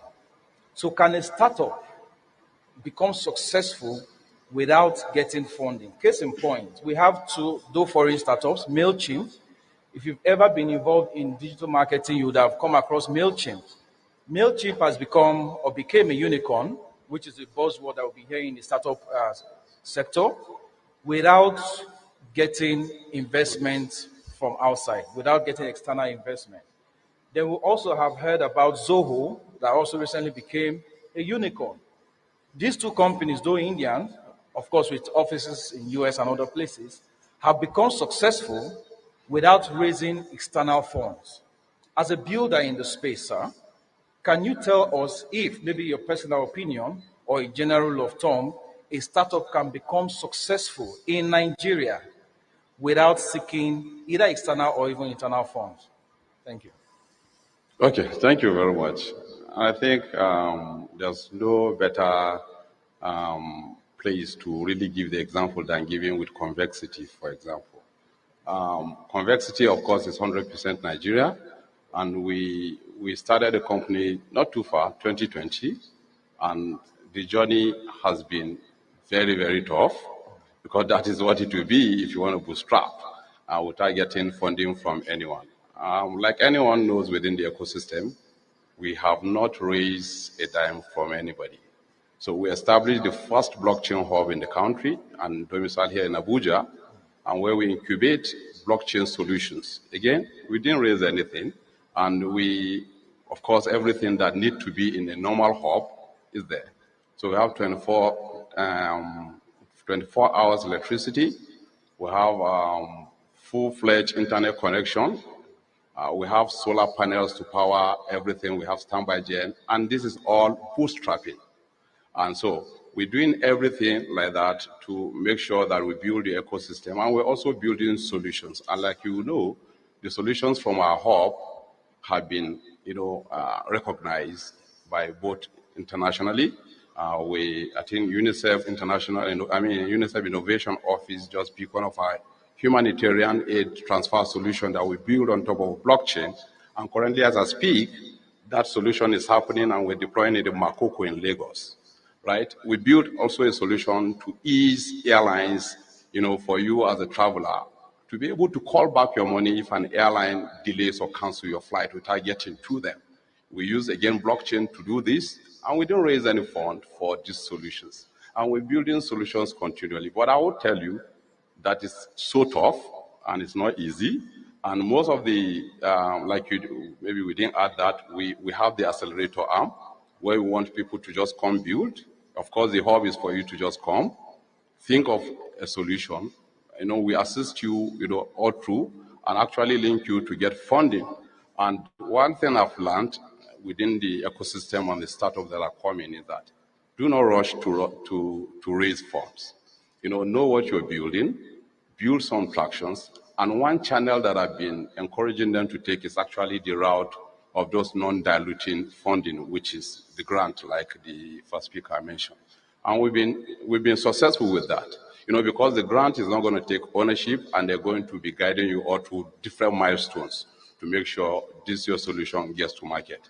And that has been working, and I encourage most of the startups within our hub to go through that route. This week alone, we got 2 of those startups, receiving, funds. One got 50,000, another one got 30,000. Another one is at the approval level, and then they've been asking questions. And that's to portray the fact that funding is not as cheap and easy as it used to be. Now they are asking more detailed questions. They want to be sure that your go-to-market strategy is going to work. And it's just a grant, but there's still that detail. So to get those funding from VCs, from angels, is tougher, but of course we're doing it with some little magics. Yeah. Fantastic. Thank you very much, Mr. Deji. So one word from what he just said: do not be in haste. Do not rush to seek funding. Build solutions. I think yesterday, either Jimmy or someone said, if you're solving problem, people will come to you with money. So don't chase after the money. Chase rather after the solution. Thank you very much, sir. I'll be moving to Mr. Bashir. The question to you is, in our climb, it appears as though everyone, every builder, every startup, every founder seems to be seeking for foreign investments. Now the question, because we are here and the focus of this conversation is about exploring funding opportunities for Nigerian startups, do we have VCs, investors in this environment in our Nigeria? Do we have? If yes, if we have, if that's your response, if we have, are they willing to work with Nigerian startups? Because in some of our hubs, when we ask questions, the startups complain that they don't seem to know if they're Nigerian investors. And the few that they feel they've discovered are not willing to work with Nigerian companies or Nigerian startups. Now, the first thing, like I asked, do we have such available? If they are they willing to work with Nigerian startups? Then 3, an action point for those that will be listening in startups here. Can you help us mention maybe a few of them so that our guys here can quickly start checking them out and probably immediately after this event, start looking for how to contact them? In other words, the next time we'll be coming here, there should be a kind of testimonial after this conversation that it was at this panel they discovered ABC or XYZ or 1, 2, 3 investors, and they were able to approach them, and probably they were able to get funding, accelerator, advice, or something. Over to you, sir. Okay, thank you very much. Thank you. Yes, there's preference to getting foreign investment, but also it's not as simple as that, because even the local investors we have usually have to raise money from their own limited partners, from their own LPs. Most of the time the money is foreign also. but we have a few investors that are investing locally. We have one of them seated here, Pacer Ventures.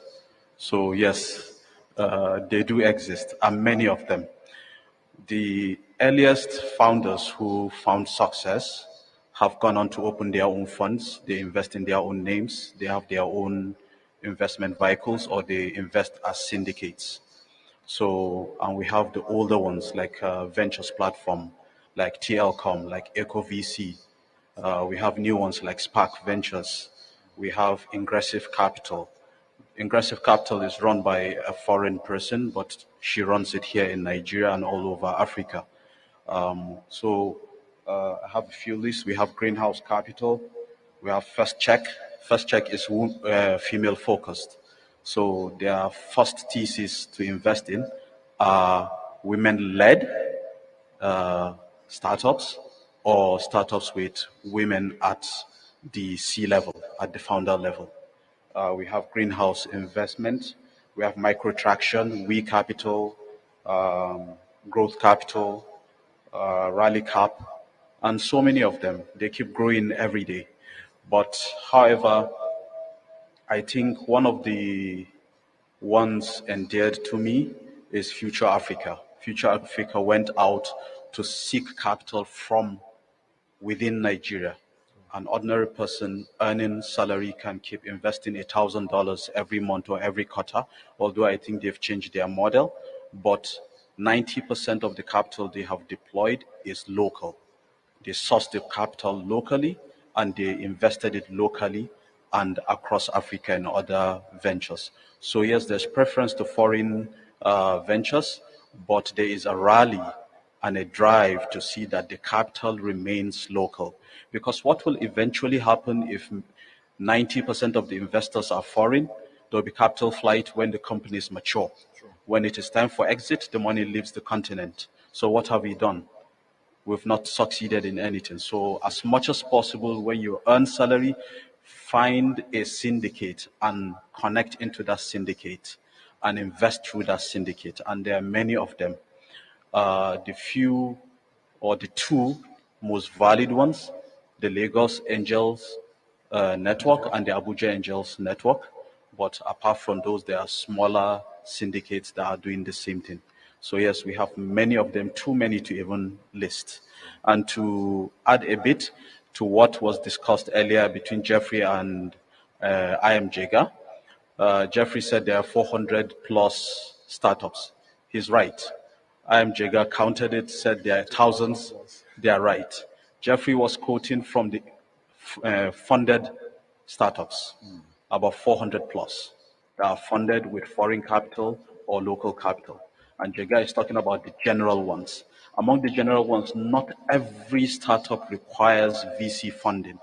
We need to grow the grant segment, the non-dilutive capital that was discussed. And that is what's going to help. Someone in the audience made mention of funding for MVPs alone.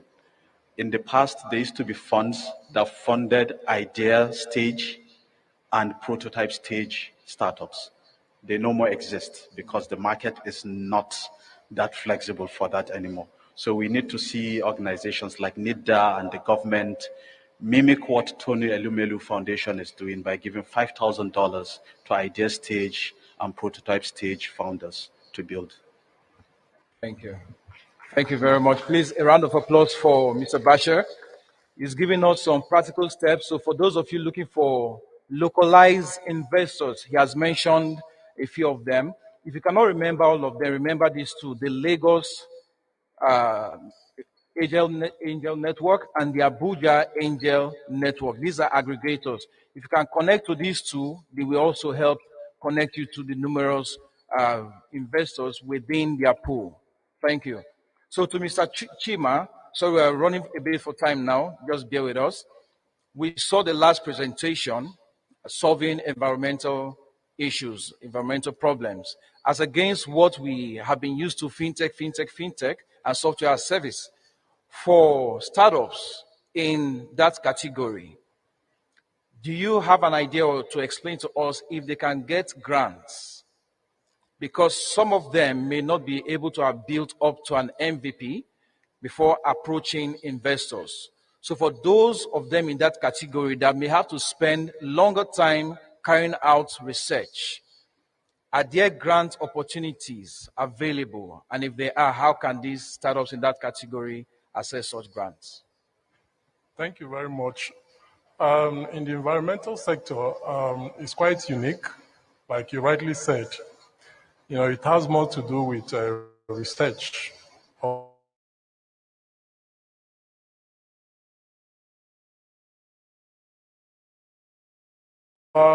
Fintech thing everybody is used to, that is where most investors are willing to invest most times as a result of the viability of that sector or that industry.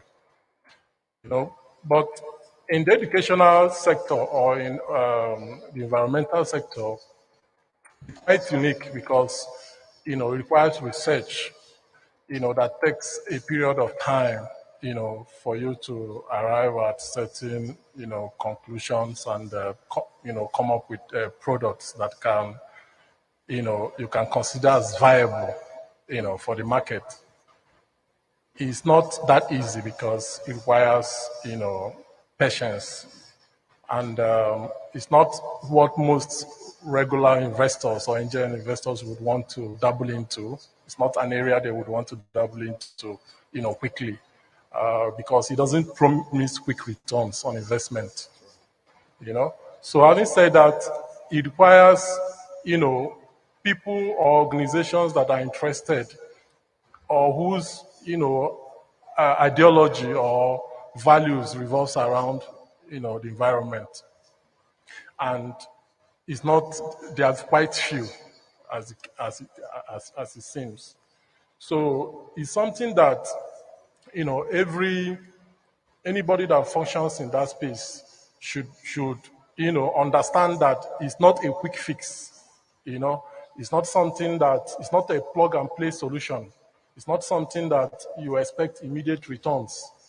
And you must be willing, you must be patient enough to, pass through the stages it requires probably for your organization to come up with solutions that can probably sustain your operations. Because at the end of the day, it's all about sustainability, And the key challenge being that it's not a sector everybody rushes into, makes it, pretty difficult for people in that sphere to find people that will be willing to invest easily. But there are a couple of organizations that are also interested in that part, like Ventures Platform, one of the VCs. They mentioned environment and agri as part of the aspects they focus on, apart from fintech and other robotics and other sectors. So if you are interested in that space, Ventures Platform is a viable platform or organization you can solicit. That is after you must have gone through your research. Like I said, it's something that takes time. And it just doesn't happen overnight. It requires patience. It requires probably trapping and probably, sustaining yourself internally over a period of time.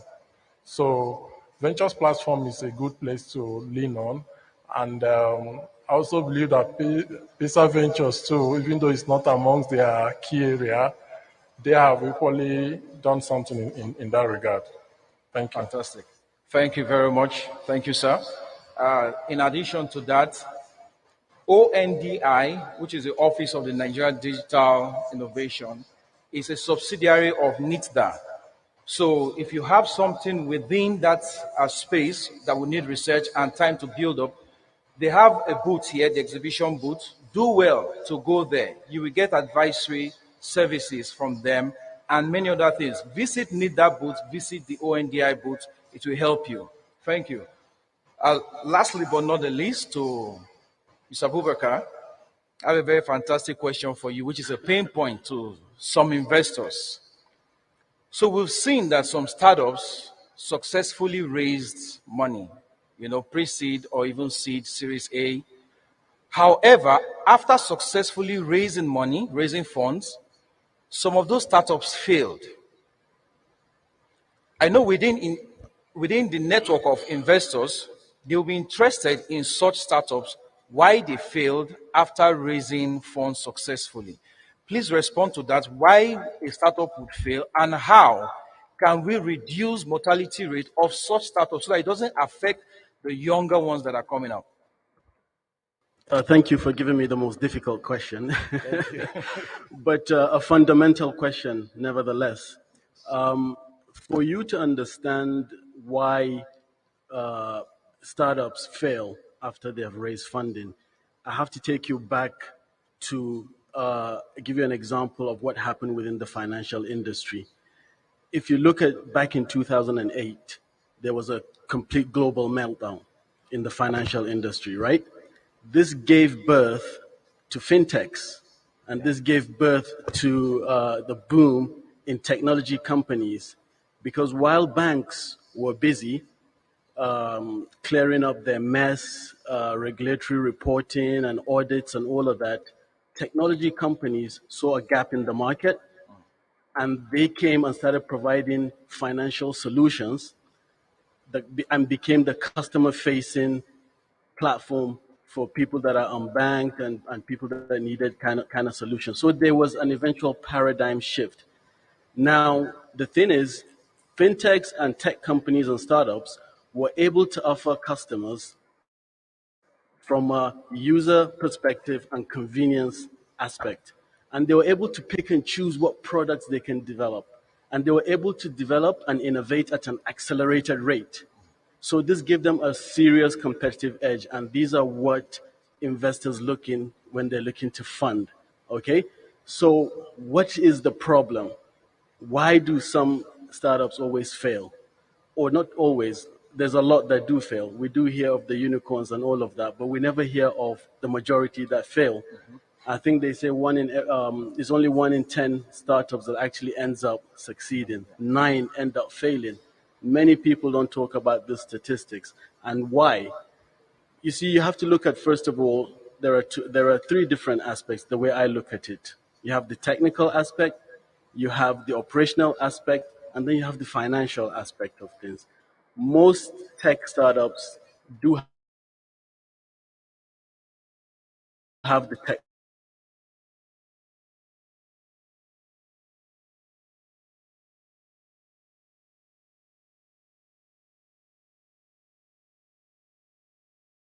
along the way.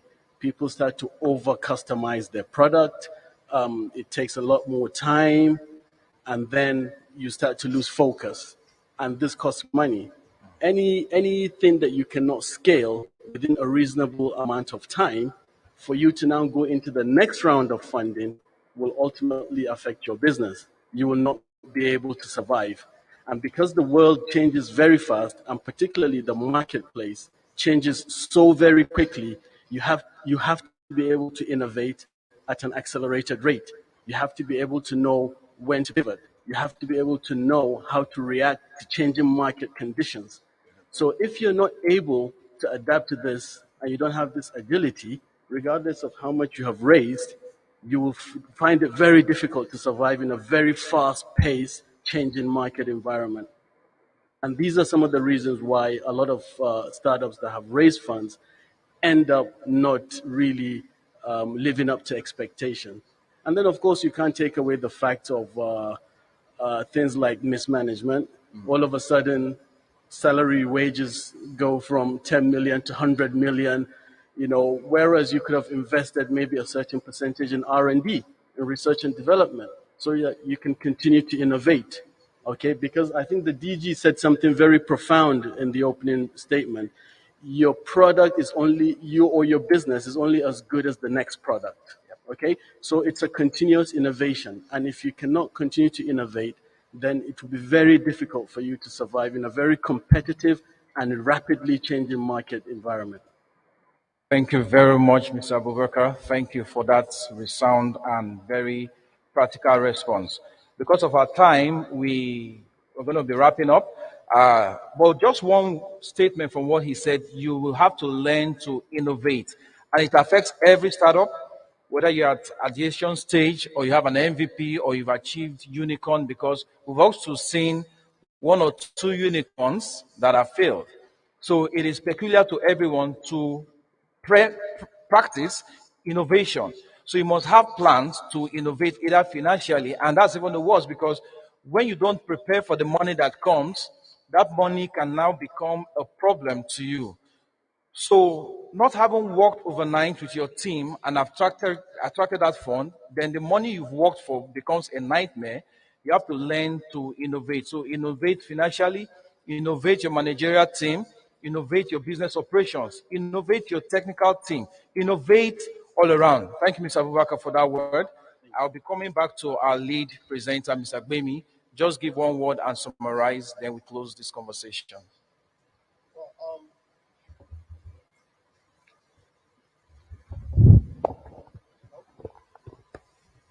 Okay, I'll use your microphone. All right. Overall, we've all heard from the panelists.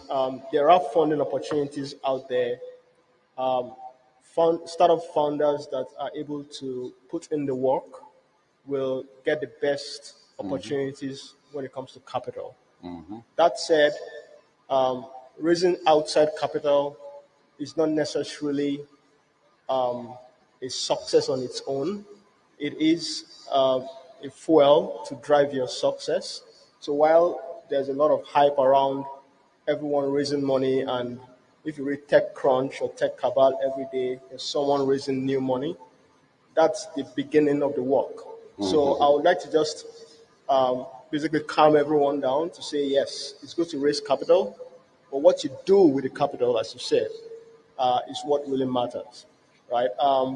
VC funding does put some pressure on the business to grow aggressively. So it's something to definitely consider and think about carefully before you go down that route. So opportunities abound.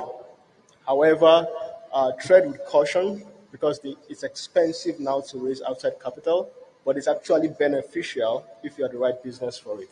So thank you very much, everyone, and looking forward to chatting further. Thank you very much. A round of applause for our panelists. Keep clapping. If you really enjoy the session, why not make it known by your claps? Put your hands together for them. Once again, we appreciate all of you. Do you mind standing up for your group photographs, please? Thank you. Before then, I would really want to acknowledge the presence of the Honorable Minister, Professor Isa Ali Ibrahim Pantami. He walked in during the session. Oh, it's not the one. All right. Thank you. Okay. He said he just looked like it. Please, I'll invite the DG Nida to please join us for the group photograph. Hold on, please.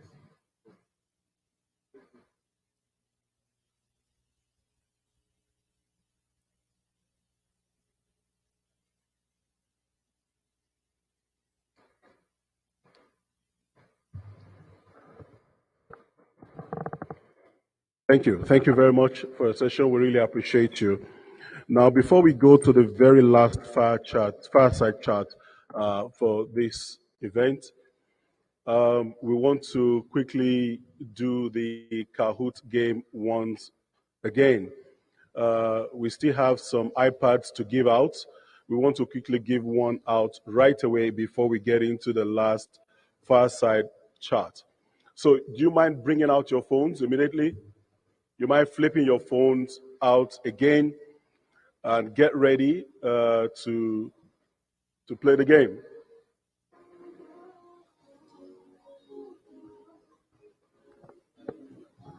Make sure you go to kahoot.it. Where is my game party?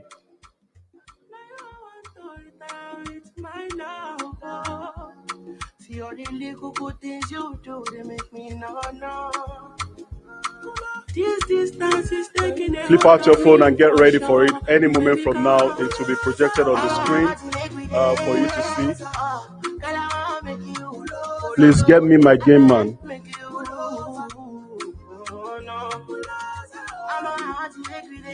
You can go ahead and project it on the screen. The next game, please.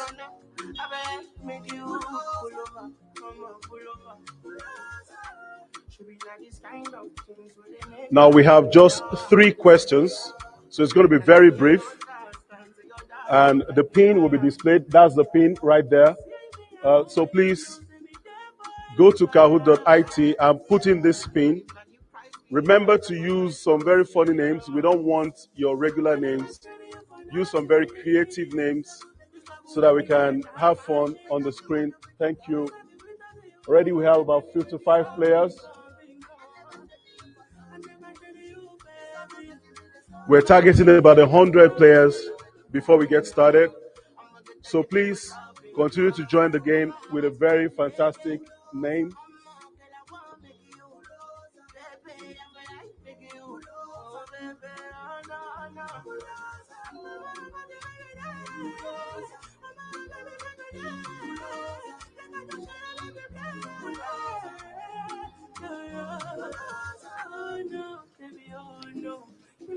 Awesome. Great. Remember again, it is not knowing the answer, but being fast at answering the questions that really count. So it's not enough for you to know the answers. They're very simple questions. Once we hit 200, we'll get started.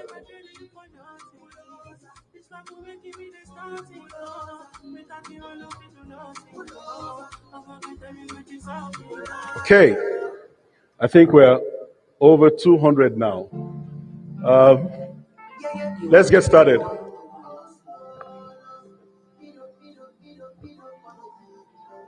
Innovation vibe. That's the theme of the questions. 3, 2, 1. Let's go. The action or process of innovating is called what? Immigration, innovation, intimidation, integration.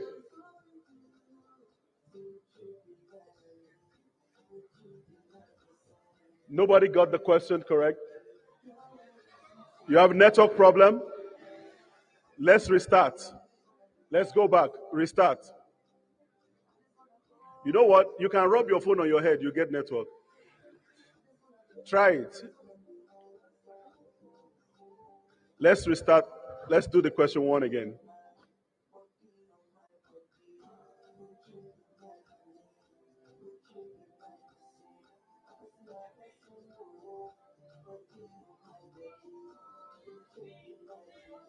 Skip. Okay, next. All right. Question 2. A good innovation is focused on what? All right, we're having some answers now. Creating more problems, making money, solving human problems, jackpotting. All right, let's see the leader in this answer. Comrade. Now we have just the last question, one more question, and we are done with this. So it's going to be a very simple one for the winner. Let's go. Next. An innovator is an individual that what? Imitates. Don't worry, it will automatically reload. I mean, you should be used to this by now. An innovator is an individual that what? Imitate, regulate, or relegate, educate.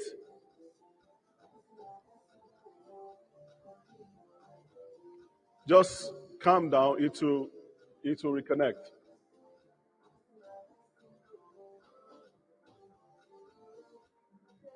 Let's have your answers.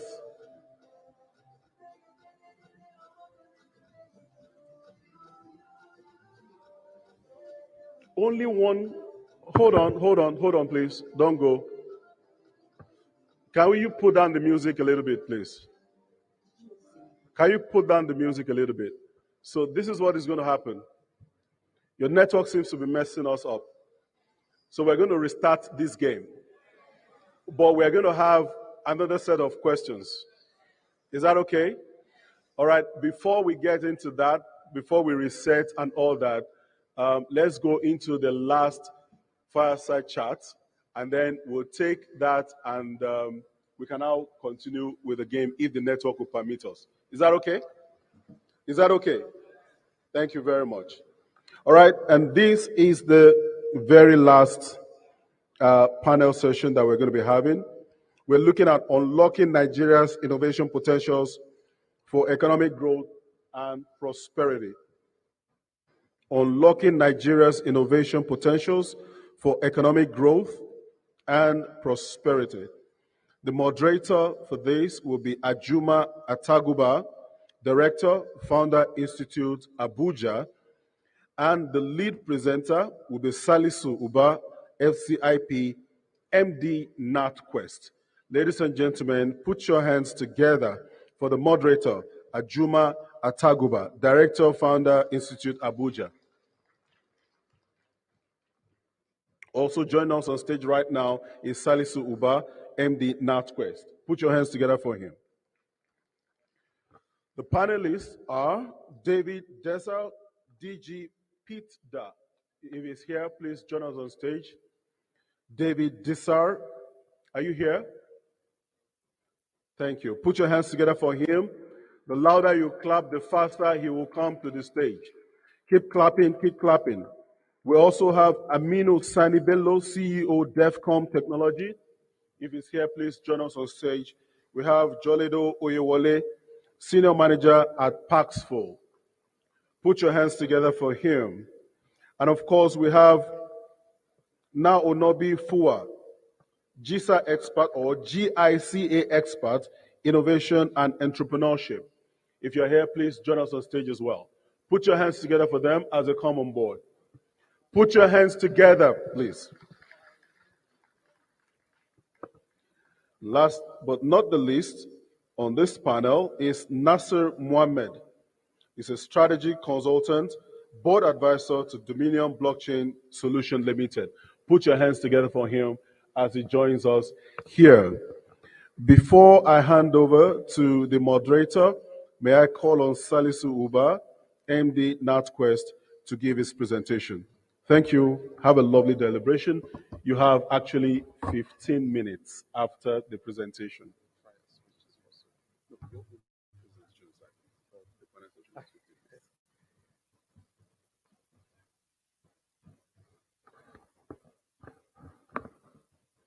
Slide.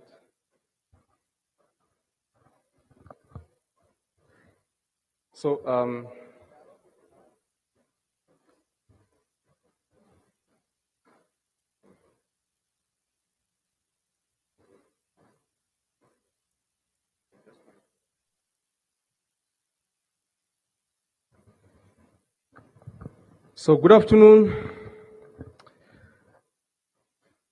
Our session is on unblocking Nigeria's innovation potential for economic growth and prosperity. And I think this is one of the interesting areas because every innovation you do is about commercializing it and creating economic prosperity. And I hope at the end of this session, we'll be able to see how we can benefit from, the massive innovation we have, and of course we can create in this part of the world for our economic prosperity and development. So obviously, there is quite an alignment between the theme of the conference and of course this particular day, which is in the Innovation Day, and perhaps our topic, which is unblocking Nigeria's innovation potential for economic growth. So, ironically, there is an existing ranking that ranked countries according to innovation. And perhaps, as we can see from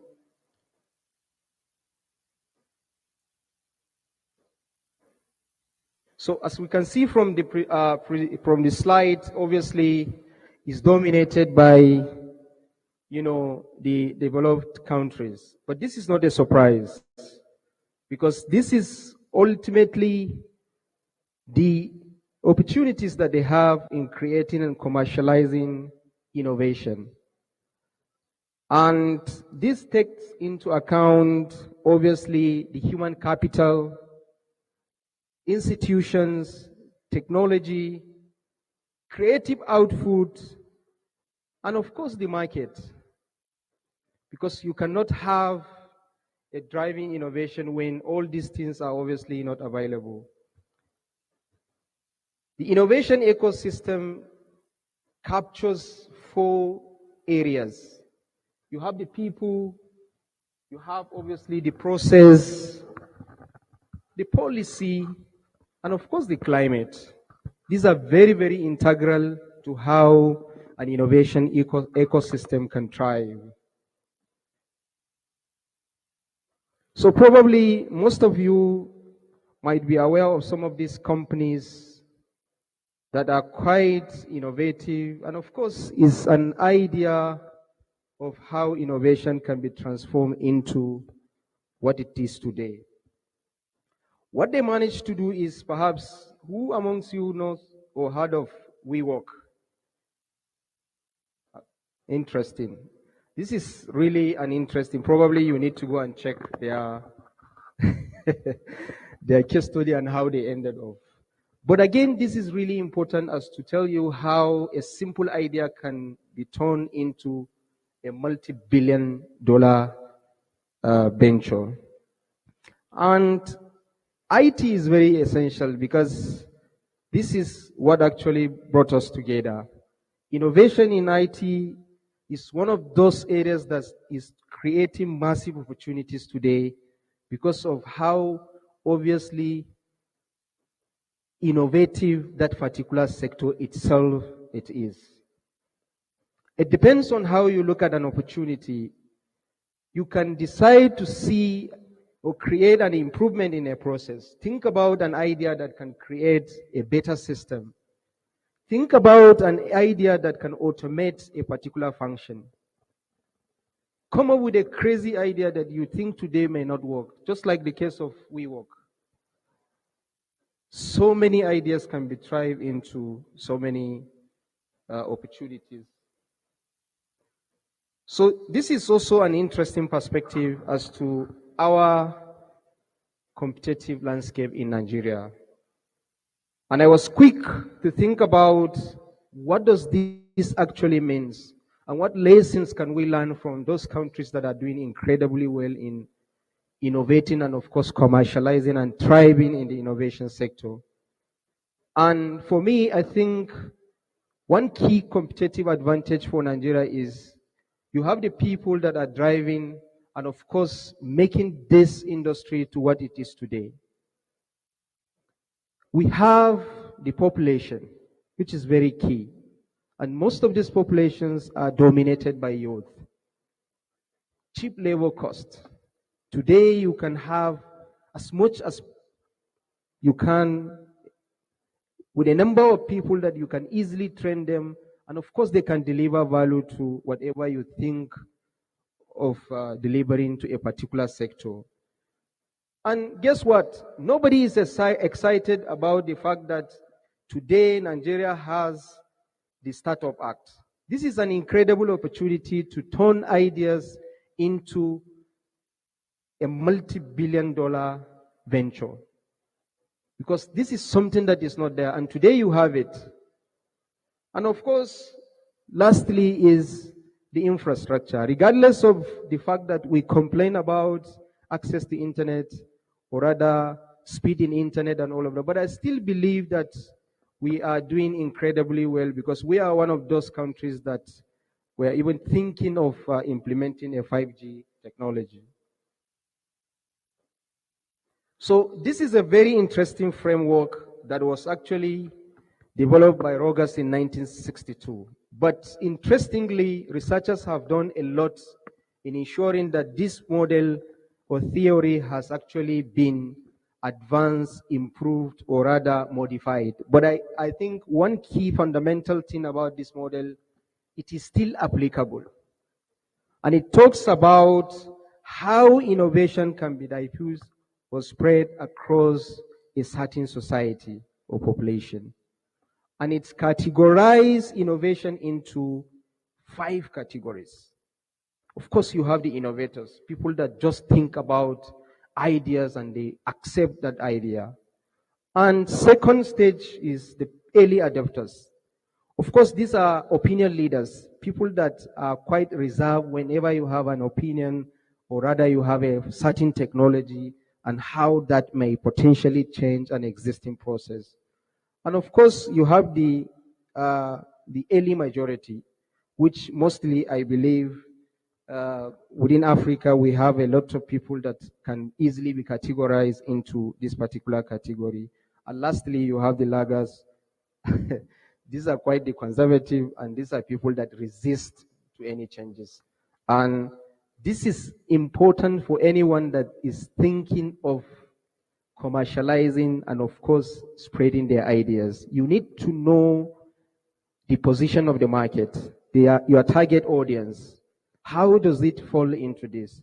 And Rogers has provided an extensive framework as to how you can approach each and every category of this innovation, diffusion of innovation theory. So lastly, I want to leave you with this particular note. It is really important that you should not be afraid to try something new. It's obvious, it's live.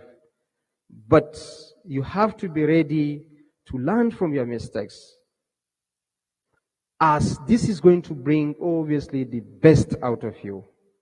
And I guarantee you that you are not going to regret by being persistent, by, of course, putting what not just are key performance indicators, but key learning indicators. We tend to focus more or less on just the aspect that we have done or we are doing incredibly well. It is always good to also keep aside some of your lesson learned and put a certain indicators that will be able to build you to a particular process, because this is a way to excellence. I think this is the end of my presentation, and thank you very much indeed. Okay, so thank you very much, Uba, for laying that foundation. And once again, the topic for, under discussion is unlocking Nigeria's innovation potentials for economic growth and prosperity. We just have 15 minutes, panelists, so we're going to do like 3 minutes. So I'd like each and every one of you to speak to the topic from, what contribution your different organizations, are making in the ecosystem. In talking about innovation or unlocking innovation, he's talked about, the need for people to be involved, the need for a process, the need for the enabling environment or climate, and also policy. So starting with Foa, introduce yourself, your organization, and then what you're doing. Okay. Thank you very much, Juma. My name is Nao Fuwa from JICA. JICA is a Japan International Cooperation Agency. How many of you know JICA? I think, okay, some, okay. JICA is a Japanese government organization supporting developing countries, like USAID or GIZ. JICA launched a startup ecosystem enhancement project called Project Ninja. Ninja stands for Next Innovation with Japan. In this initiative project, we run many activities, including idea competition, incubation program, and acceleration program, and also policy advocacy as well. One of the important activities in this project is making bridges between the ecosystems. For example, in one of the activity we did is in this month is GITEX in Dubai.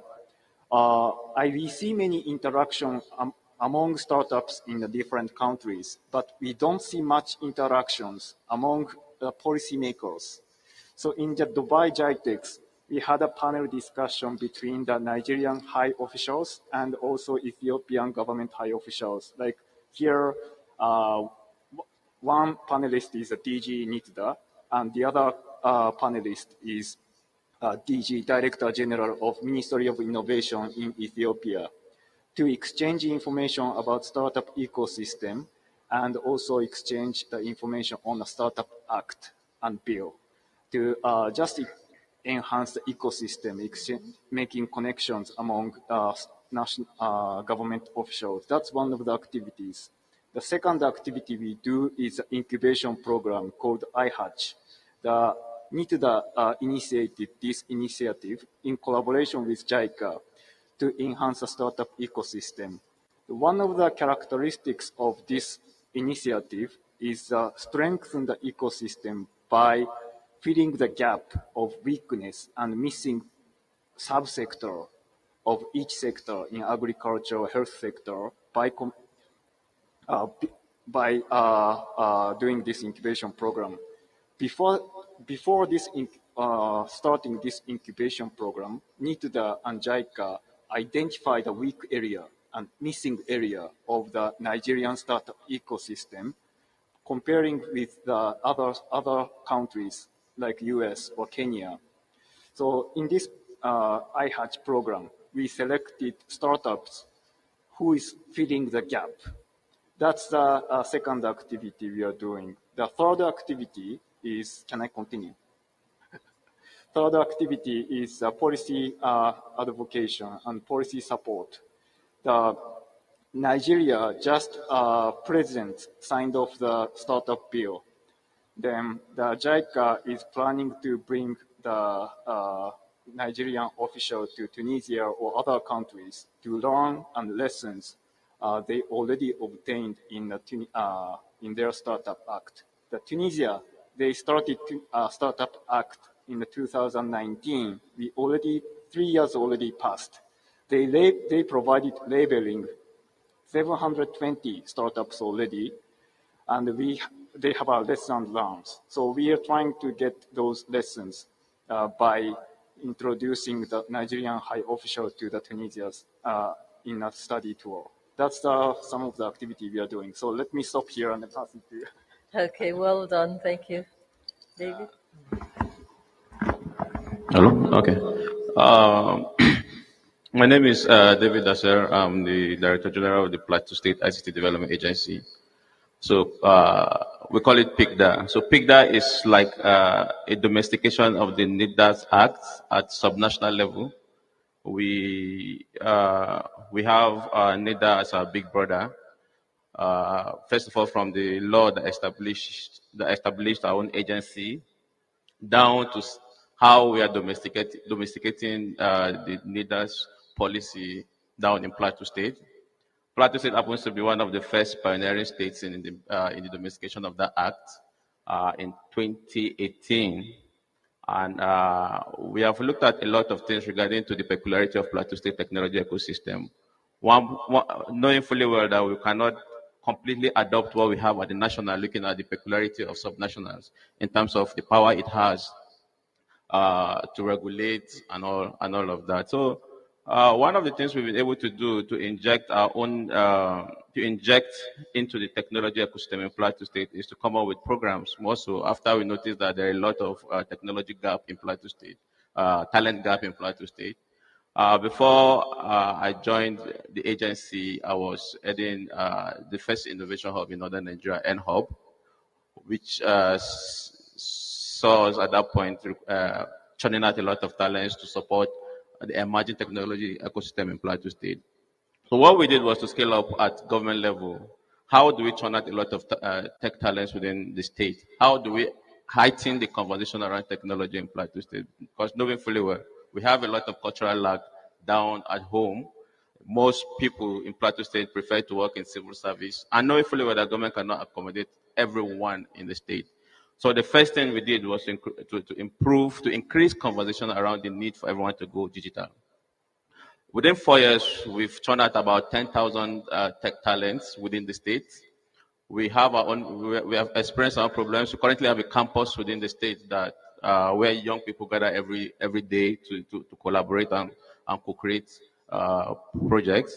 The whole idea is that with the emerging of that technology ecosystem, we have a lot of few companies that are shutting down for lack of talents to support them. So what we did at government level is actually to collaborate with innovation hubs within the state. First of all, by turning out a particular policy called I4I. The whole idea for I4I is called Internet for Innovation. The idea is to support innovation hubs with internet, especially getting from government organizations that are not currently using them.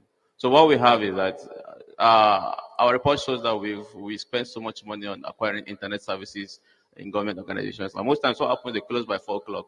Now the question is that what happened with this internet between 4 in the evening to 4 in the morning, to 6 in the morning when they come back to work? And then also what happens from Friday to Saturday when civil servants are not in office. So what we did was to shut out a regulation that says that every of the internet government is paying goes down to the innovation hubs within this period of time. That way, innovation hubs have sustainable internet to support their ecosystem and all of that. We've also domesticated a lot of policies from NIDA down to IT procurement law regulation that says that it promotes or it protects local companies within the state by forcing or making it compulsory that local companies within the states are patronized by government and all of this. Now, the whole idea is to stimulate that growth within the state, even before going out to look for solutions. So, Phil, lastly, I would like to just harp on the recent startup law, Nigeria Startup Bill that was passed into law. In Plateau State, we've commenced domesticating that law already, and I'm sure Plateau State is going to be the first state to domesticate the Nigerian Startup Bill before the end of this administration.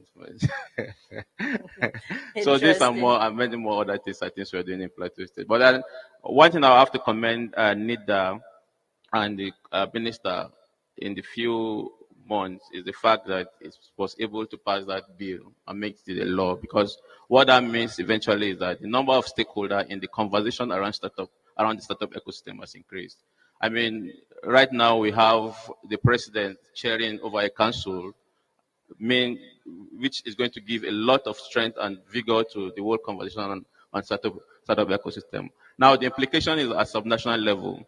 We also want to see a situation where governors, commissioner for finance, whoever, the strong political will is given to the startup ecosystem in Plateau State or at the subnational level. I think this is the best news for the year so far. And to this topic we're talking about, it is the big deal for it eventually. Awesome. Great job. Thank you so much. And interesting, innovative work you're doing in Plateau State, and I hope other states will, follow suit. Paxful, what's happening? What are you doing? Okay, it's great to be here. At Paxful, basically what we try to do is get people to have equal access to their finance. So take, for example, the man on the streets, maybe somebody in Kano trying to start a business. I know a lot of us here are wondering, all these tech things that people are talking about, how do we localize it? How do we get the man on the streets to be able to get access to funding for his business or to even make trades with people across the world? So what Paxful represents is that bridge for all to move their finance and to have a more sustainable ecosystem all around. So when people talk about, the startup law, we are interested in the startup bill.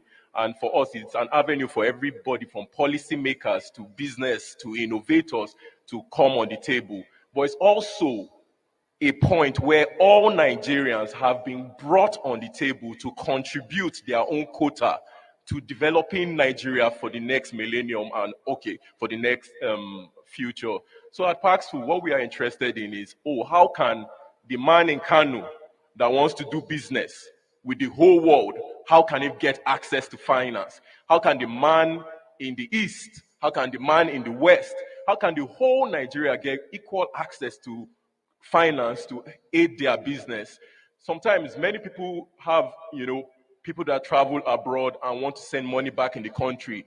How do you get access to that finance in terms of remittances coming back into this country? I know many times we talk about different things in tech, in space, in innovation. Apart from people, the next important thing to talk about is finance, is money. So first is being empathetic to think about the challenges that the people are having. But the second thing is what we say in Paxful, money your way. So what in Paxful, what we are able to do is to listen to the man on the ground, to bring down this technology in a way that is relevant to the youth core members here, to the government policy actors, to the future leaders, to the innovators, to everybody that is involved, whether you are north, south, east, or west. We called it Pax Niger. Pax Niger just represents Paxful meets Nigeria. is a tech hub in Abuja. And what we have done is different trainings, different innovations. We have programs for all sects of people. Technology on its own, innovation on its own is not useful without the people being impacted, the people that this innovation is built for. And that's what we believe at Paxful. We are listening to the streets. We are built for people. And honestly, we see a generation that would have it better because of these laws, but we also are that bridge that provides them that access to build and develop the country in the way they want. I'm also grateful to NITDA that has set that platform to bring all of us to think about it. But from this conference, what I would like us to think about is not just, oh, am I just listening to another panel session, but how do I play my role? How do I play my role? How do I utilize the knowledge that I'm getting in terms of innovation, whether it's radical innovation, whether it's incremental innovation, or whether it's disruptive innovation? How do I come in? And how do I get my place on the table? But once you come in, remember that Paxful is that friend that definitely would help you with your finance and help you scale what you want to build. We believe in you, and I think my time stops now. Thank you very much. Thank you, Yewole. Taking action is key, and that's the message that has come from him. Nasser? Yes. Okay. Yes. So thank you very much for having me here today. My name is Nasser Mohammed. I wear two hats, actually. I'm a board advisor at Dominion Blockchain Solutions, and I'm also a partner at Impact Point. So I'll talk about Dominion first, and then I'll talk about what I do as a partner at Impact Point. So at Dominion Blockchain Solutions, essentially we do what we're all talking about here. We're trying to leverage the use of technology to solve social problems. But more importantly, in the ecosystem that we're working in, we're trying to solve problems that borderline the issues of trust. So for example, we have issues about digital identity, land title, certification, documentation, verification, etc. Right? Now, in my role as an advisor to the board, we have this tool which we call a technology, right? It's not the end, but it's a means to an end. Now, as a partner at Impact Point, what I do at Impact Point is that we sit as that friend at the intersection between technology, social problems, and the solutions that each and every one of you entrepreneurs here in this audience are seeking to solve, right? We do that through social financing, impact investment, etc. But I don't want to bore you with those details. Rather, I want to talk more about the results that we have been able to achieve over the few years that we have just been in business. So I'll give you an example of one of our clients. I won't name names, but one of our clients that we work with extensively in Kano. So this is a major fast-moving consumer goods business. And one thing that they are passionate about is social impact, more specifically, socioeconomic impact. They want to help those who are at the base of the pyramid to improve their livelihoods. Now, this is a huge company, but they understand that the weight of that company is one that they can use to leverage technology, to leverage the social capital that they have to really improve the lives of the men, women, and children who are working at the base of the pyramid. So what we help them to do is that we help them to develop what we call a theory of change. That is, how are they able to make petty trade one in which they are able to improve their income, put money in their pocket, right? So we were able to help them ideate and also fine-tune the technology that they have to really bring trading of fast-moving consumer company, which is about to turn into a turnover about $1 billion per month, $1 billion naira per month. How can they transfer part of that wealth to the base of pyramid? So we were able to help them to develop this technology that allows market women, youths, and men to engage directly with them to increase their trade. Now, what was the social impact? The social impact, and I'm going to tell you this story. I like using personal interest stories. We had a lady who had signed up for this particular program who used to sell firewood. She would go in her village into the city center carrying firewood and charcoal. I'm very glad to say that this particular lady is now the breadwinner of her house and is now the one sending her children to school, paying for their school fees. And that's just one example of what we are doing. We found another example that I want to give is that we were very blessed to work with some entrepreneurs who are improving export services in Jigawa State. In Kano, but then more predominantly in Jigawa State. And essentially what they do is that they aggregate, process, package, and export hibiscus flower, Zobo, the Zobo drink, right? But we took it a step further. We worked very closely with them to find the financing, the right type of strategic partnerships for them to develop a new technology that processed the hibiscus flower to an international standard. And I'm very pleased to say that from that small side hustle, now they are meeting a wide international market serving Mexico. And we did this through a series of theory of change development, social financing, and then coaching in-house. So these are the things that we do at Impact Point. At Dominion Business Services, Dominion Blockchain Solutions, these are ways that we ideate how we can utilize technology to improve society through social impact, and marrying that together with social financing, impact investing, and more importantly, coaching entrepreneurs. And I'm sure some of you are here in this audience today, helping those zealous, powerful, interested individuals who want to impact society in a positive manner. We do so by helping them with technical and financial assistance. So that's just a bit of what I do as a day job. Thank you. It's so mind-blowing to listen to what all these organizations are doing. So we're going to wrap up now, and I'll ask the lead presenter to wrap up the session and speak to what are the prospects, for us going forward as a nation. So thank you.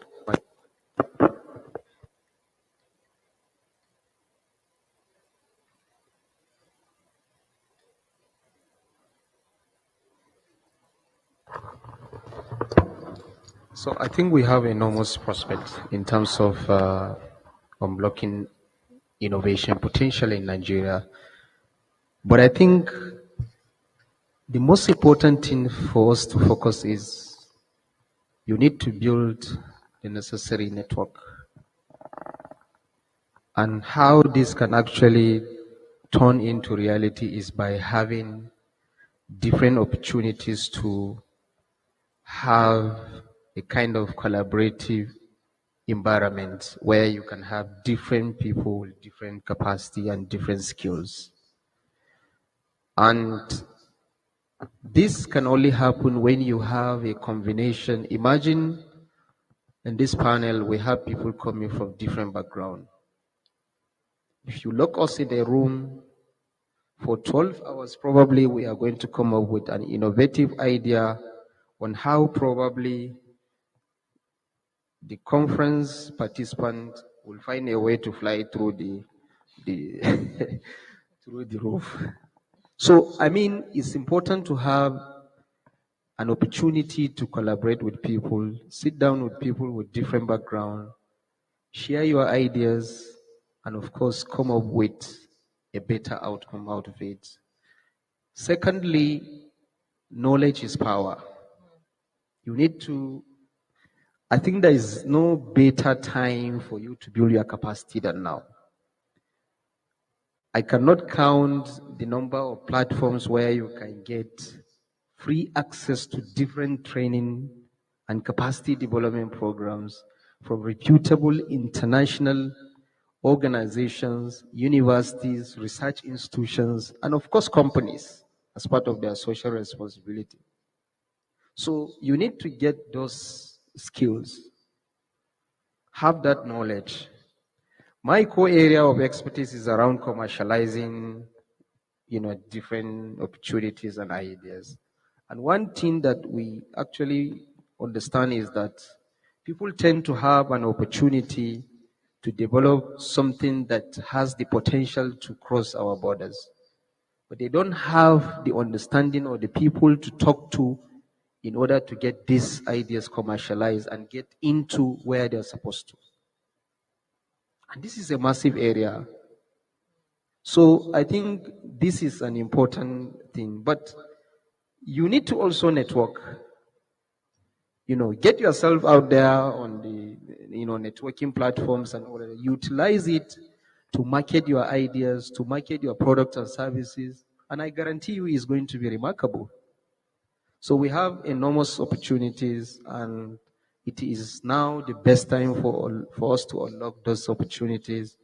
And I guarantee you, by next year, when we are having this conference, probably the story will be different. Thank you. All right. Thank you very much. Thank you, audience. Thank you, Nidda. Thank you, panelists. Thank you very much for a very insightful session. We really appreciate every one of you. A round of applause for our panelists, please. You mind standing up for your group photograph? Please come to the front here. And I'll also, as we've been doing, invite the DG Nidda to please join us as we take this group photograph. A round of applause for the DG as he makes his way to the platform. Keep clapping, keep clapping.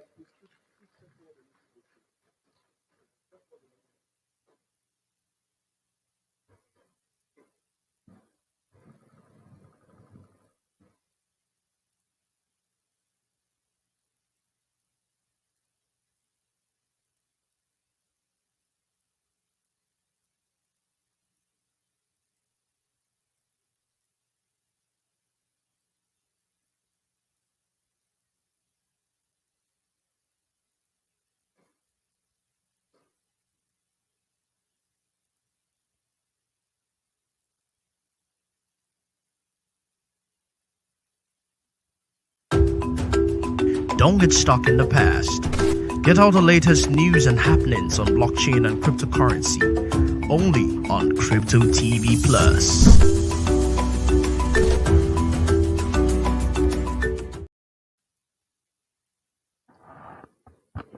Thank you very much. Like I said, we're slowly coming to the end of this event, but not before. Can I have those iPads brought to me, please? Let me have about 4 of them brought up here. These iPads must go today. All right? How many of you are ready to collect them from me? These iPads must go today. But first, let's start with the Kahoot game. While we wait for the Honorable Minister to join us for the closing ceremony, we'll just get into this game and dance session, if you will.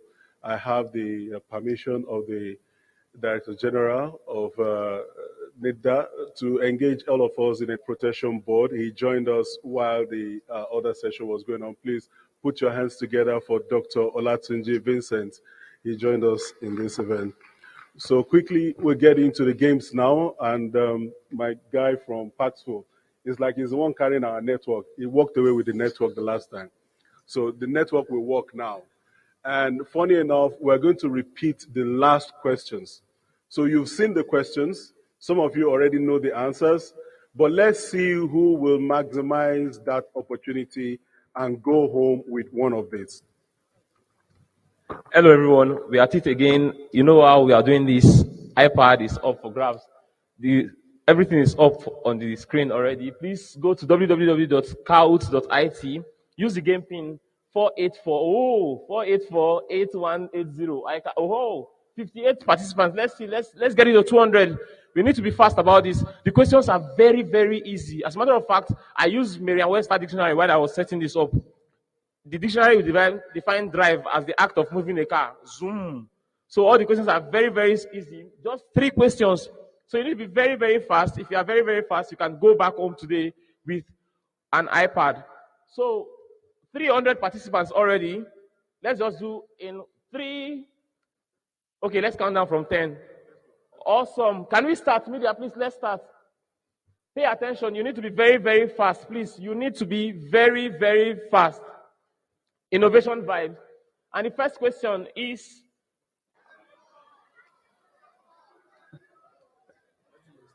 all right. Calm down. Be calming down. All right, I have the mandate. The powers that be have asked that we restart the game again. Please, media, please, let's go over it again. Just come from scratch.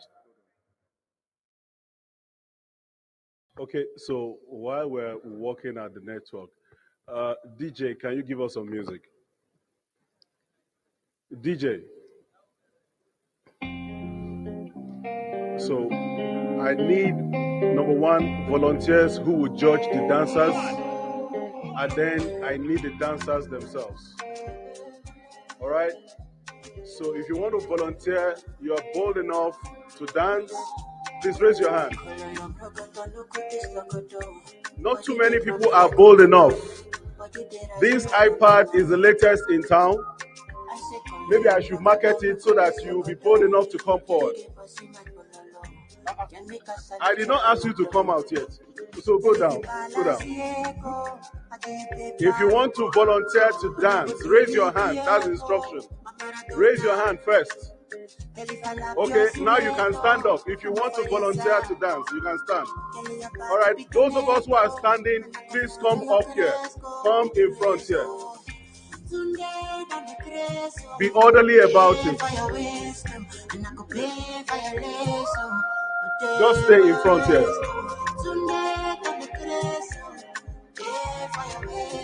Yeah, just stay there. You can face them, face the crowd.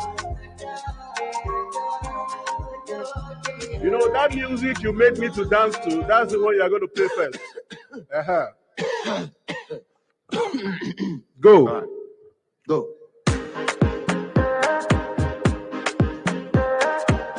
No serious dancer here too. No serious dancer here.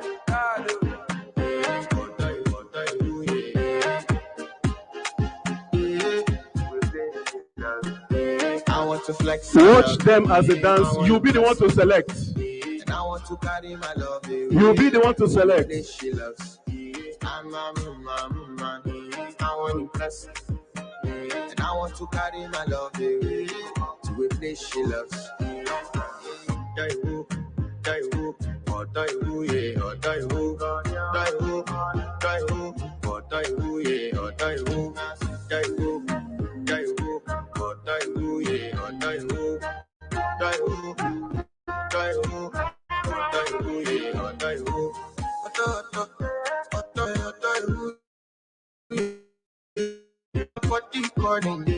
And your body people loving you, they make me forget, say I get problem. By the end of the night, enter bathroom, fresh up. I want to flex my love. Who is winning? I want to impress. Who is winning? And I want to carry my love. Nobody. Nobody. I want to impress. So I'm going to be sending some people to their seats now. We are going to be eliminating them now.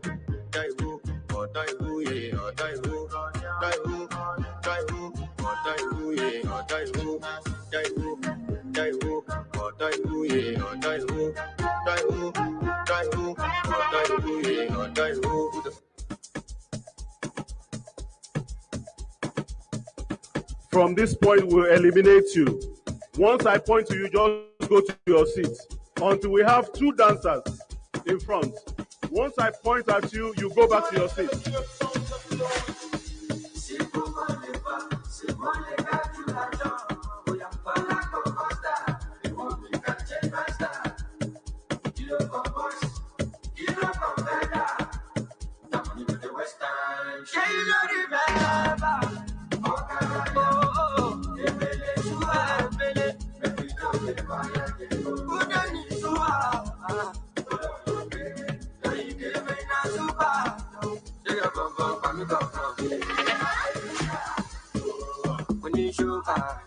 All right.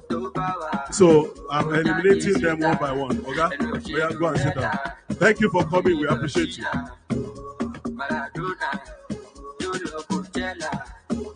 Manuela. Oh yeah, okay, go and sit down. Thank you for coming. Oh yeah, you too follow him. Bye-bye. Follow him. Thanks you for coming. Oh yeah, follow. Thanks for coming. I'm sure you know you are going home. Oh yeah, you can go. Thank you for I coming. say like a pine Tropicana. Me, I don't take the marijuana. Here comes Jimmy. Put your hands together for him. Jimmy will hit the iPad. Come on, engage him now. Go Jimmy. Go Jimmy. Go Jimmy. Go Jimmy. Go Jimmy.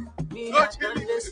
When them sing Apala no be so can see my team them no be feeder. Premier League is not UEFA. Small body my engine be a go. Come on, let's go.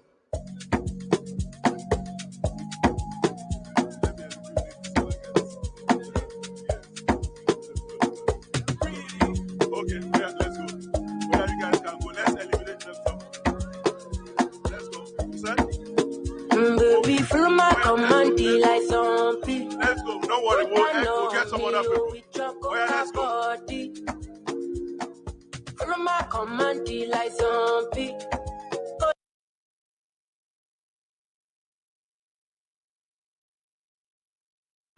Let it come. Hold on, no, wait.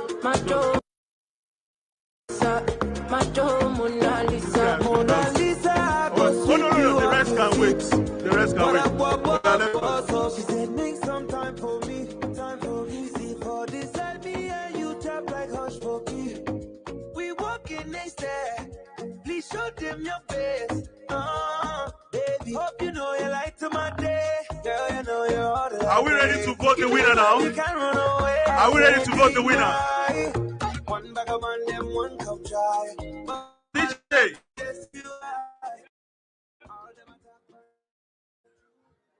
Okay, if you are voting for Jimmy, hi. Voting for Jimmy, say hi. Only very few. Voting for my friend here, say hi. Let's do that again. You're voting for this beautiful Nigerian boy, say hi. Okay, we'll see. Voting for our couple here, say hi. No, that's partiality now. Okay, let's do it again. Voting for the couple, say hi. Voting for the male couple, say hi. The eyes have it. All right, now you've won an iPad, so you just wait. Then we have Jimmy, we have Copper, and we have this lovely boy. One more person to win an iPad. All right, so do you want us to go one more time? 2 minutes, let's go. So far, so good. Let me see you. Let me see you. Let me see you. Let me see you.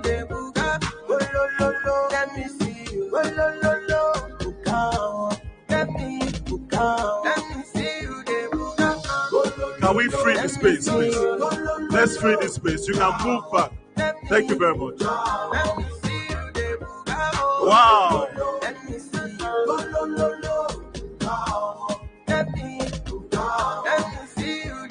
Come on, clap for them. Clap. Let's go. Come on, clap for them. Encourage them. All right. Now let's do the vote one more time. If you have voted for the lady copper, say hi. Okay, that sounds very loud. Let's see. If you're voting for this lovely young man, say hi.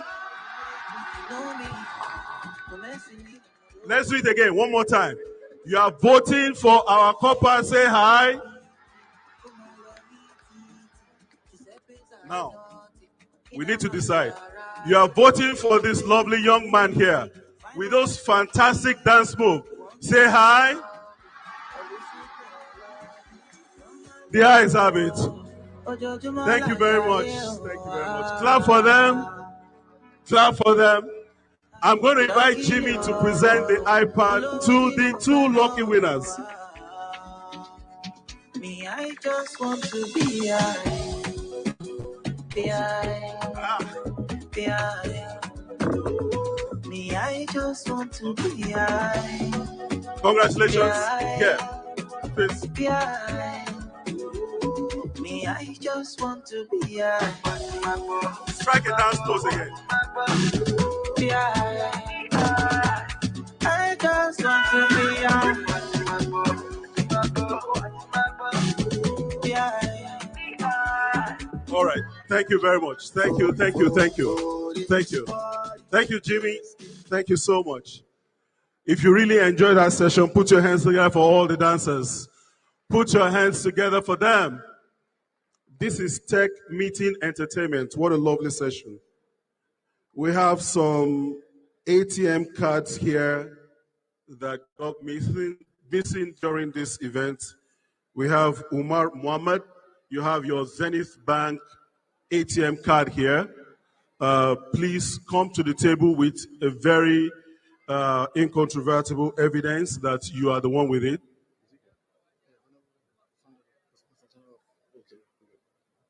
Please, Umar Mohammed, please come and take. Then Tiwalola Alagbe, you have 2 ATM cards here actually. So please come with your proof of ID and collect your ATM card at the stand here. I'd like to recognize the presence of the Honorable, the Postmaster General of the Federation, NIPOST, Honorable Sunday Adepoju. He joined us while the dance was going on. Please put your hands together for him. Put your hands together for him. Thank you very much, sir. You're welcome. All right, can we do the Kahoot? Can we try the Kahoot one more time? Are you ready with your phones now? You can change your network and ensure that you are ready for it this time around. No matter what the network says, we are going to give these to whoever comes up on the board as the winner. So if you are ready, bring out your phone, put in the pin. Oh, we already have over 300 people. That's awesome. Over to you. All right. 360 participants are in already, so I think it is good to start. Calm down, no shout. Face your network now. Innovation, let's get to it. On 3, 2, 1. The first question is, the act or process of innovating is called immigration, intimidation, innovation, or integration.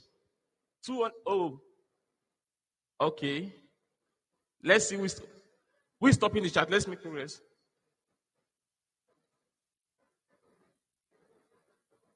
Fatitech is, wow, 1,000 points already. Next question. We just have 2 questions to go on this round. 2 questions to go. And we have our iPad for grabs. A good innovation is focused on what? Creating more problems, making more money, solving human problems, or leaving Nigeria.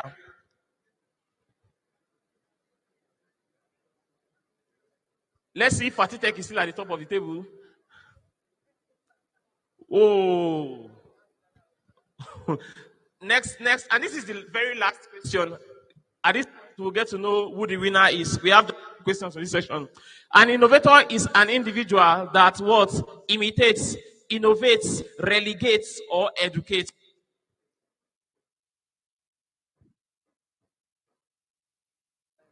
So at this point, let's see who is going on with the iPad today.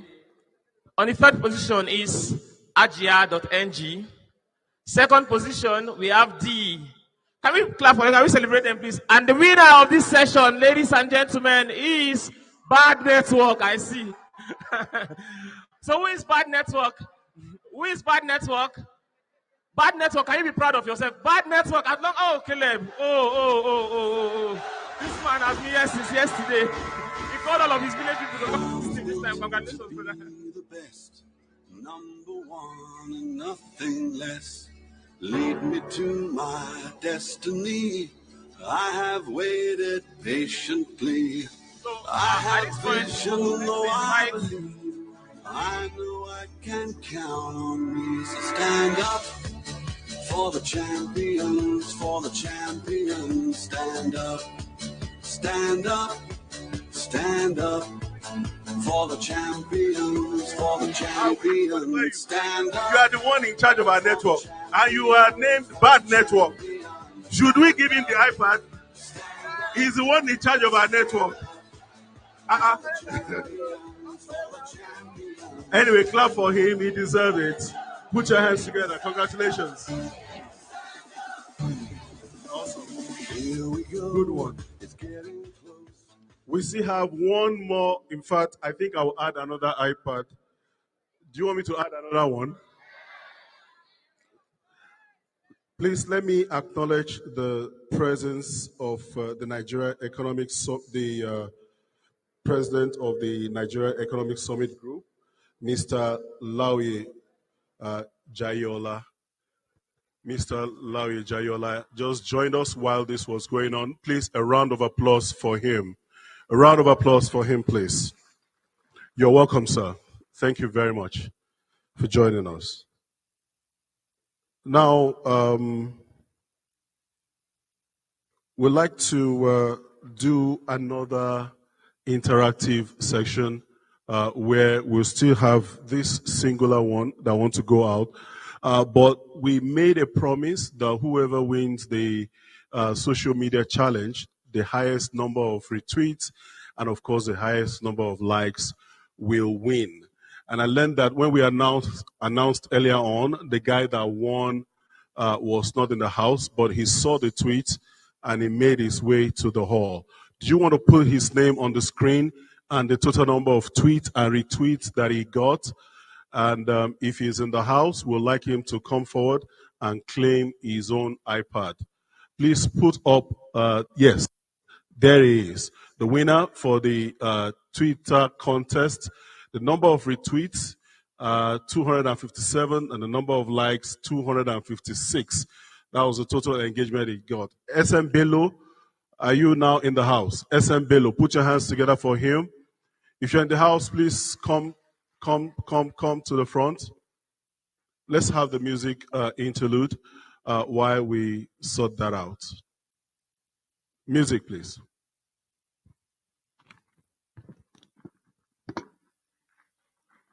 Oh, there you are.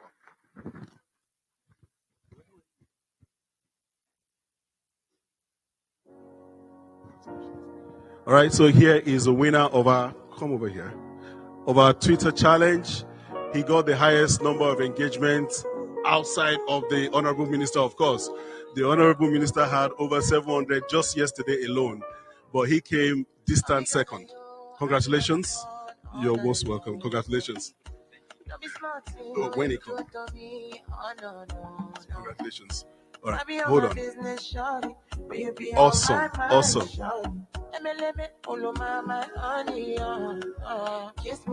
Congratulations.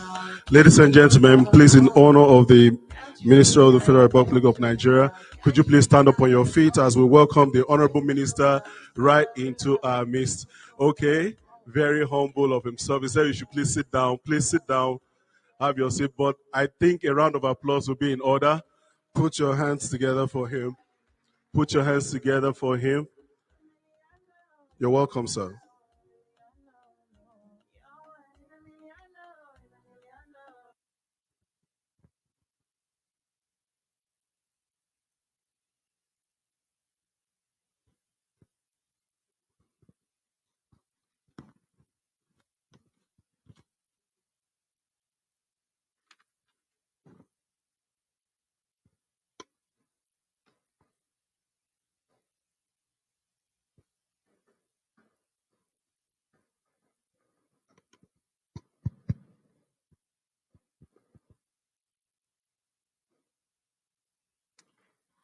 Distinguished ladies and gentlemen, the chief hosts of the Digital Nigeria International Conference 2022 and chairman of the closing ceremony of same, the Honorable Minister of Communications and Digital Economy, is in our midst.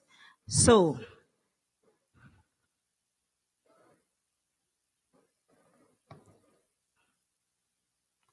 the Honorable Minister of Communications and Digital Economy is in our midst. May I ask respectfully, may I respectfully request that we rise in opening for the Nigerian national anthem.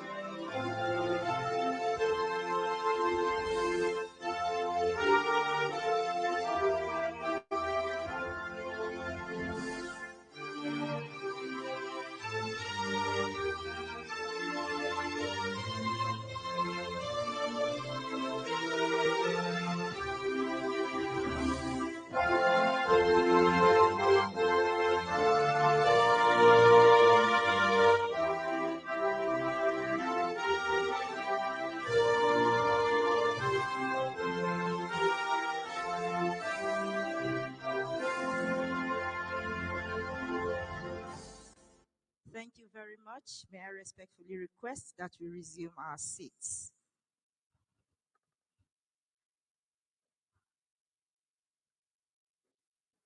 The chief host of the Digital Nigeria International Conference 2022 and chairman of the closing ceremony, sir, may I respectfully request your permission to recognize a few dignitaries individually and then proceed to recognize institutions. Thank you very much. I have here the Honorable Minister's permission. The Honorable Minister of Communications and Digital Economy, Nigeria, Professor Isa Ali Ibrahim Pantami, first and only African Fellow of the Chartered Institute of Information Security, Chartered Computer Scientist, Chartered Cybersecurity Professional, Chartered IT Expert, Fellow British Computer Society, Fellow Nigeria Computer Society, amongst others, Professor Isa Ali Ibrahim Pantami,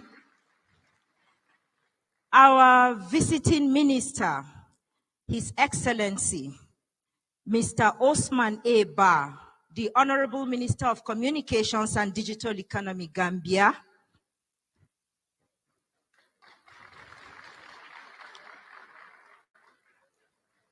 members of the National Assembly here present and represented, service chiefs, members of the diplomatic corps, CEOs of parastatals and agencies under the purview of the Federal Ministry of Communications and Digital Economy here present, our host CEO, of course, the Director General, National Information Technology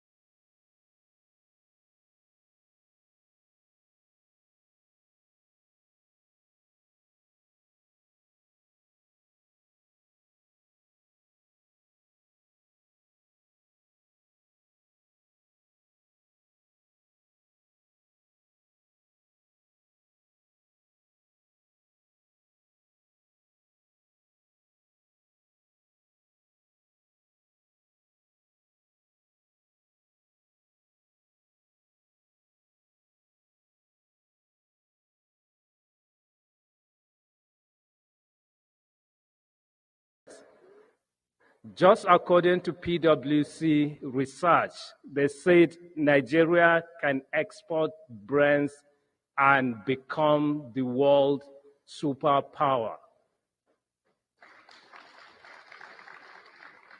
In the research, they talked about how countries developed.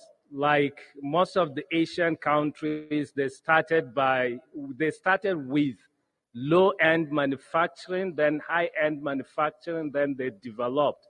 But it took them not less than 40 years to become developed. We don't have 40 years to wait. We want to become a developed country. And the easiest way for us is to leapfrog through talent. According to the PwC research, they said there is urgent need of 2 million developers in the global value chain. And Nigeria has the potential to fill that gap. A developer earns averagely between $35,000 US to 150,000. So let's say averagely, if Nigeria can provide that 2 million and they will add 20,000 US dollars averagely, that means Nigeria can make 40 billion US dollars from just exporting brands. That is far, far more than what we make from oil and gas. So this conference, we have reviewed what we have achieved so far. We have reviewed our potentials. We have learned from the global community what is happening in other countries and regions, and we understand that all these prosperity, wealth are not evenly distributed.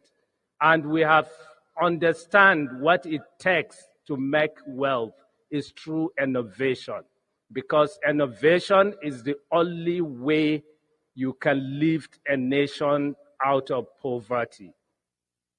We have the brains, we have the government's political will, and government has provided the enabling environment. What left is for you to use the opportunity, to use the legal framework, to use all what government is doing to complementing it by keying into the Digital Nigeria project. Digital Nigeria is for all of us. Government is just one part of it. And you are all critical stakeholders. And with you on board, nothing is impossible for us. So thank you for coming.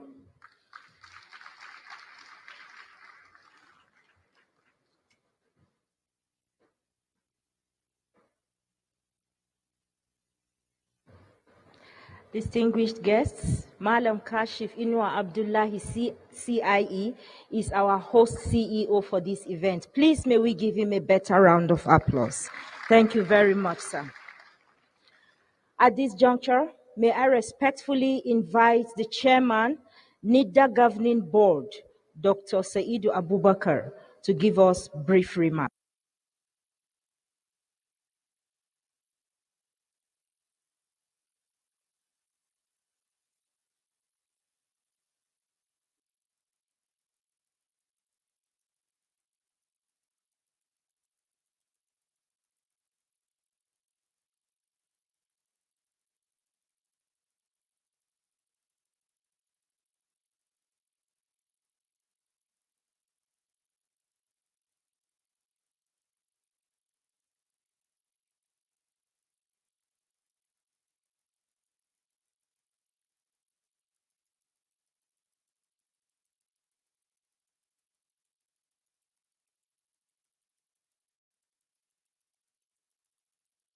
Oh, hi. I'm a smart investor I dare say that because I understand the cryptocurrency markets and I am up to date on every new development, fintech and blockchain ecosystem. All because I watch the Inside Blockchain show on Crypto TV Plus. Every Monday morning, Crypto TV Plus brings you news headlines of top stories, interview with an expert, and give you detailed market analysis to enable you make the right business moves. Now you too can become a smart investor if you don't miss it. The Inside Blockchain show, only on Crypto TV Plus.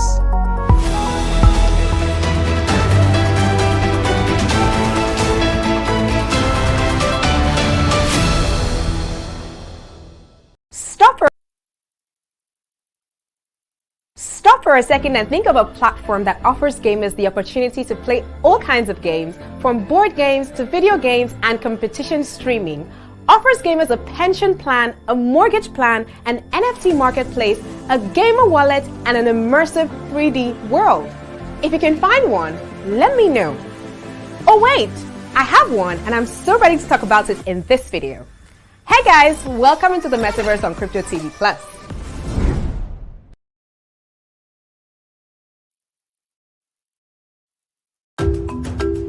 Don't get stuck in the past.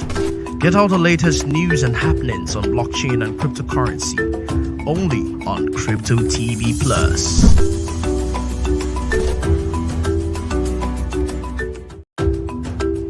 Don't get stuck in the past.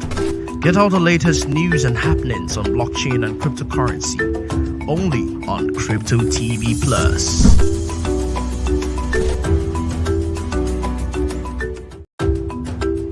Don't get stuck in the past.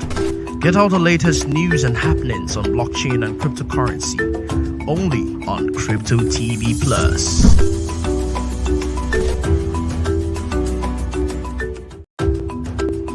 Don't get stuck in the past. Get all the latest news and happenings on blockchain and cryptocurrency, only on Crypto TV Plus.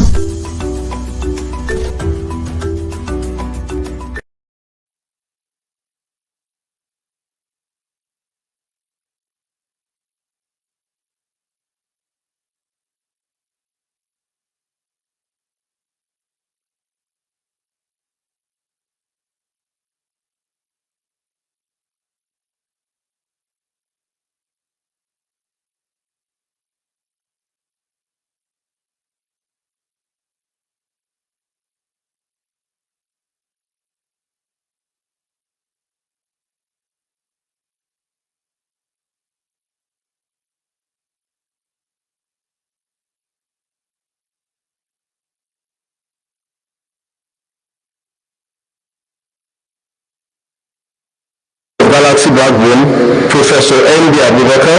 The sixth is the MDCU, of which comes out Dr. Abimbola Alale. The seventh is the PMG, Honorable Sunday Adepoju. We have the ES of ESPF, Malam Ayuba Shaibu.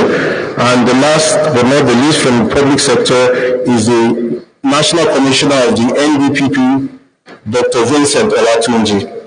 And from the industry sector, we have Mr. Maui Jayola, who is the CEO of the Nigeria Economic Summit Group. He's going to be the co-chair, and he will speak briefly after this. We have Ms. Juliet Ehumian Chiazo, member. We have Mr. Carl Olutoku Toriola, member from the CEO of MTN Nigeria. Juliet is the country director of Google. We have Mr. Kiari Bukar, MD CEO of Inlax. We have Ms. Funke Opeke, CEO of Main1. We have Mr. Sim Shagaya, the CEO of ULesson. We have Ms. Olayemi Kerry, CEO of Hekabela. We have Mr. Mohammed Dawish, the CEO of IHS. And then we have Mr. Bumi Akin Yemiju, the CEO of Venture Garden Group. And then from their secretariat, we have Mr. Chris Abunimen and Mr. Zachary Aliyu. So shortly after I depart the stage, the next voice we'll be hearing is the voice of the CEO of the Nigeria Economic Summit Group.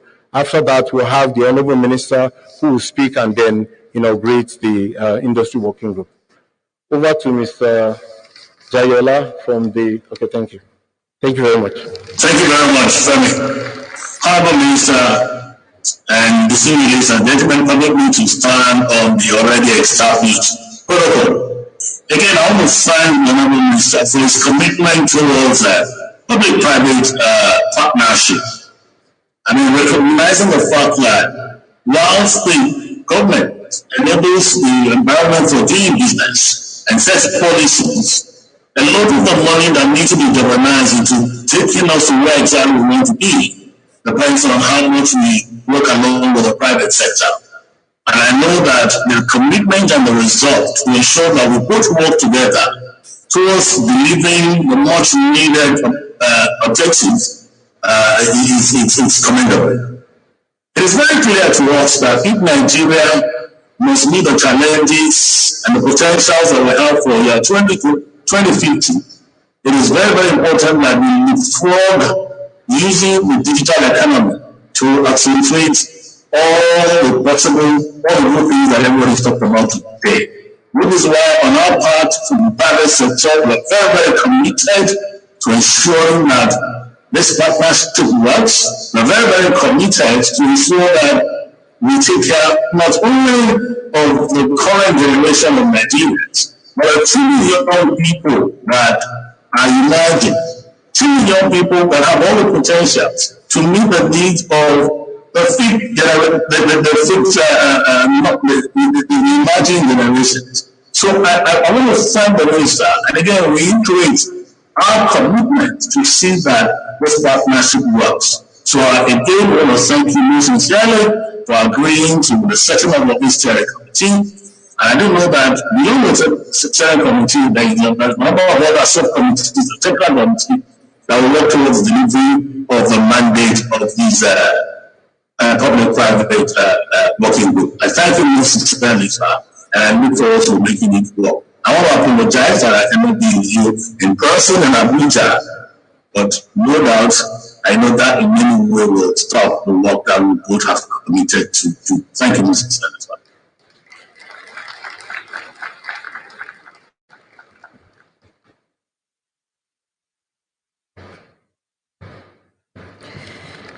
Distinguished ladies and gentlemen, let me now invite the chief host of Digital Nigeria International Conference 2022 and chairman of the closing ceremony, whose glowing credentials have been emphatically and well established at this event. May I respectfully and proudly and humbly call on our chief host, Nigeria's Honorable Minister of Communications and Digital Economy, Professor Isa Ali Ibrahim Pantami, to give us his remarks and inaugurate the Digital Economy Industry Working Group. Sir, you are most welcome. Please, may we welcome.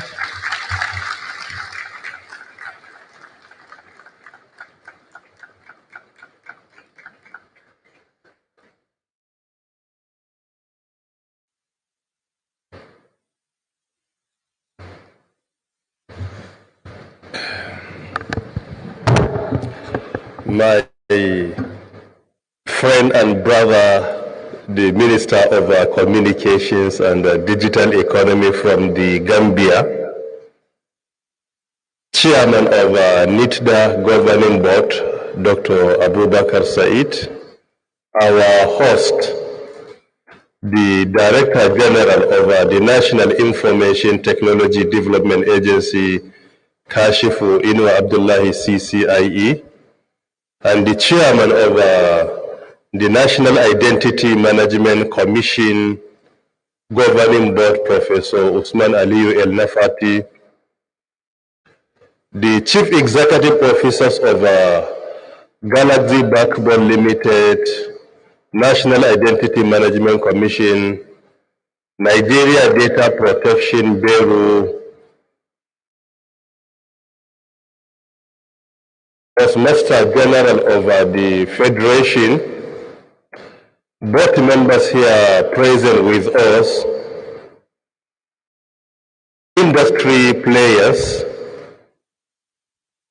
our young innovators here with us, members from academia, speakers,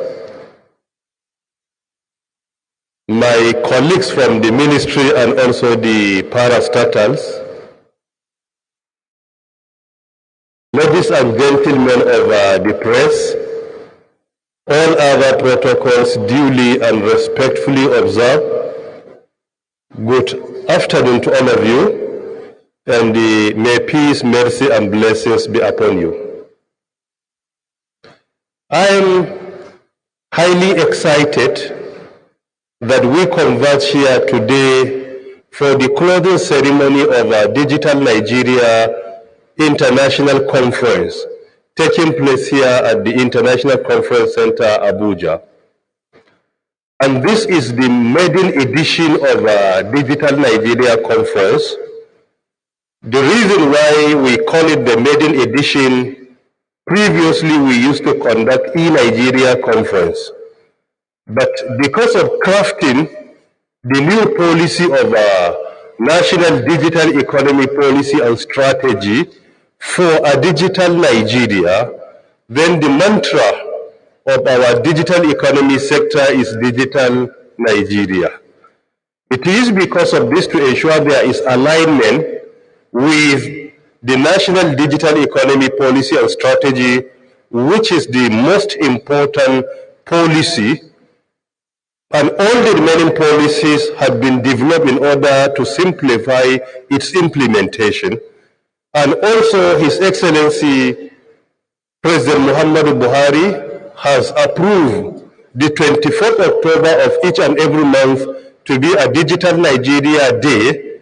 In order to ensure the alignment of all this, we decided to rename the e-Nigeria Conference to Digital Nigeria International Conference. And it is because of this we have participants to this conference from nothing less than 18 countries globally. In addition to many other participants who have joined us virtually. So I congratulate all of us for being part and parcel of this maiden edition of the Digital Nigeria International Conference.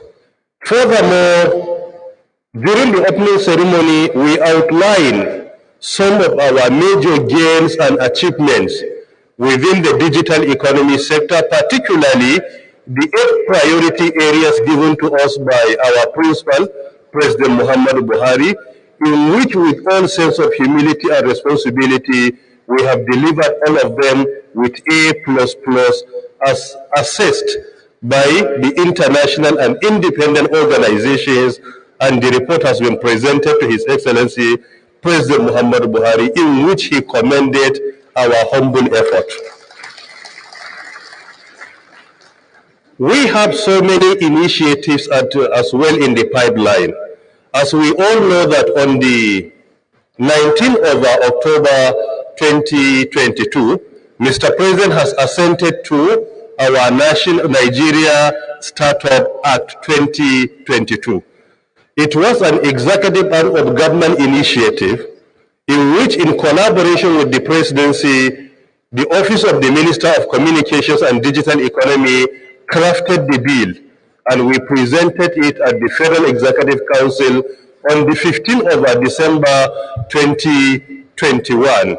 By 19 October 2022, it becomes a law in Nigeria.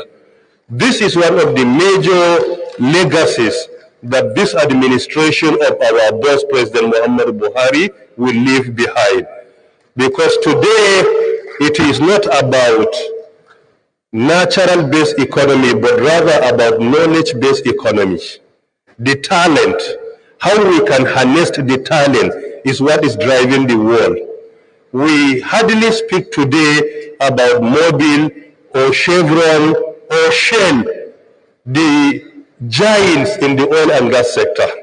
They have been displaced today by the tech giants globally. Whenever we speak about the leading companies in the world today, you will discover we speak about Apple, Microsoft, Apple, Microsoft, who are we among others? Why? Because the economy of the world today is being led by talent. Most importantly, the technological talent. It is because of this, with all sense of humility, Nigeria Startup Act 2022 is one of the major and the most important legislations we have in Nigeria. Particularly, if you look at the quality of the law and the approach we adopted, that is bottom-up approach, where we allowed our young innovators, industry players, among others, to voice out their opinion and the challenges they were being confronted with when it comes to providing the enabling environment for their business or their investment or their companies. Nigeria is doing well when it comes to providing the environment of doing business. We still have challenges, and we are working on addressing the challenges at the national level. But we are making a tremendous progress.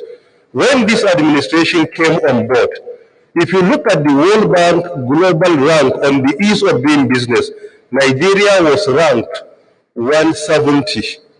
Within 2 years, when we initiated some reforms, Nigeria moved higher in the ranking, 39 steps higher within 2 years. And beside Rwanda, there wasn't any country that moved higher in the global ranking when it comes to doing business except Nigeria. We moved 39 steps higher, meaning we have overtaken 39 other countries in the global ranking of the ease of doing business, from 170 to 131. Furthermore, if you look at the World Bank doing business reform, Nigeria has been ranked within these years twice among the top 10 most performing countries globally. Twice among the top 10 globally. In addition to the initiatives, these initiatives are being formulated by the Presidential Enabling Business Environment Council, being chaired by the Vice President of Nigeria, and I also happen to be the member of that council representing the digital economy sector. We have initiated and implemented over 160 reforms when it comes to the ease of doing business. Some of these initiatives, you will find them like tax holiday incentives, pioneer status, visa on arrival, and the automation of even registering your company online.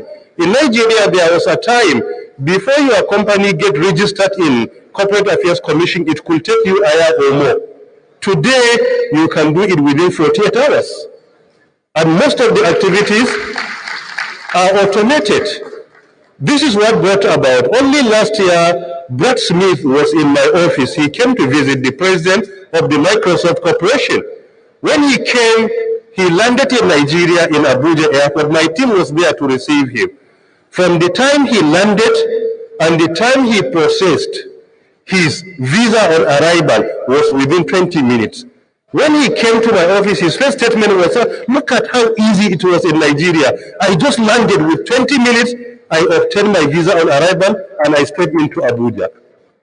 So these initiatives, sometimes we hardly see them because we are Nigerians, and we always appreciate negative news, not positive news about our country. But in real sense, the result is there for everyone to see.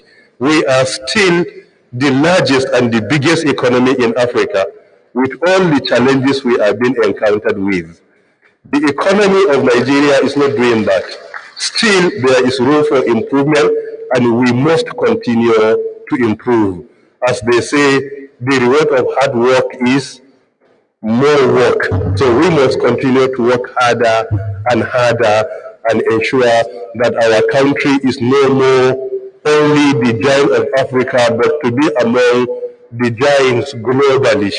And this is very possible, and I'm very optimistic. Part of the initiatives to support the digital economy sector in the pipeline, beside the Nigeria Startup Act 2022, which I do hope that we will meet soon to review and unveil it officially by inviting stakeholders, and we can inaugurate the committee, particularly the technical committee that is going to ensure its implementation. Secondly, we also have Nigeria Data Protection Bill. The National Commissioner, Dr. Vincent Olatunji, was in my office 2 days ago to hand over the draft of the Nigeria Data Protection Bill. I am currently reviewing, and I have forwarded it to my colleague, the Minister of Justice and Attorney General, today. And I do hope that in the next few days, he will be able to look into it and give us the go-ahead to present it before the Federal Executive Council. This is to ensure confidentiality, privacy, among others, when it comes to dealing with data and citizens' information in Nigeria. We are among the first countries to come up with the Nigeria Data Protection Regulation as a subsidiary law, and now we are in the process of integrating the subsidiary law to a principal law. And we do hope that in the next few months, we will be able to have the principal legislation of Nigeria Data Protection Act 2020 or at worst 2023 in place. And that is what brought about the Nigeria Data Protection Bureau. It is another parastatal under our supervision at the Ministry of Communications and Digital Economy. Furthermore, the existing legislations establishing our parastatals are being reviewed. Most of them are 15 years.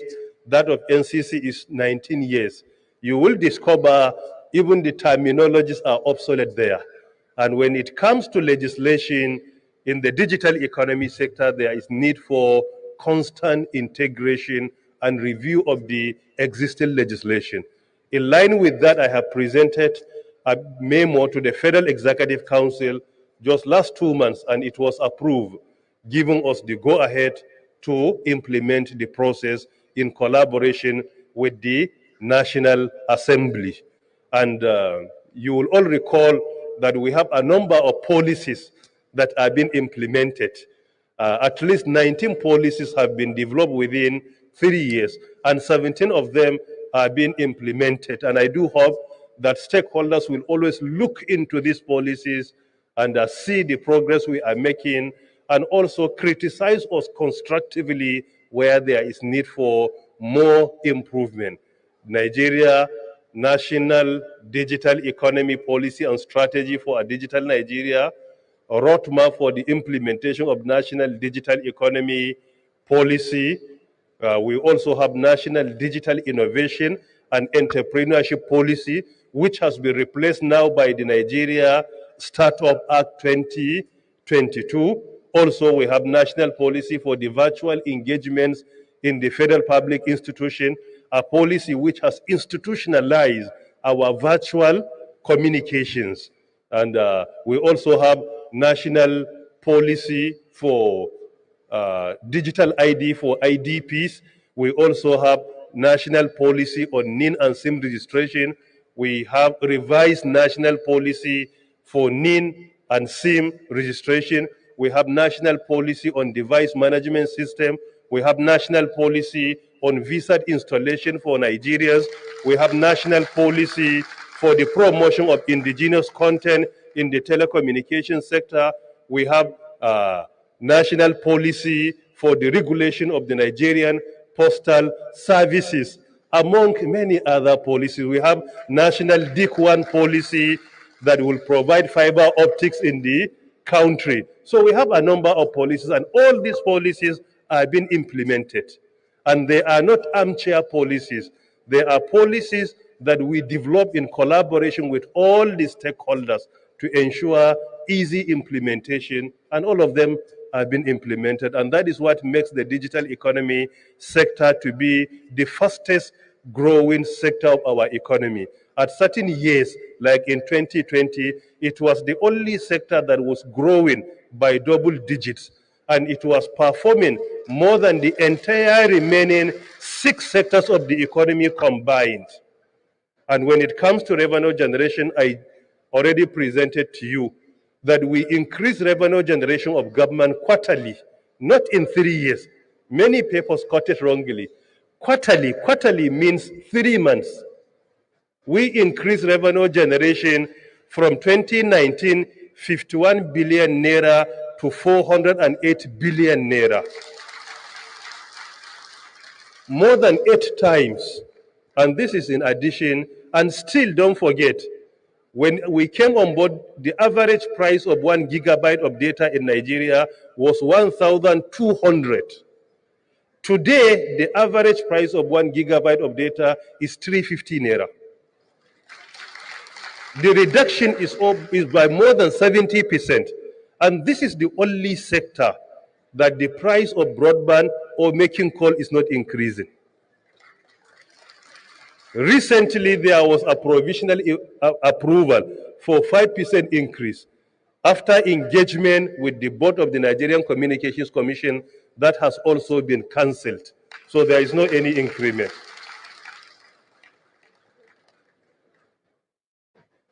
Finally, as the DG earlier said, this is just the closing ceremony of Digital Nigeria International Conference, not the closing ceremony for all the activities. The Digital Nigeria events will continue till 24th of November 2022 or thereabout. As we all know, we have so many programs in one place. Number one, the whole month of October is the Cybersecurity Awareness Month. From 1st of October to the end, we will continue to create awareness about the do's and don'ts online. And also in the month of October is the United Nations World Development Information Day on the 24th of October, and we will continue to create that awareness. And also, as the chairman of the World Summit of the Information Society 2020 under the ITU, it is the period also we are using to enlighten people about the opportunities we have within the digital economy sector. And this is part of the activities that are ongoing. So this is only to close the Digital Nigeria International Conference only. And this is only one component out of many activities. And I do hope that by the 24th November 2022 or thereabout, we will be able to converge once again for the conclusion of other activities that are ongoing. And finally, I want to use the opportunity to commend our young innovators that are making us proud in Nigeria. Yesterday, I had the privilege of visiting each and every stand outside to have an interaction with them. Looking at the talent they displayed, there is no doubt that you will always be proud to be a Nigerian. There is no doubt about this. I was very proud of my country yesterday looking at the talent they displayed. We are in the 4th Industrial Revolution. The 4th Industrial Revolution is all about talent. We were not part of the 1st Industrial Revolution. The 1st Industrial Revolution was largely in the United Kingdom around 1750 up to around 1840 with the invention of steam power. The 2nd Industrial Revolution was also largely in the UK, followed by Belgium, Germany, France, and the US. They have been entitled as the chess group, chasing the United Kingdom. And the 3rd Industrial Revolution, there were few new entries, like Japan was a new entry, and Australia. They are part of the 3rd Industrial Revolution. Now in the 4th Industrial Revolution, that is the only industrial revolution where Africa closes the gap between its continent and other developed continents, Americas, Europe, and part of Asia. This is the only industrial revolution that we are not far from them. It is because of this we have been very proactive in Nigeria. Nigeria Startup Act 2022 is to support our participation actively in the fourth industrial revolution. Also, my directive to the National Information Technology Development Agency for the renaming of National Center of Artificial Intelligence and Robotics from NIDA Academy was to make us proactive in the fourth industrial revolution. We have recently built National Center of Emerging Technologies under Nigerian Communications Commission. And I have also directed NCC and also another project in NIDA to come up with national cybersecurity research centers in Nigeria. So we are working on each and every important component of the fourth industrial revolution because we don't want to be left behind. As it is today, African countries, at least 5 of them, are part of the chess group that are chasing the developed countries. And we have been displaying this in so many international events. 2 years ago, we were in GITEX. A young Nigerian in artificial intelligence won the Global Best Prize. This month, we are also in United Arab Emirates. A young Nigerian also won the Global Best Prize in the category of smart cities, among others. And they are all part of the fourth industrial revolution. So we are participating at the international level and we are winning. I happen to be the chair of the World Summit on the Information Society. At least 5 Nigerians won a global prize in June 2022 this year. It is because of this we are very proactive. Most of our activities today are in alignment with the fourth industrial revolution. Fourth industrial revolution largely is about the creation of another virtual world. We have our physical world, we have biological world. Now we are in the process of creating another virtual world through using disruptive technologies, artificial intelligence, robotics, biotechnology, nanotechnology, 5G, quantum computing, cloud computing, autonomous vehicle, virtual reality, augmented reality, cloud computing, among others. So all these areas of emerging technologies, we will continue to support our young innovators to provide the enabling environment that is required so that they will compete at the global level. Our young startups are very dear to me. Why? Because they are not job seekers, they are job providers. And they are not potential job employees, but rather they are potential job employers. In Nigeria, we must think outside the box. The issue of unemployment on one hand and the issue of unemployability on the other are highly worrisome. And the most challenging one is the challenge of unemployability, not the challenge of unemployment. If it is unemployment, when the opportunity comes up, you will be able to take up the opportunity. But the challenge of unemployability is a situation where young citizens are graduating, but they don't have the required skills to do the work when they are employed to. Most of our graduates, not all, in science, engineering, and technology, most of them, you will discover they are only administrators when they are employed. They will not be able to do anything significant technically. But our young innovators are doing it technically. And that is why the global approach today is not just to promote certificates. Certificates are celebrated when they are overloaded with skills. But certificates that are empty, then there is nothing to celebrate because they are to validate. Certificate is a validation. If a certificate fails to validate the skills you have obtained, then the aim of acquiring it has been defeated. You can hardly come here and leave without being confronted by a graduate seeking for employment. And the opportunities are no more there, looking at our population. So we need our young people that can think outside the box to provide the enabling environment for them so that they will be job providers rather than job seekers. Some of the young innovators outside here that we interacted with yesterday, some of them employed 50 Nigerians, some 100 Nigerians. Just 2 months ago, I was in Lagos visiting our unicorns. Some of them employed over 500 people working under them, and they are being paid.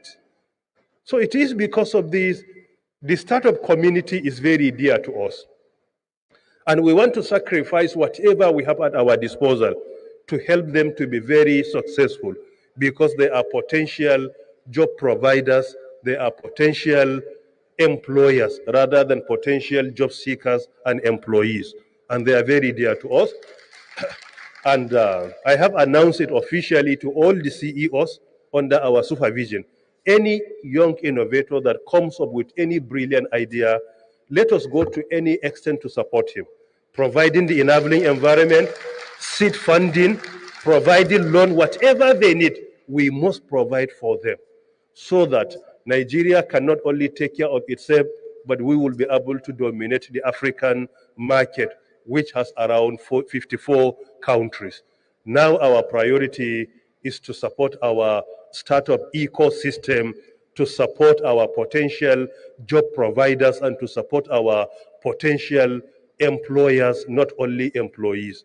I am not in any way discarding employees, but let us prioritize potential employers so that the potential employees can be employed easily. But if you fail to take care of the potential employer, then who will be there to employ the potential employee? There is nobody for him. So our priority are the potential job providers and also employers. And we will continue to support them. And I have earlier directed that we must create or update our existing database of all our young innovators in Nigeria, the promising ones, and we will continue to track out their performance and support them where necessary. Once again, thank you very much for being here. On behalf of my boss, President Muhammadu Buhari, the President of the Federal Republic of Nigeria, I appreciate each and every one of you for honoring our invitation to be part and parcel of our Digital Nigeria International Conference. For those of you who have come from outside Abuja, I do hope that you will be back safe and sound. With these few words, I will use the opportunity to invite the digital economy industry working group members, as earlier announced by my technical assistant on research and development, Dr. Femi Adelui, to come forward for the inauguration.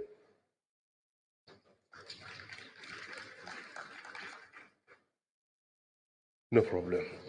For those of us that are here physically should come forward. And our colleagues from the private sector are here with us virtually. This is part of the fourth industrial revolution, the creation of another world. We are here in the physical world, and they are here with us in another virtual world, and we get connected to work together.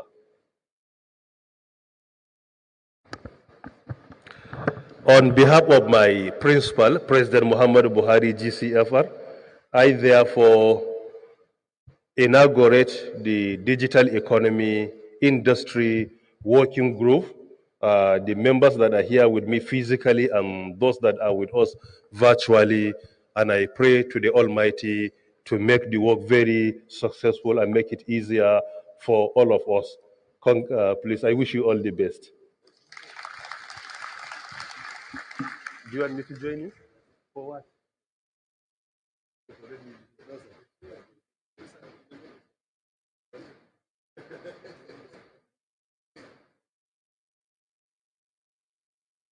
So how can the virtual members join us here?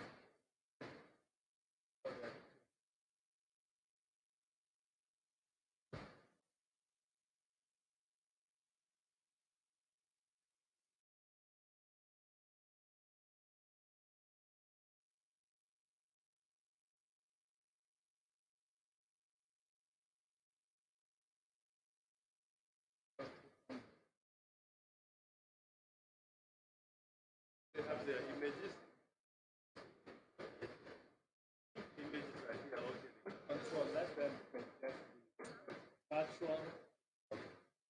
Ask them to on their screen,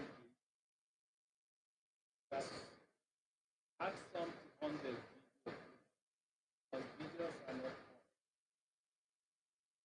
So you can talk to them from here.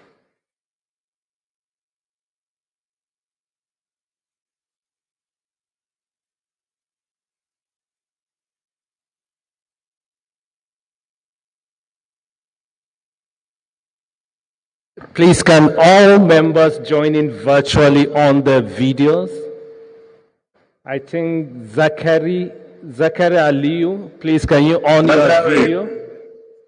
And Bello and Nigerian Economic Summit Group also, please on your video.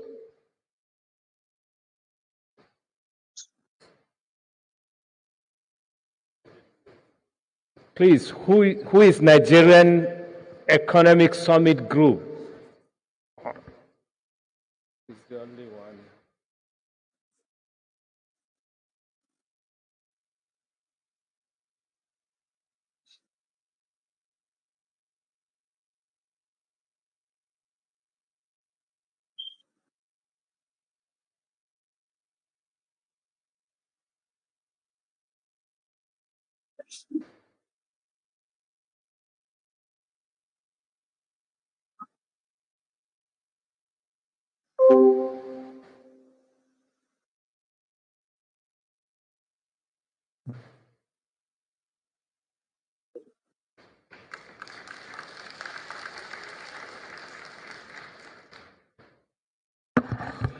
So I do hope that this digital economy industry working group will continue to work together.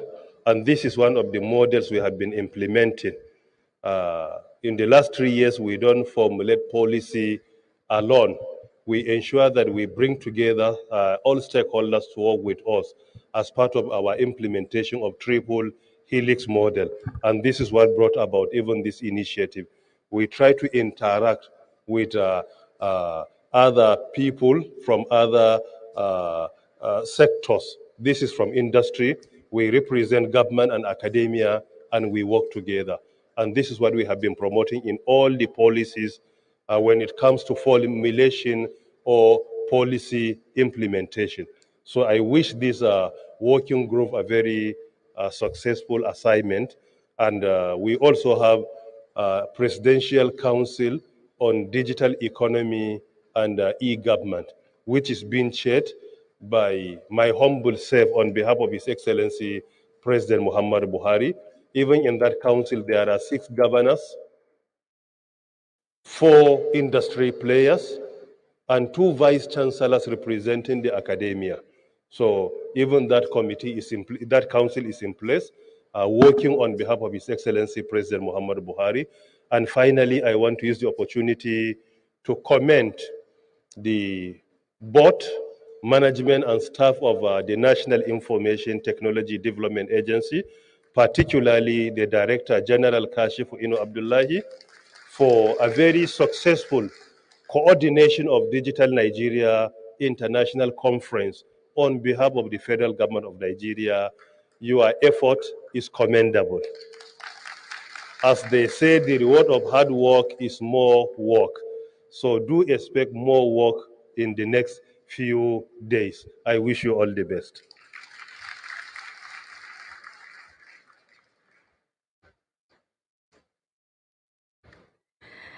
Distinguished ladies and gentlemen, we have heard from Nigeria's digital trailblazer, someone who has led the digital transformation, not just in Nigeria, but he has inspired something in Africa. And that is why we call him the tech-volutionary Nigeria's Minister of Communications and Digital Economy. Please, can we give a better round of appreciation and applause to our digital transformer? Thank you very much, sir, for all you do for the sector and for the economy.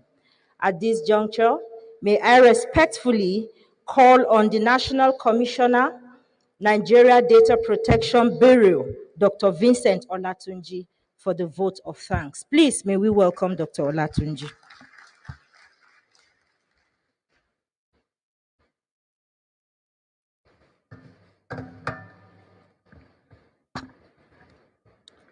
Honorable Minister, sir, I would like to seek your permission to skip the protocol and just go ahead with the vote of thanks. Thank you, sir. I would like to start this vote of thanks by giving glory and honor to the Almighty God for making this happen this year. No matter how robust our plan must have been, for the grace of God, we won't be able to be here to say that we are closing this ceremony. So we give glory to God. From all we've heard in the last 3 days, all we've seen, it's obvious that there's a paradigm shift in the way things are being done in Nigeria now. There's a revolution that's leading to so many things, leading to globally competitive human capital, leading to innovations in several sectors, leading to job creation, leading to wealth creation, all that will lead to sustainable development. But there's one single sector that is propelling this revolution, and that is the Nigeria digital economy sector. And this is under no other person than Professor Isa Ali Ibrahim Pantami. I've been in the public sector for over 30 years. I must say here that I've never seen a minister that brought the kind of change we're witnessing in Nigeria today. We've heard this through the National Bureau of Statistics, placing the ministry and the minister ahead of other ministries. I've been the largest contributor to the GDP in the country. The minister did not do this. And through international assessors of all ministries, all ministers, we also witness what the outcome is. For a ministry, for a minister to score an average of 173%, for a mark that is about 70%, I think that is really commendable. In the local parlance here, we will say you are doing well. But in my own word, I will say, Honorable Minister, sir, you are doing very, very well. And we are very, very proud of you. In fact, 4 days ago, when we met to kick off this program, when I grabbed a copy of the minister's speech, highlighting the achievements, even for myself within the sector, I didn't understand this thing that much. If you don't compare figures, you won't really know the extent of what you are doing. And these were done by international assessors, not by anybody. And I quickly grabbed a copy. When I go back to the office, I gave my team members, said, please convert to soft copy. This is a very good resource for our research and our presentations. But graciously, in the evening, the Honorable Minister shared a copy with me. You wouldn't know how excited I was, sir. Immediately I shared with my team members, please, this is a very good resource for us in our presentations going forward. We thank you, sir. And this wouldn't have happened without your tenacity, without your vigor, without your energy, without your commitment to all the things that you are doing in the country. We really commend you, and we are happy to be associated with you, sir. Thank you very much, sir. Even for sustaining Nigeria and now leading to digital Nigeria, which you are witnessing the many events. Some ministers will come. Maybe they come in, most of the things that are already going, they just discard them. But in his own wisdom, even as the DG of NIDA, he sustained this, and that is why we are here today. And I must say that in terms of the level of organization, participation, quality of resource persons, I think this is really, really commendable. Thank you, sir. And I'm not a politician, but all things I've said, the quotations and everything, the figures, you can go and verify.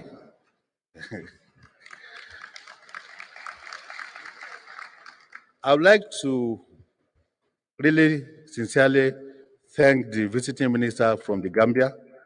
You've been here for the past 3-4 days, and for you to leave your country to come here to share your knowledge with us and to even see what we are doing in Nigeria, we really appreciate you for this.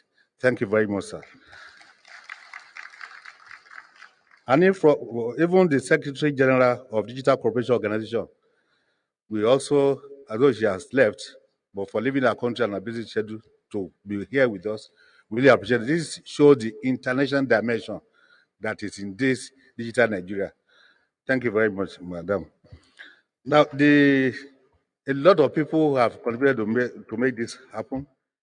The DG of NIDA, who is the driver of the whole process, my DG, we commend you for sustaining this and for keeping the flag flying.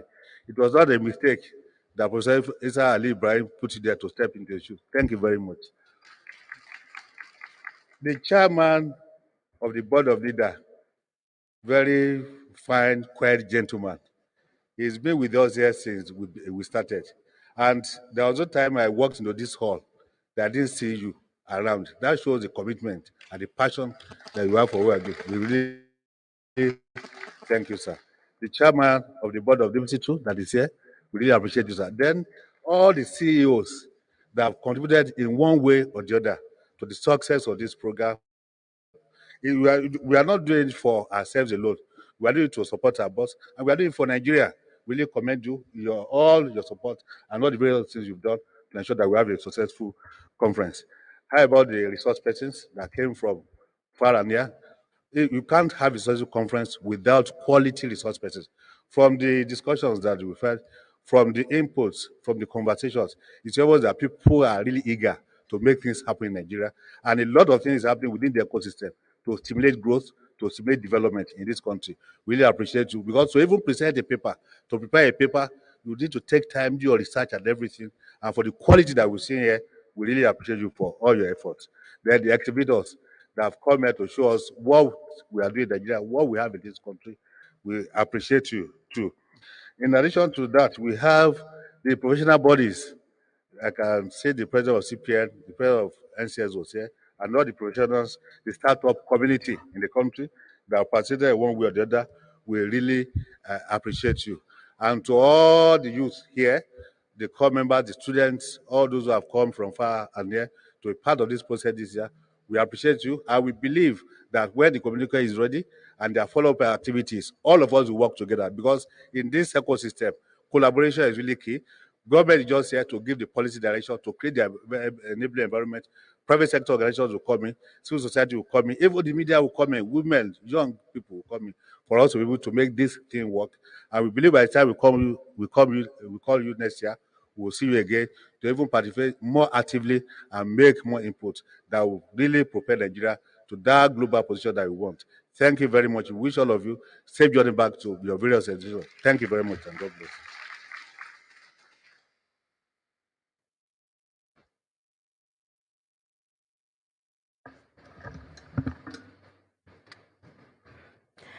With special permission from my boss and my DG, I would like to most sincerely thank myself.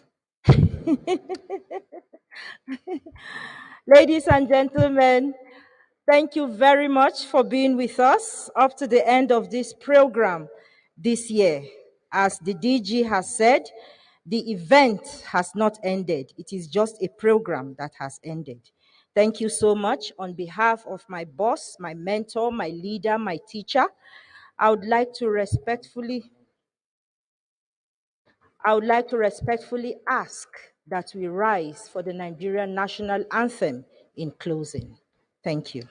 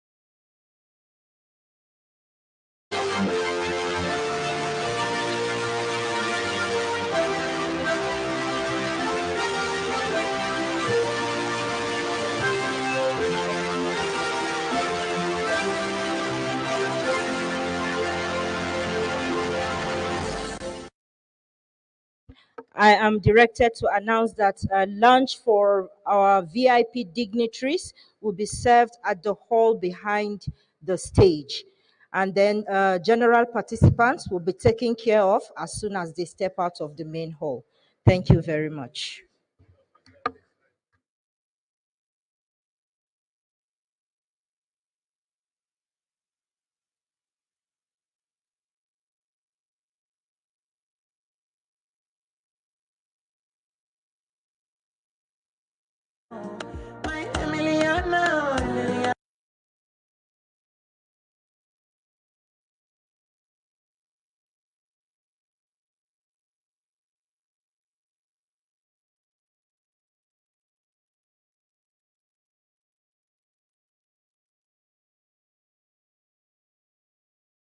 What does cryptocurrency actually mean? Who created Bitcoin? And how secure is the blockchain technology? Well, thanks to the innovative technology of the blockchain, which was created by Bitcoin creator Satoshi Nakamoto, what couldn't be done before suddenly became quite easy for everyone to do. And to show how revolutionary the blockchain technology is, stop for a second and think of a platform that offers gamers the opportunity to play all kinds of games, from board games to video games and competition streaming. Offers gamers a pension plan, a mortgage plan, an NFT marketplace, a gamer wallet, and an immersive 3D world. If you can find one, let me know. Oh wait, I have one and I'm so ready to talk about it in this video. Hey guys, welcome into the metaverse on Crypto TV Plus. And keep watching Crypto TV. Don't touch that. Peace. This is the face I make when I buy a shitcoin. Hold on. Hi! In the crypto world, there are a lot of slangs used by crypto experts, and one of them is shitcoin. So what is shitcoin? A shitcoin is a slang for a coin that has no value, and it's basically worthless.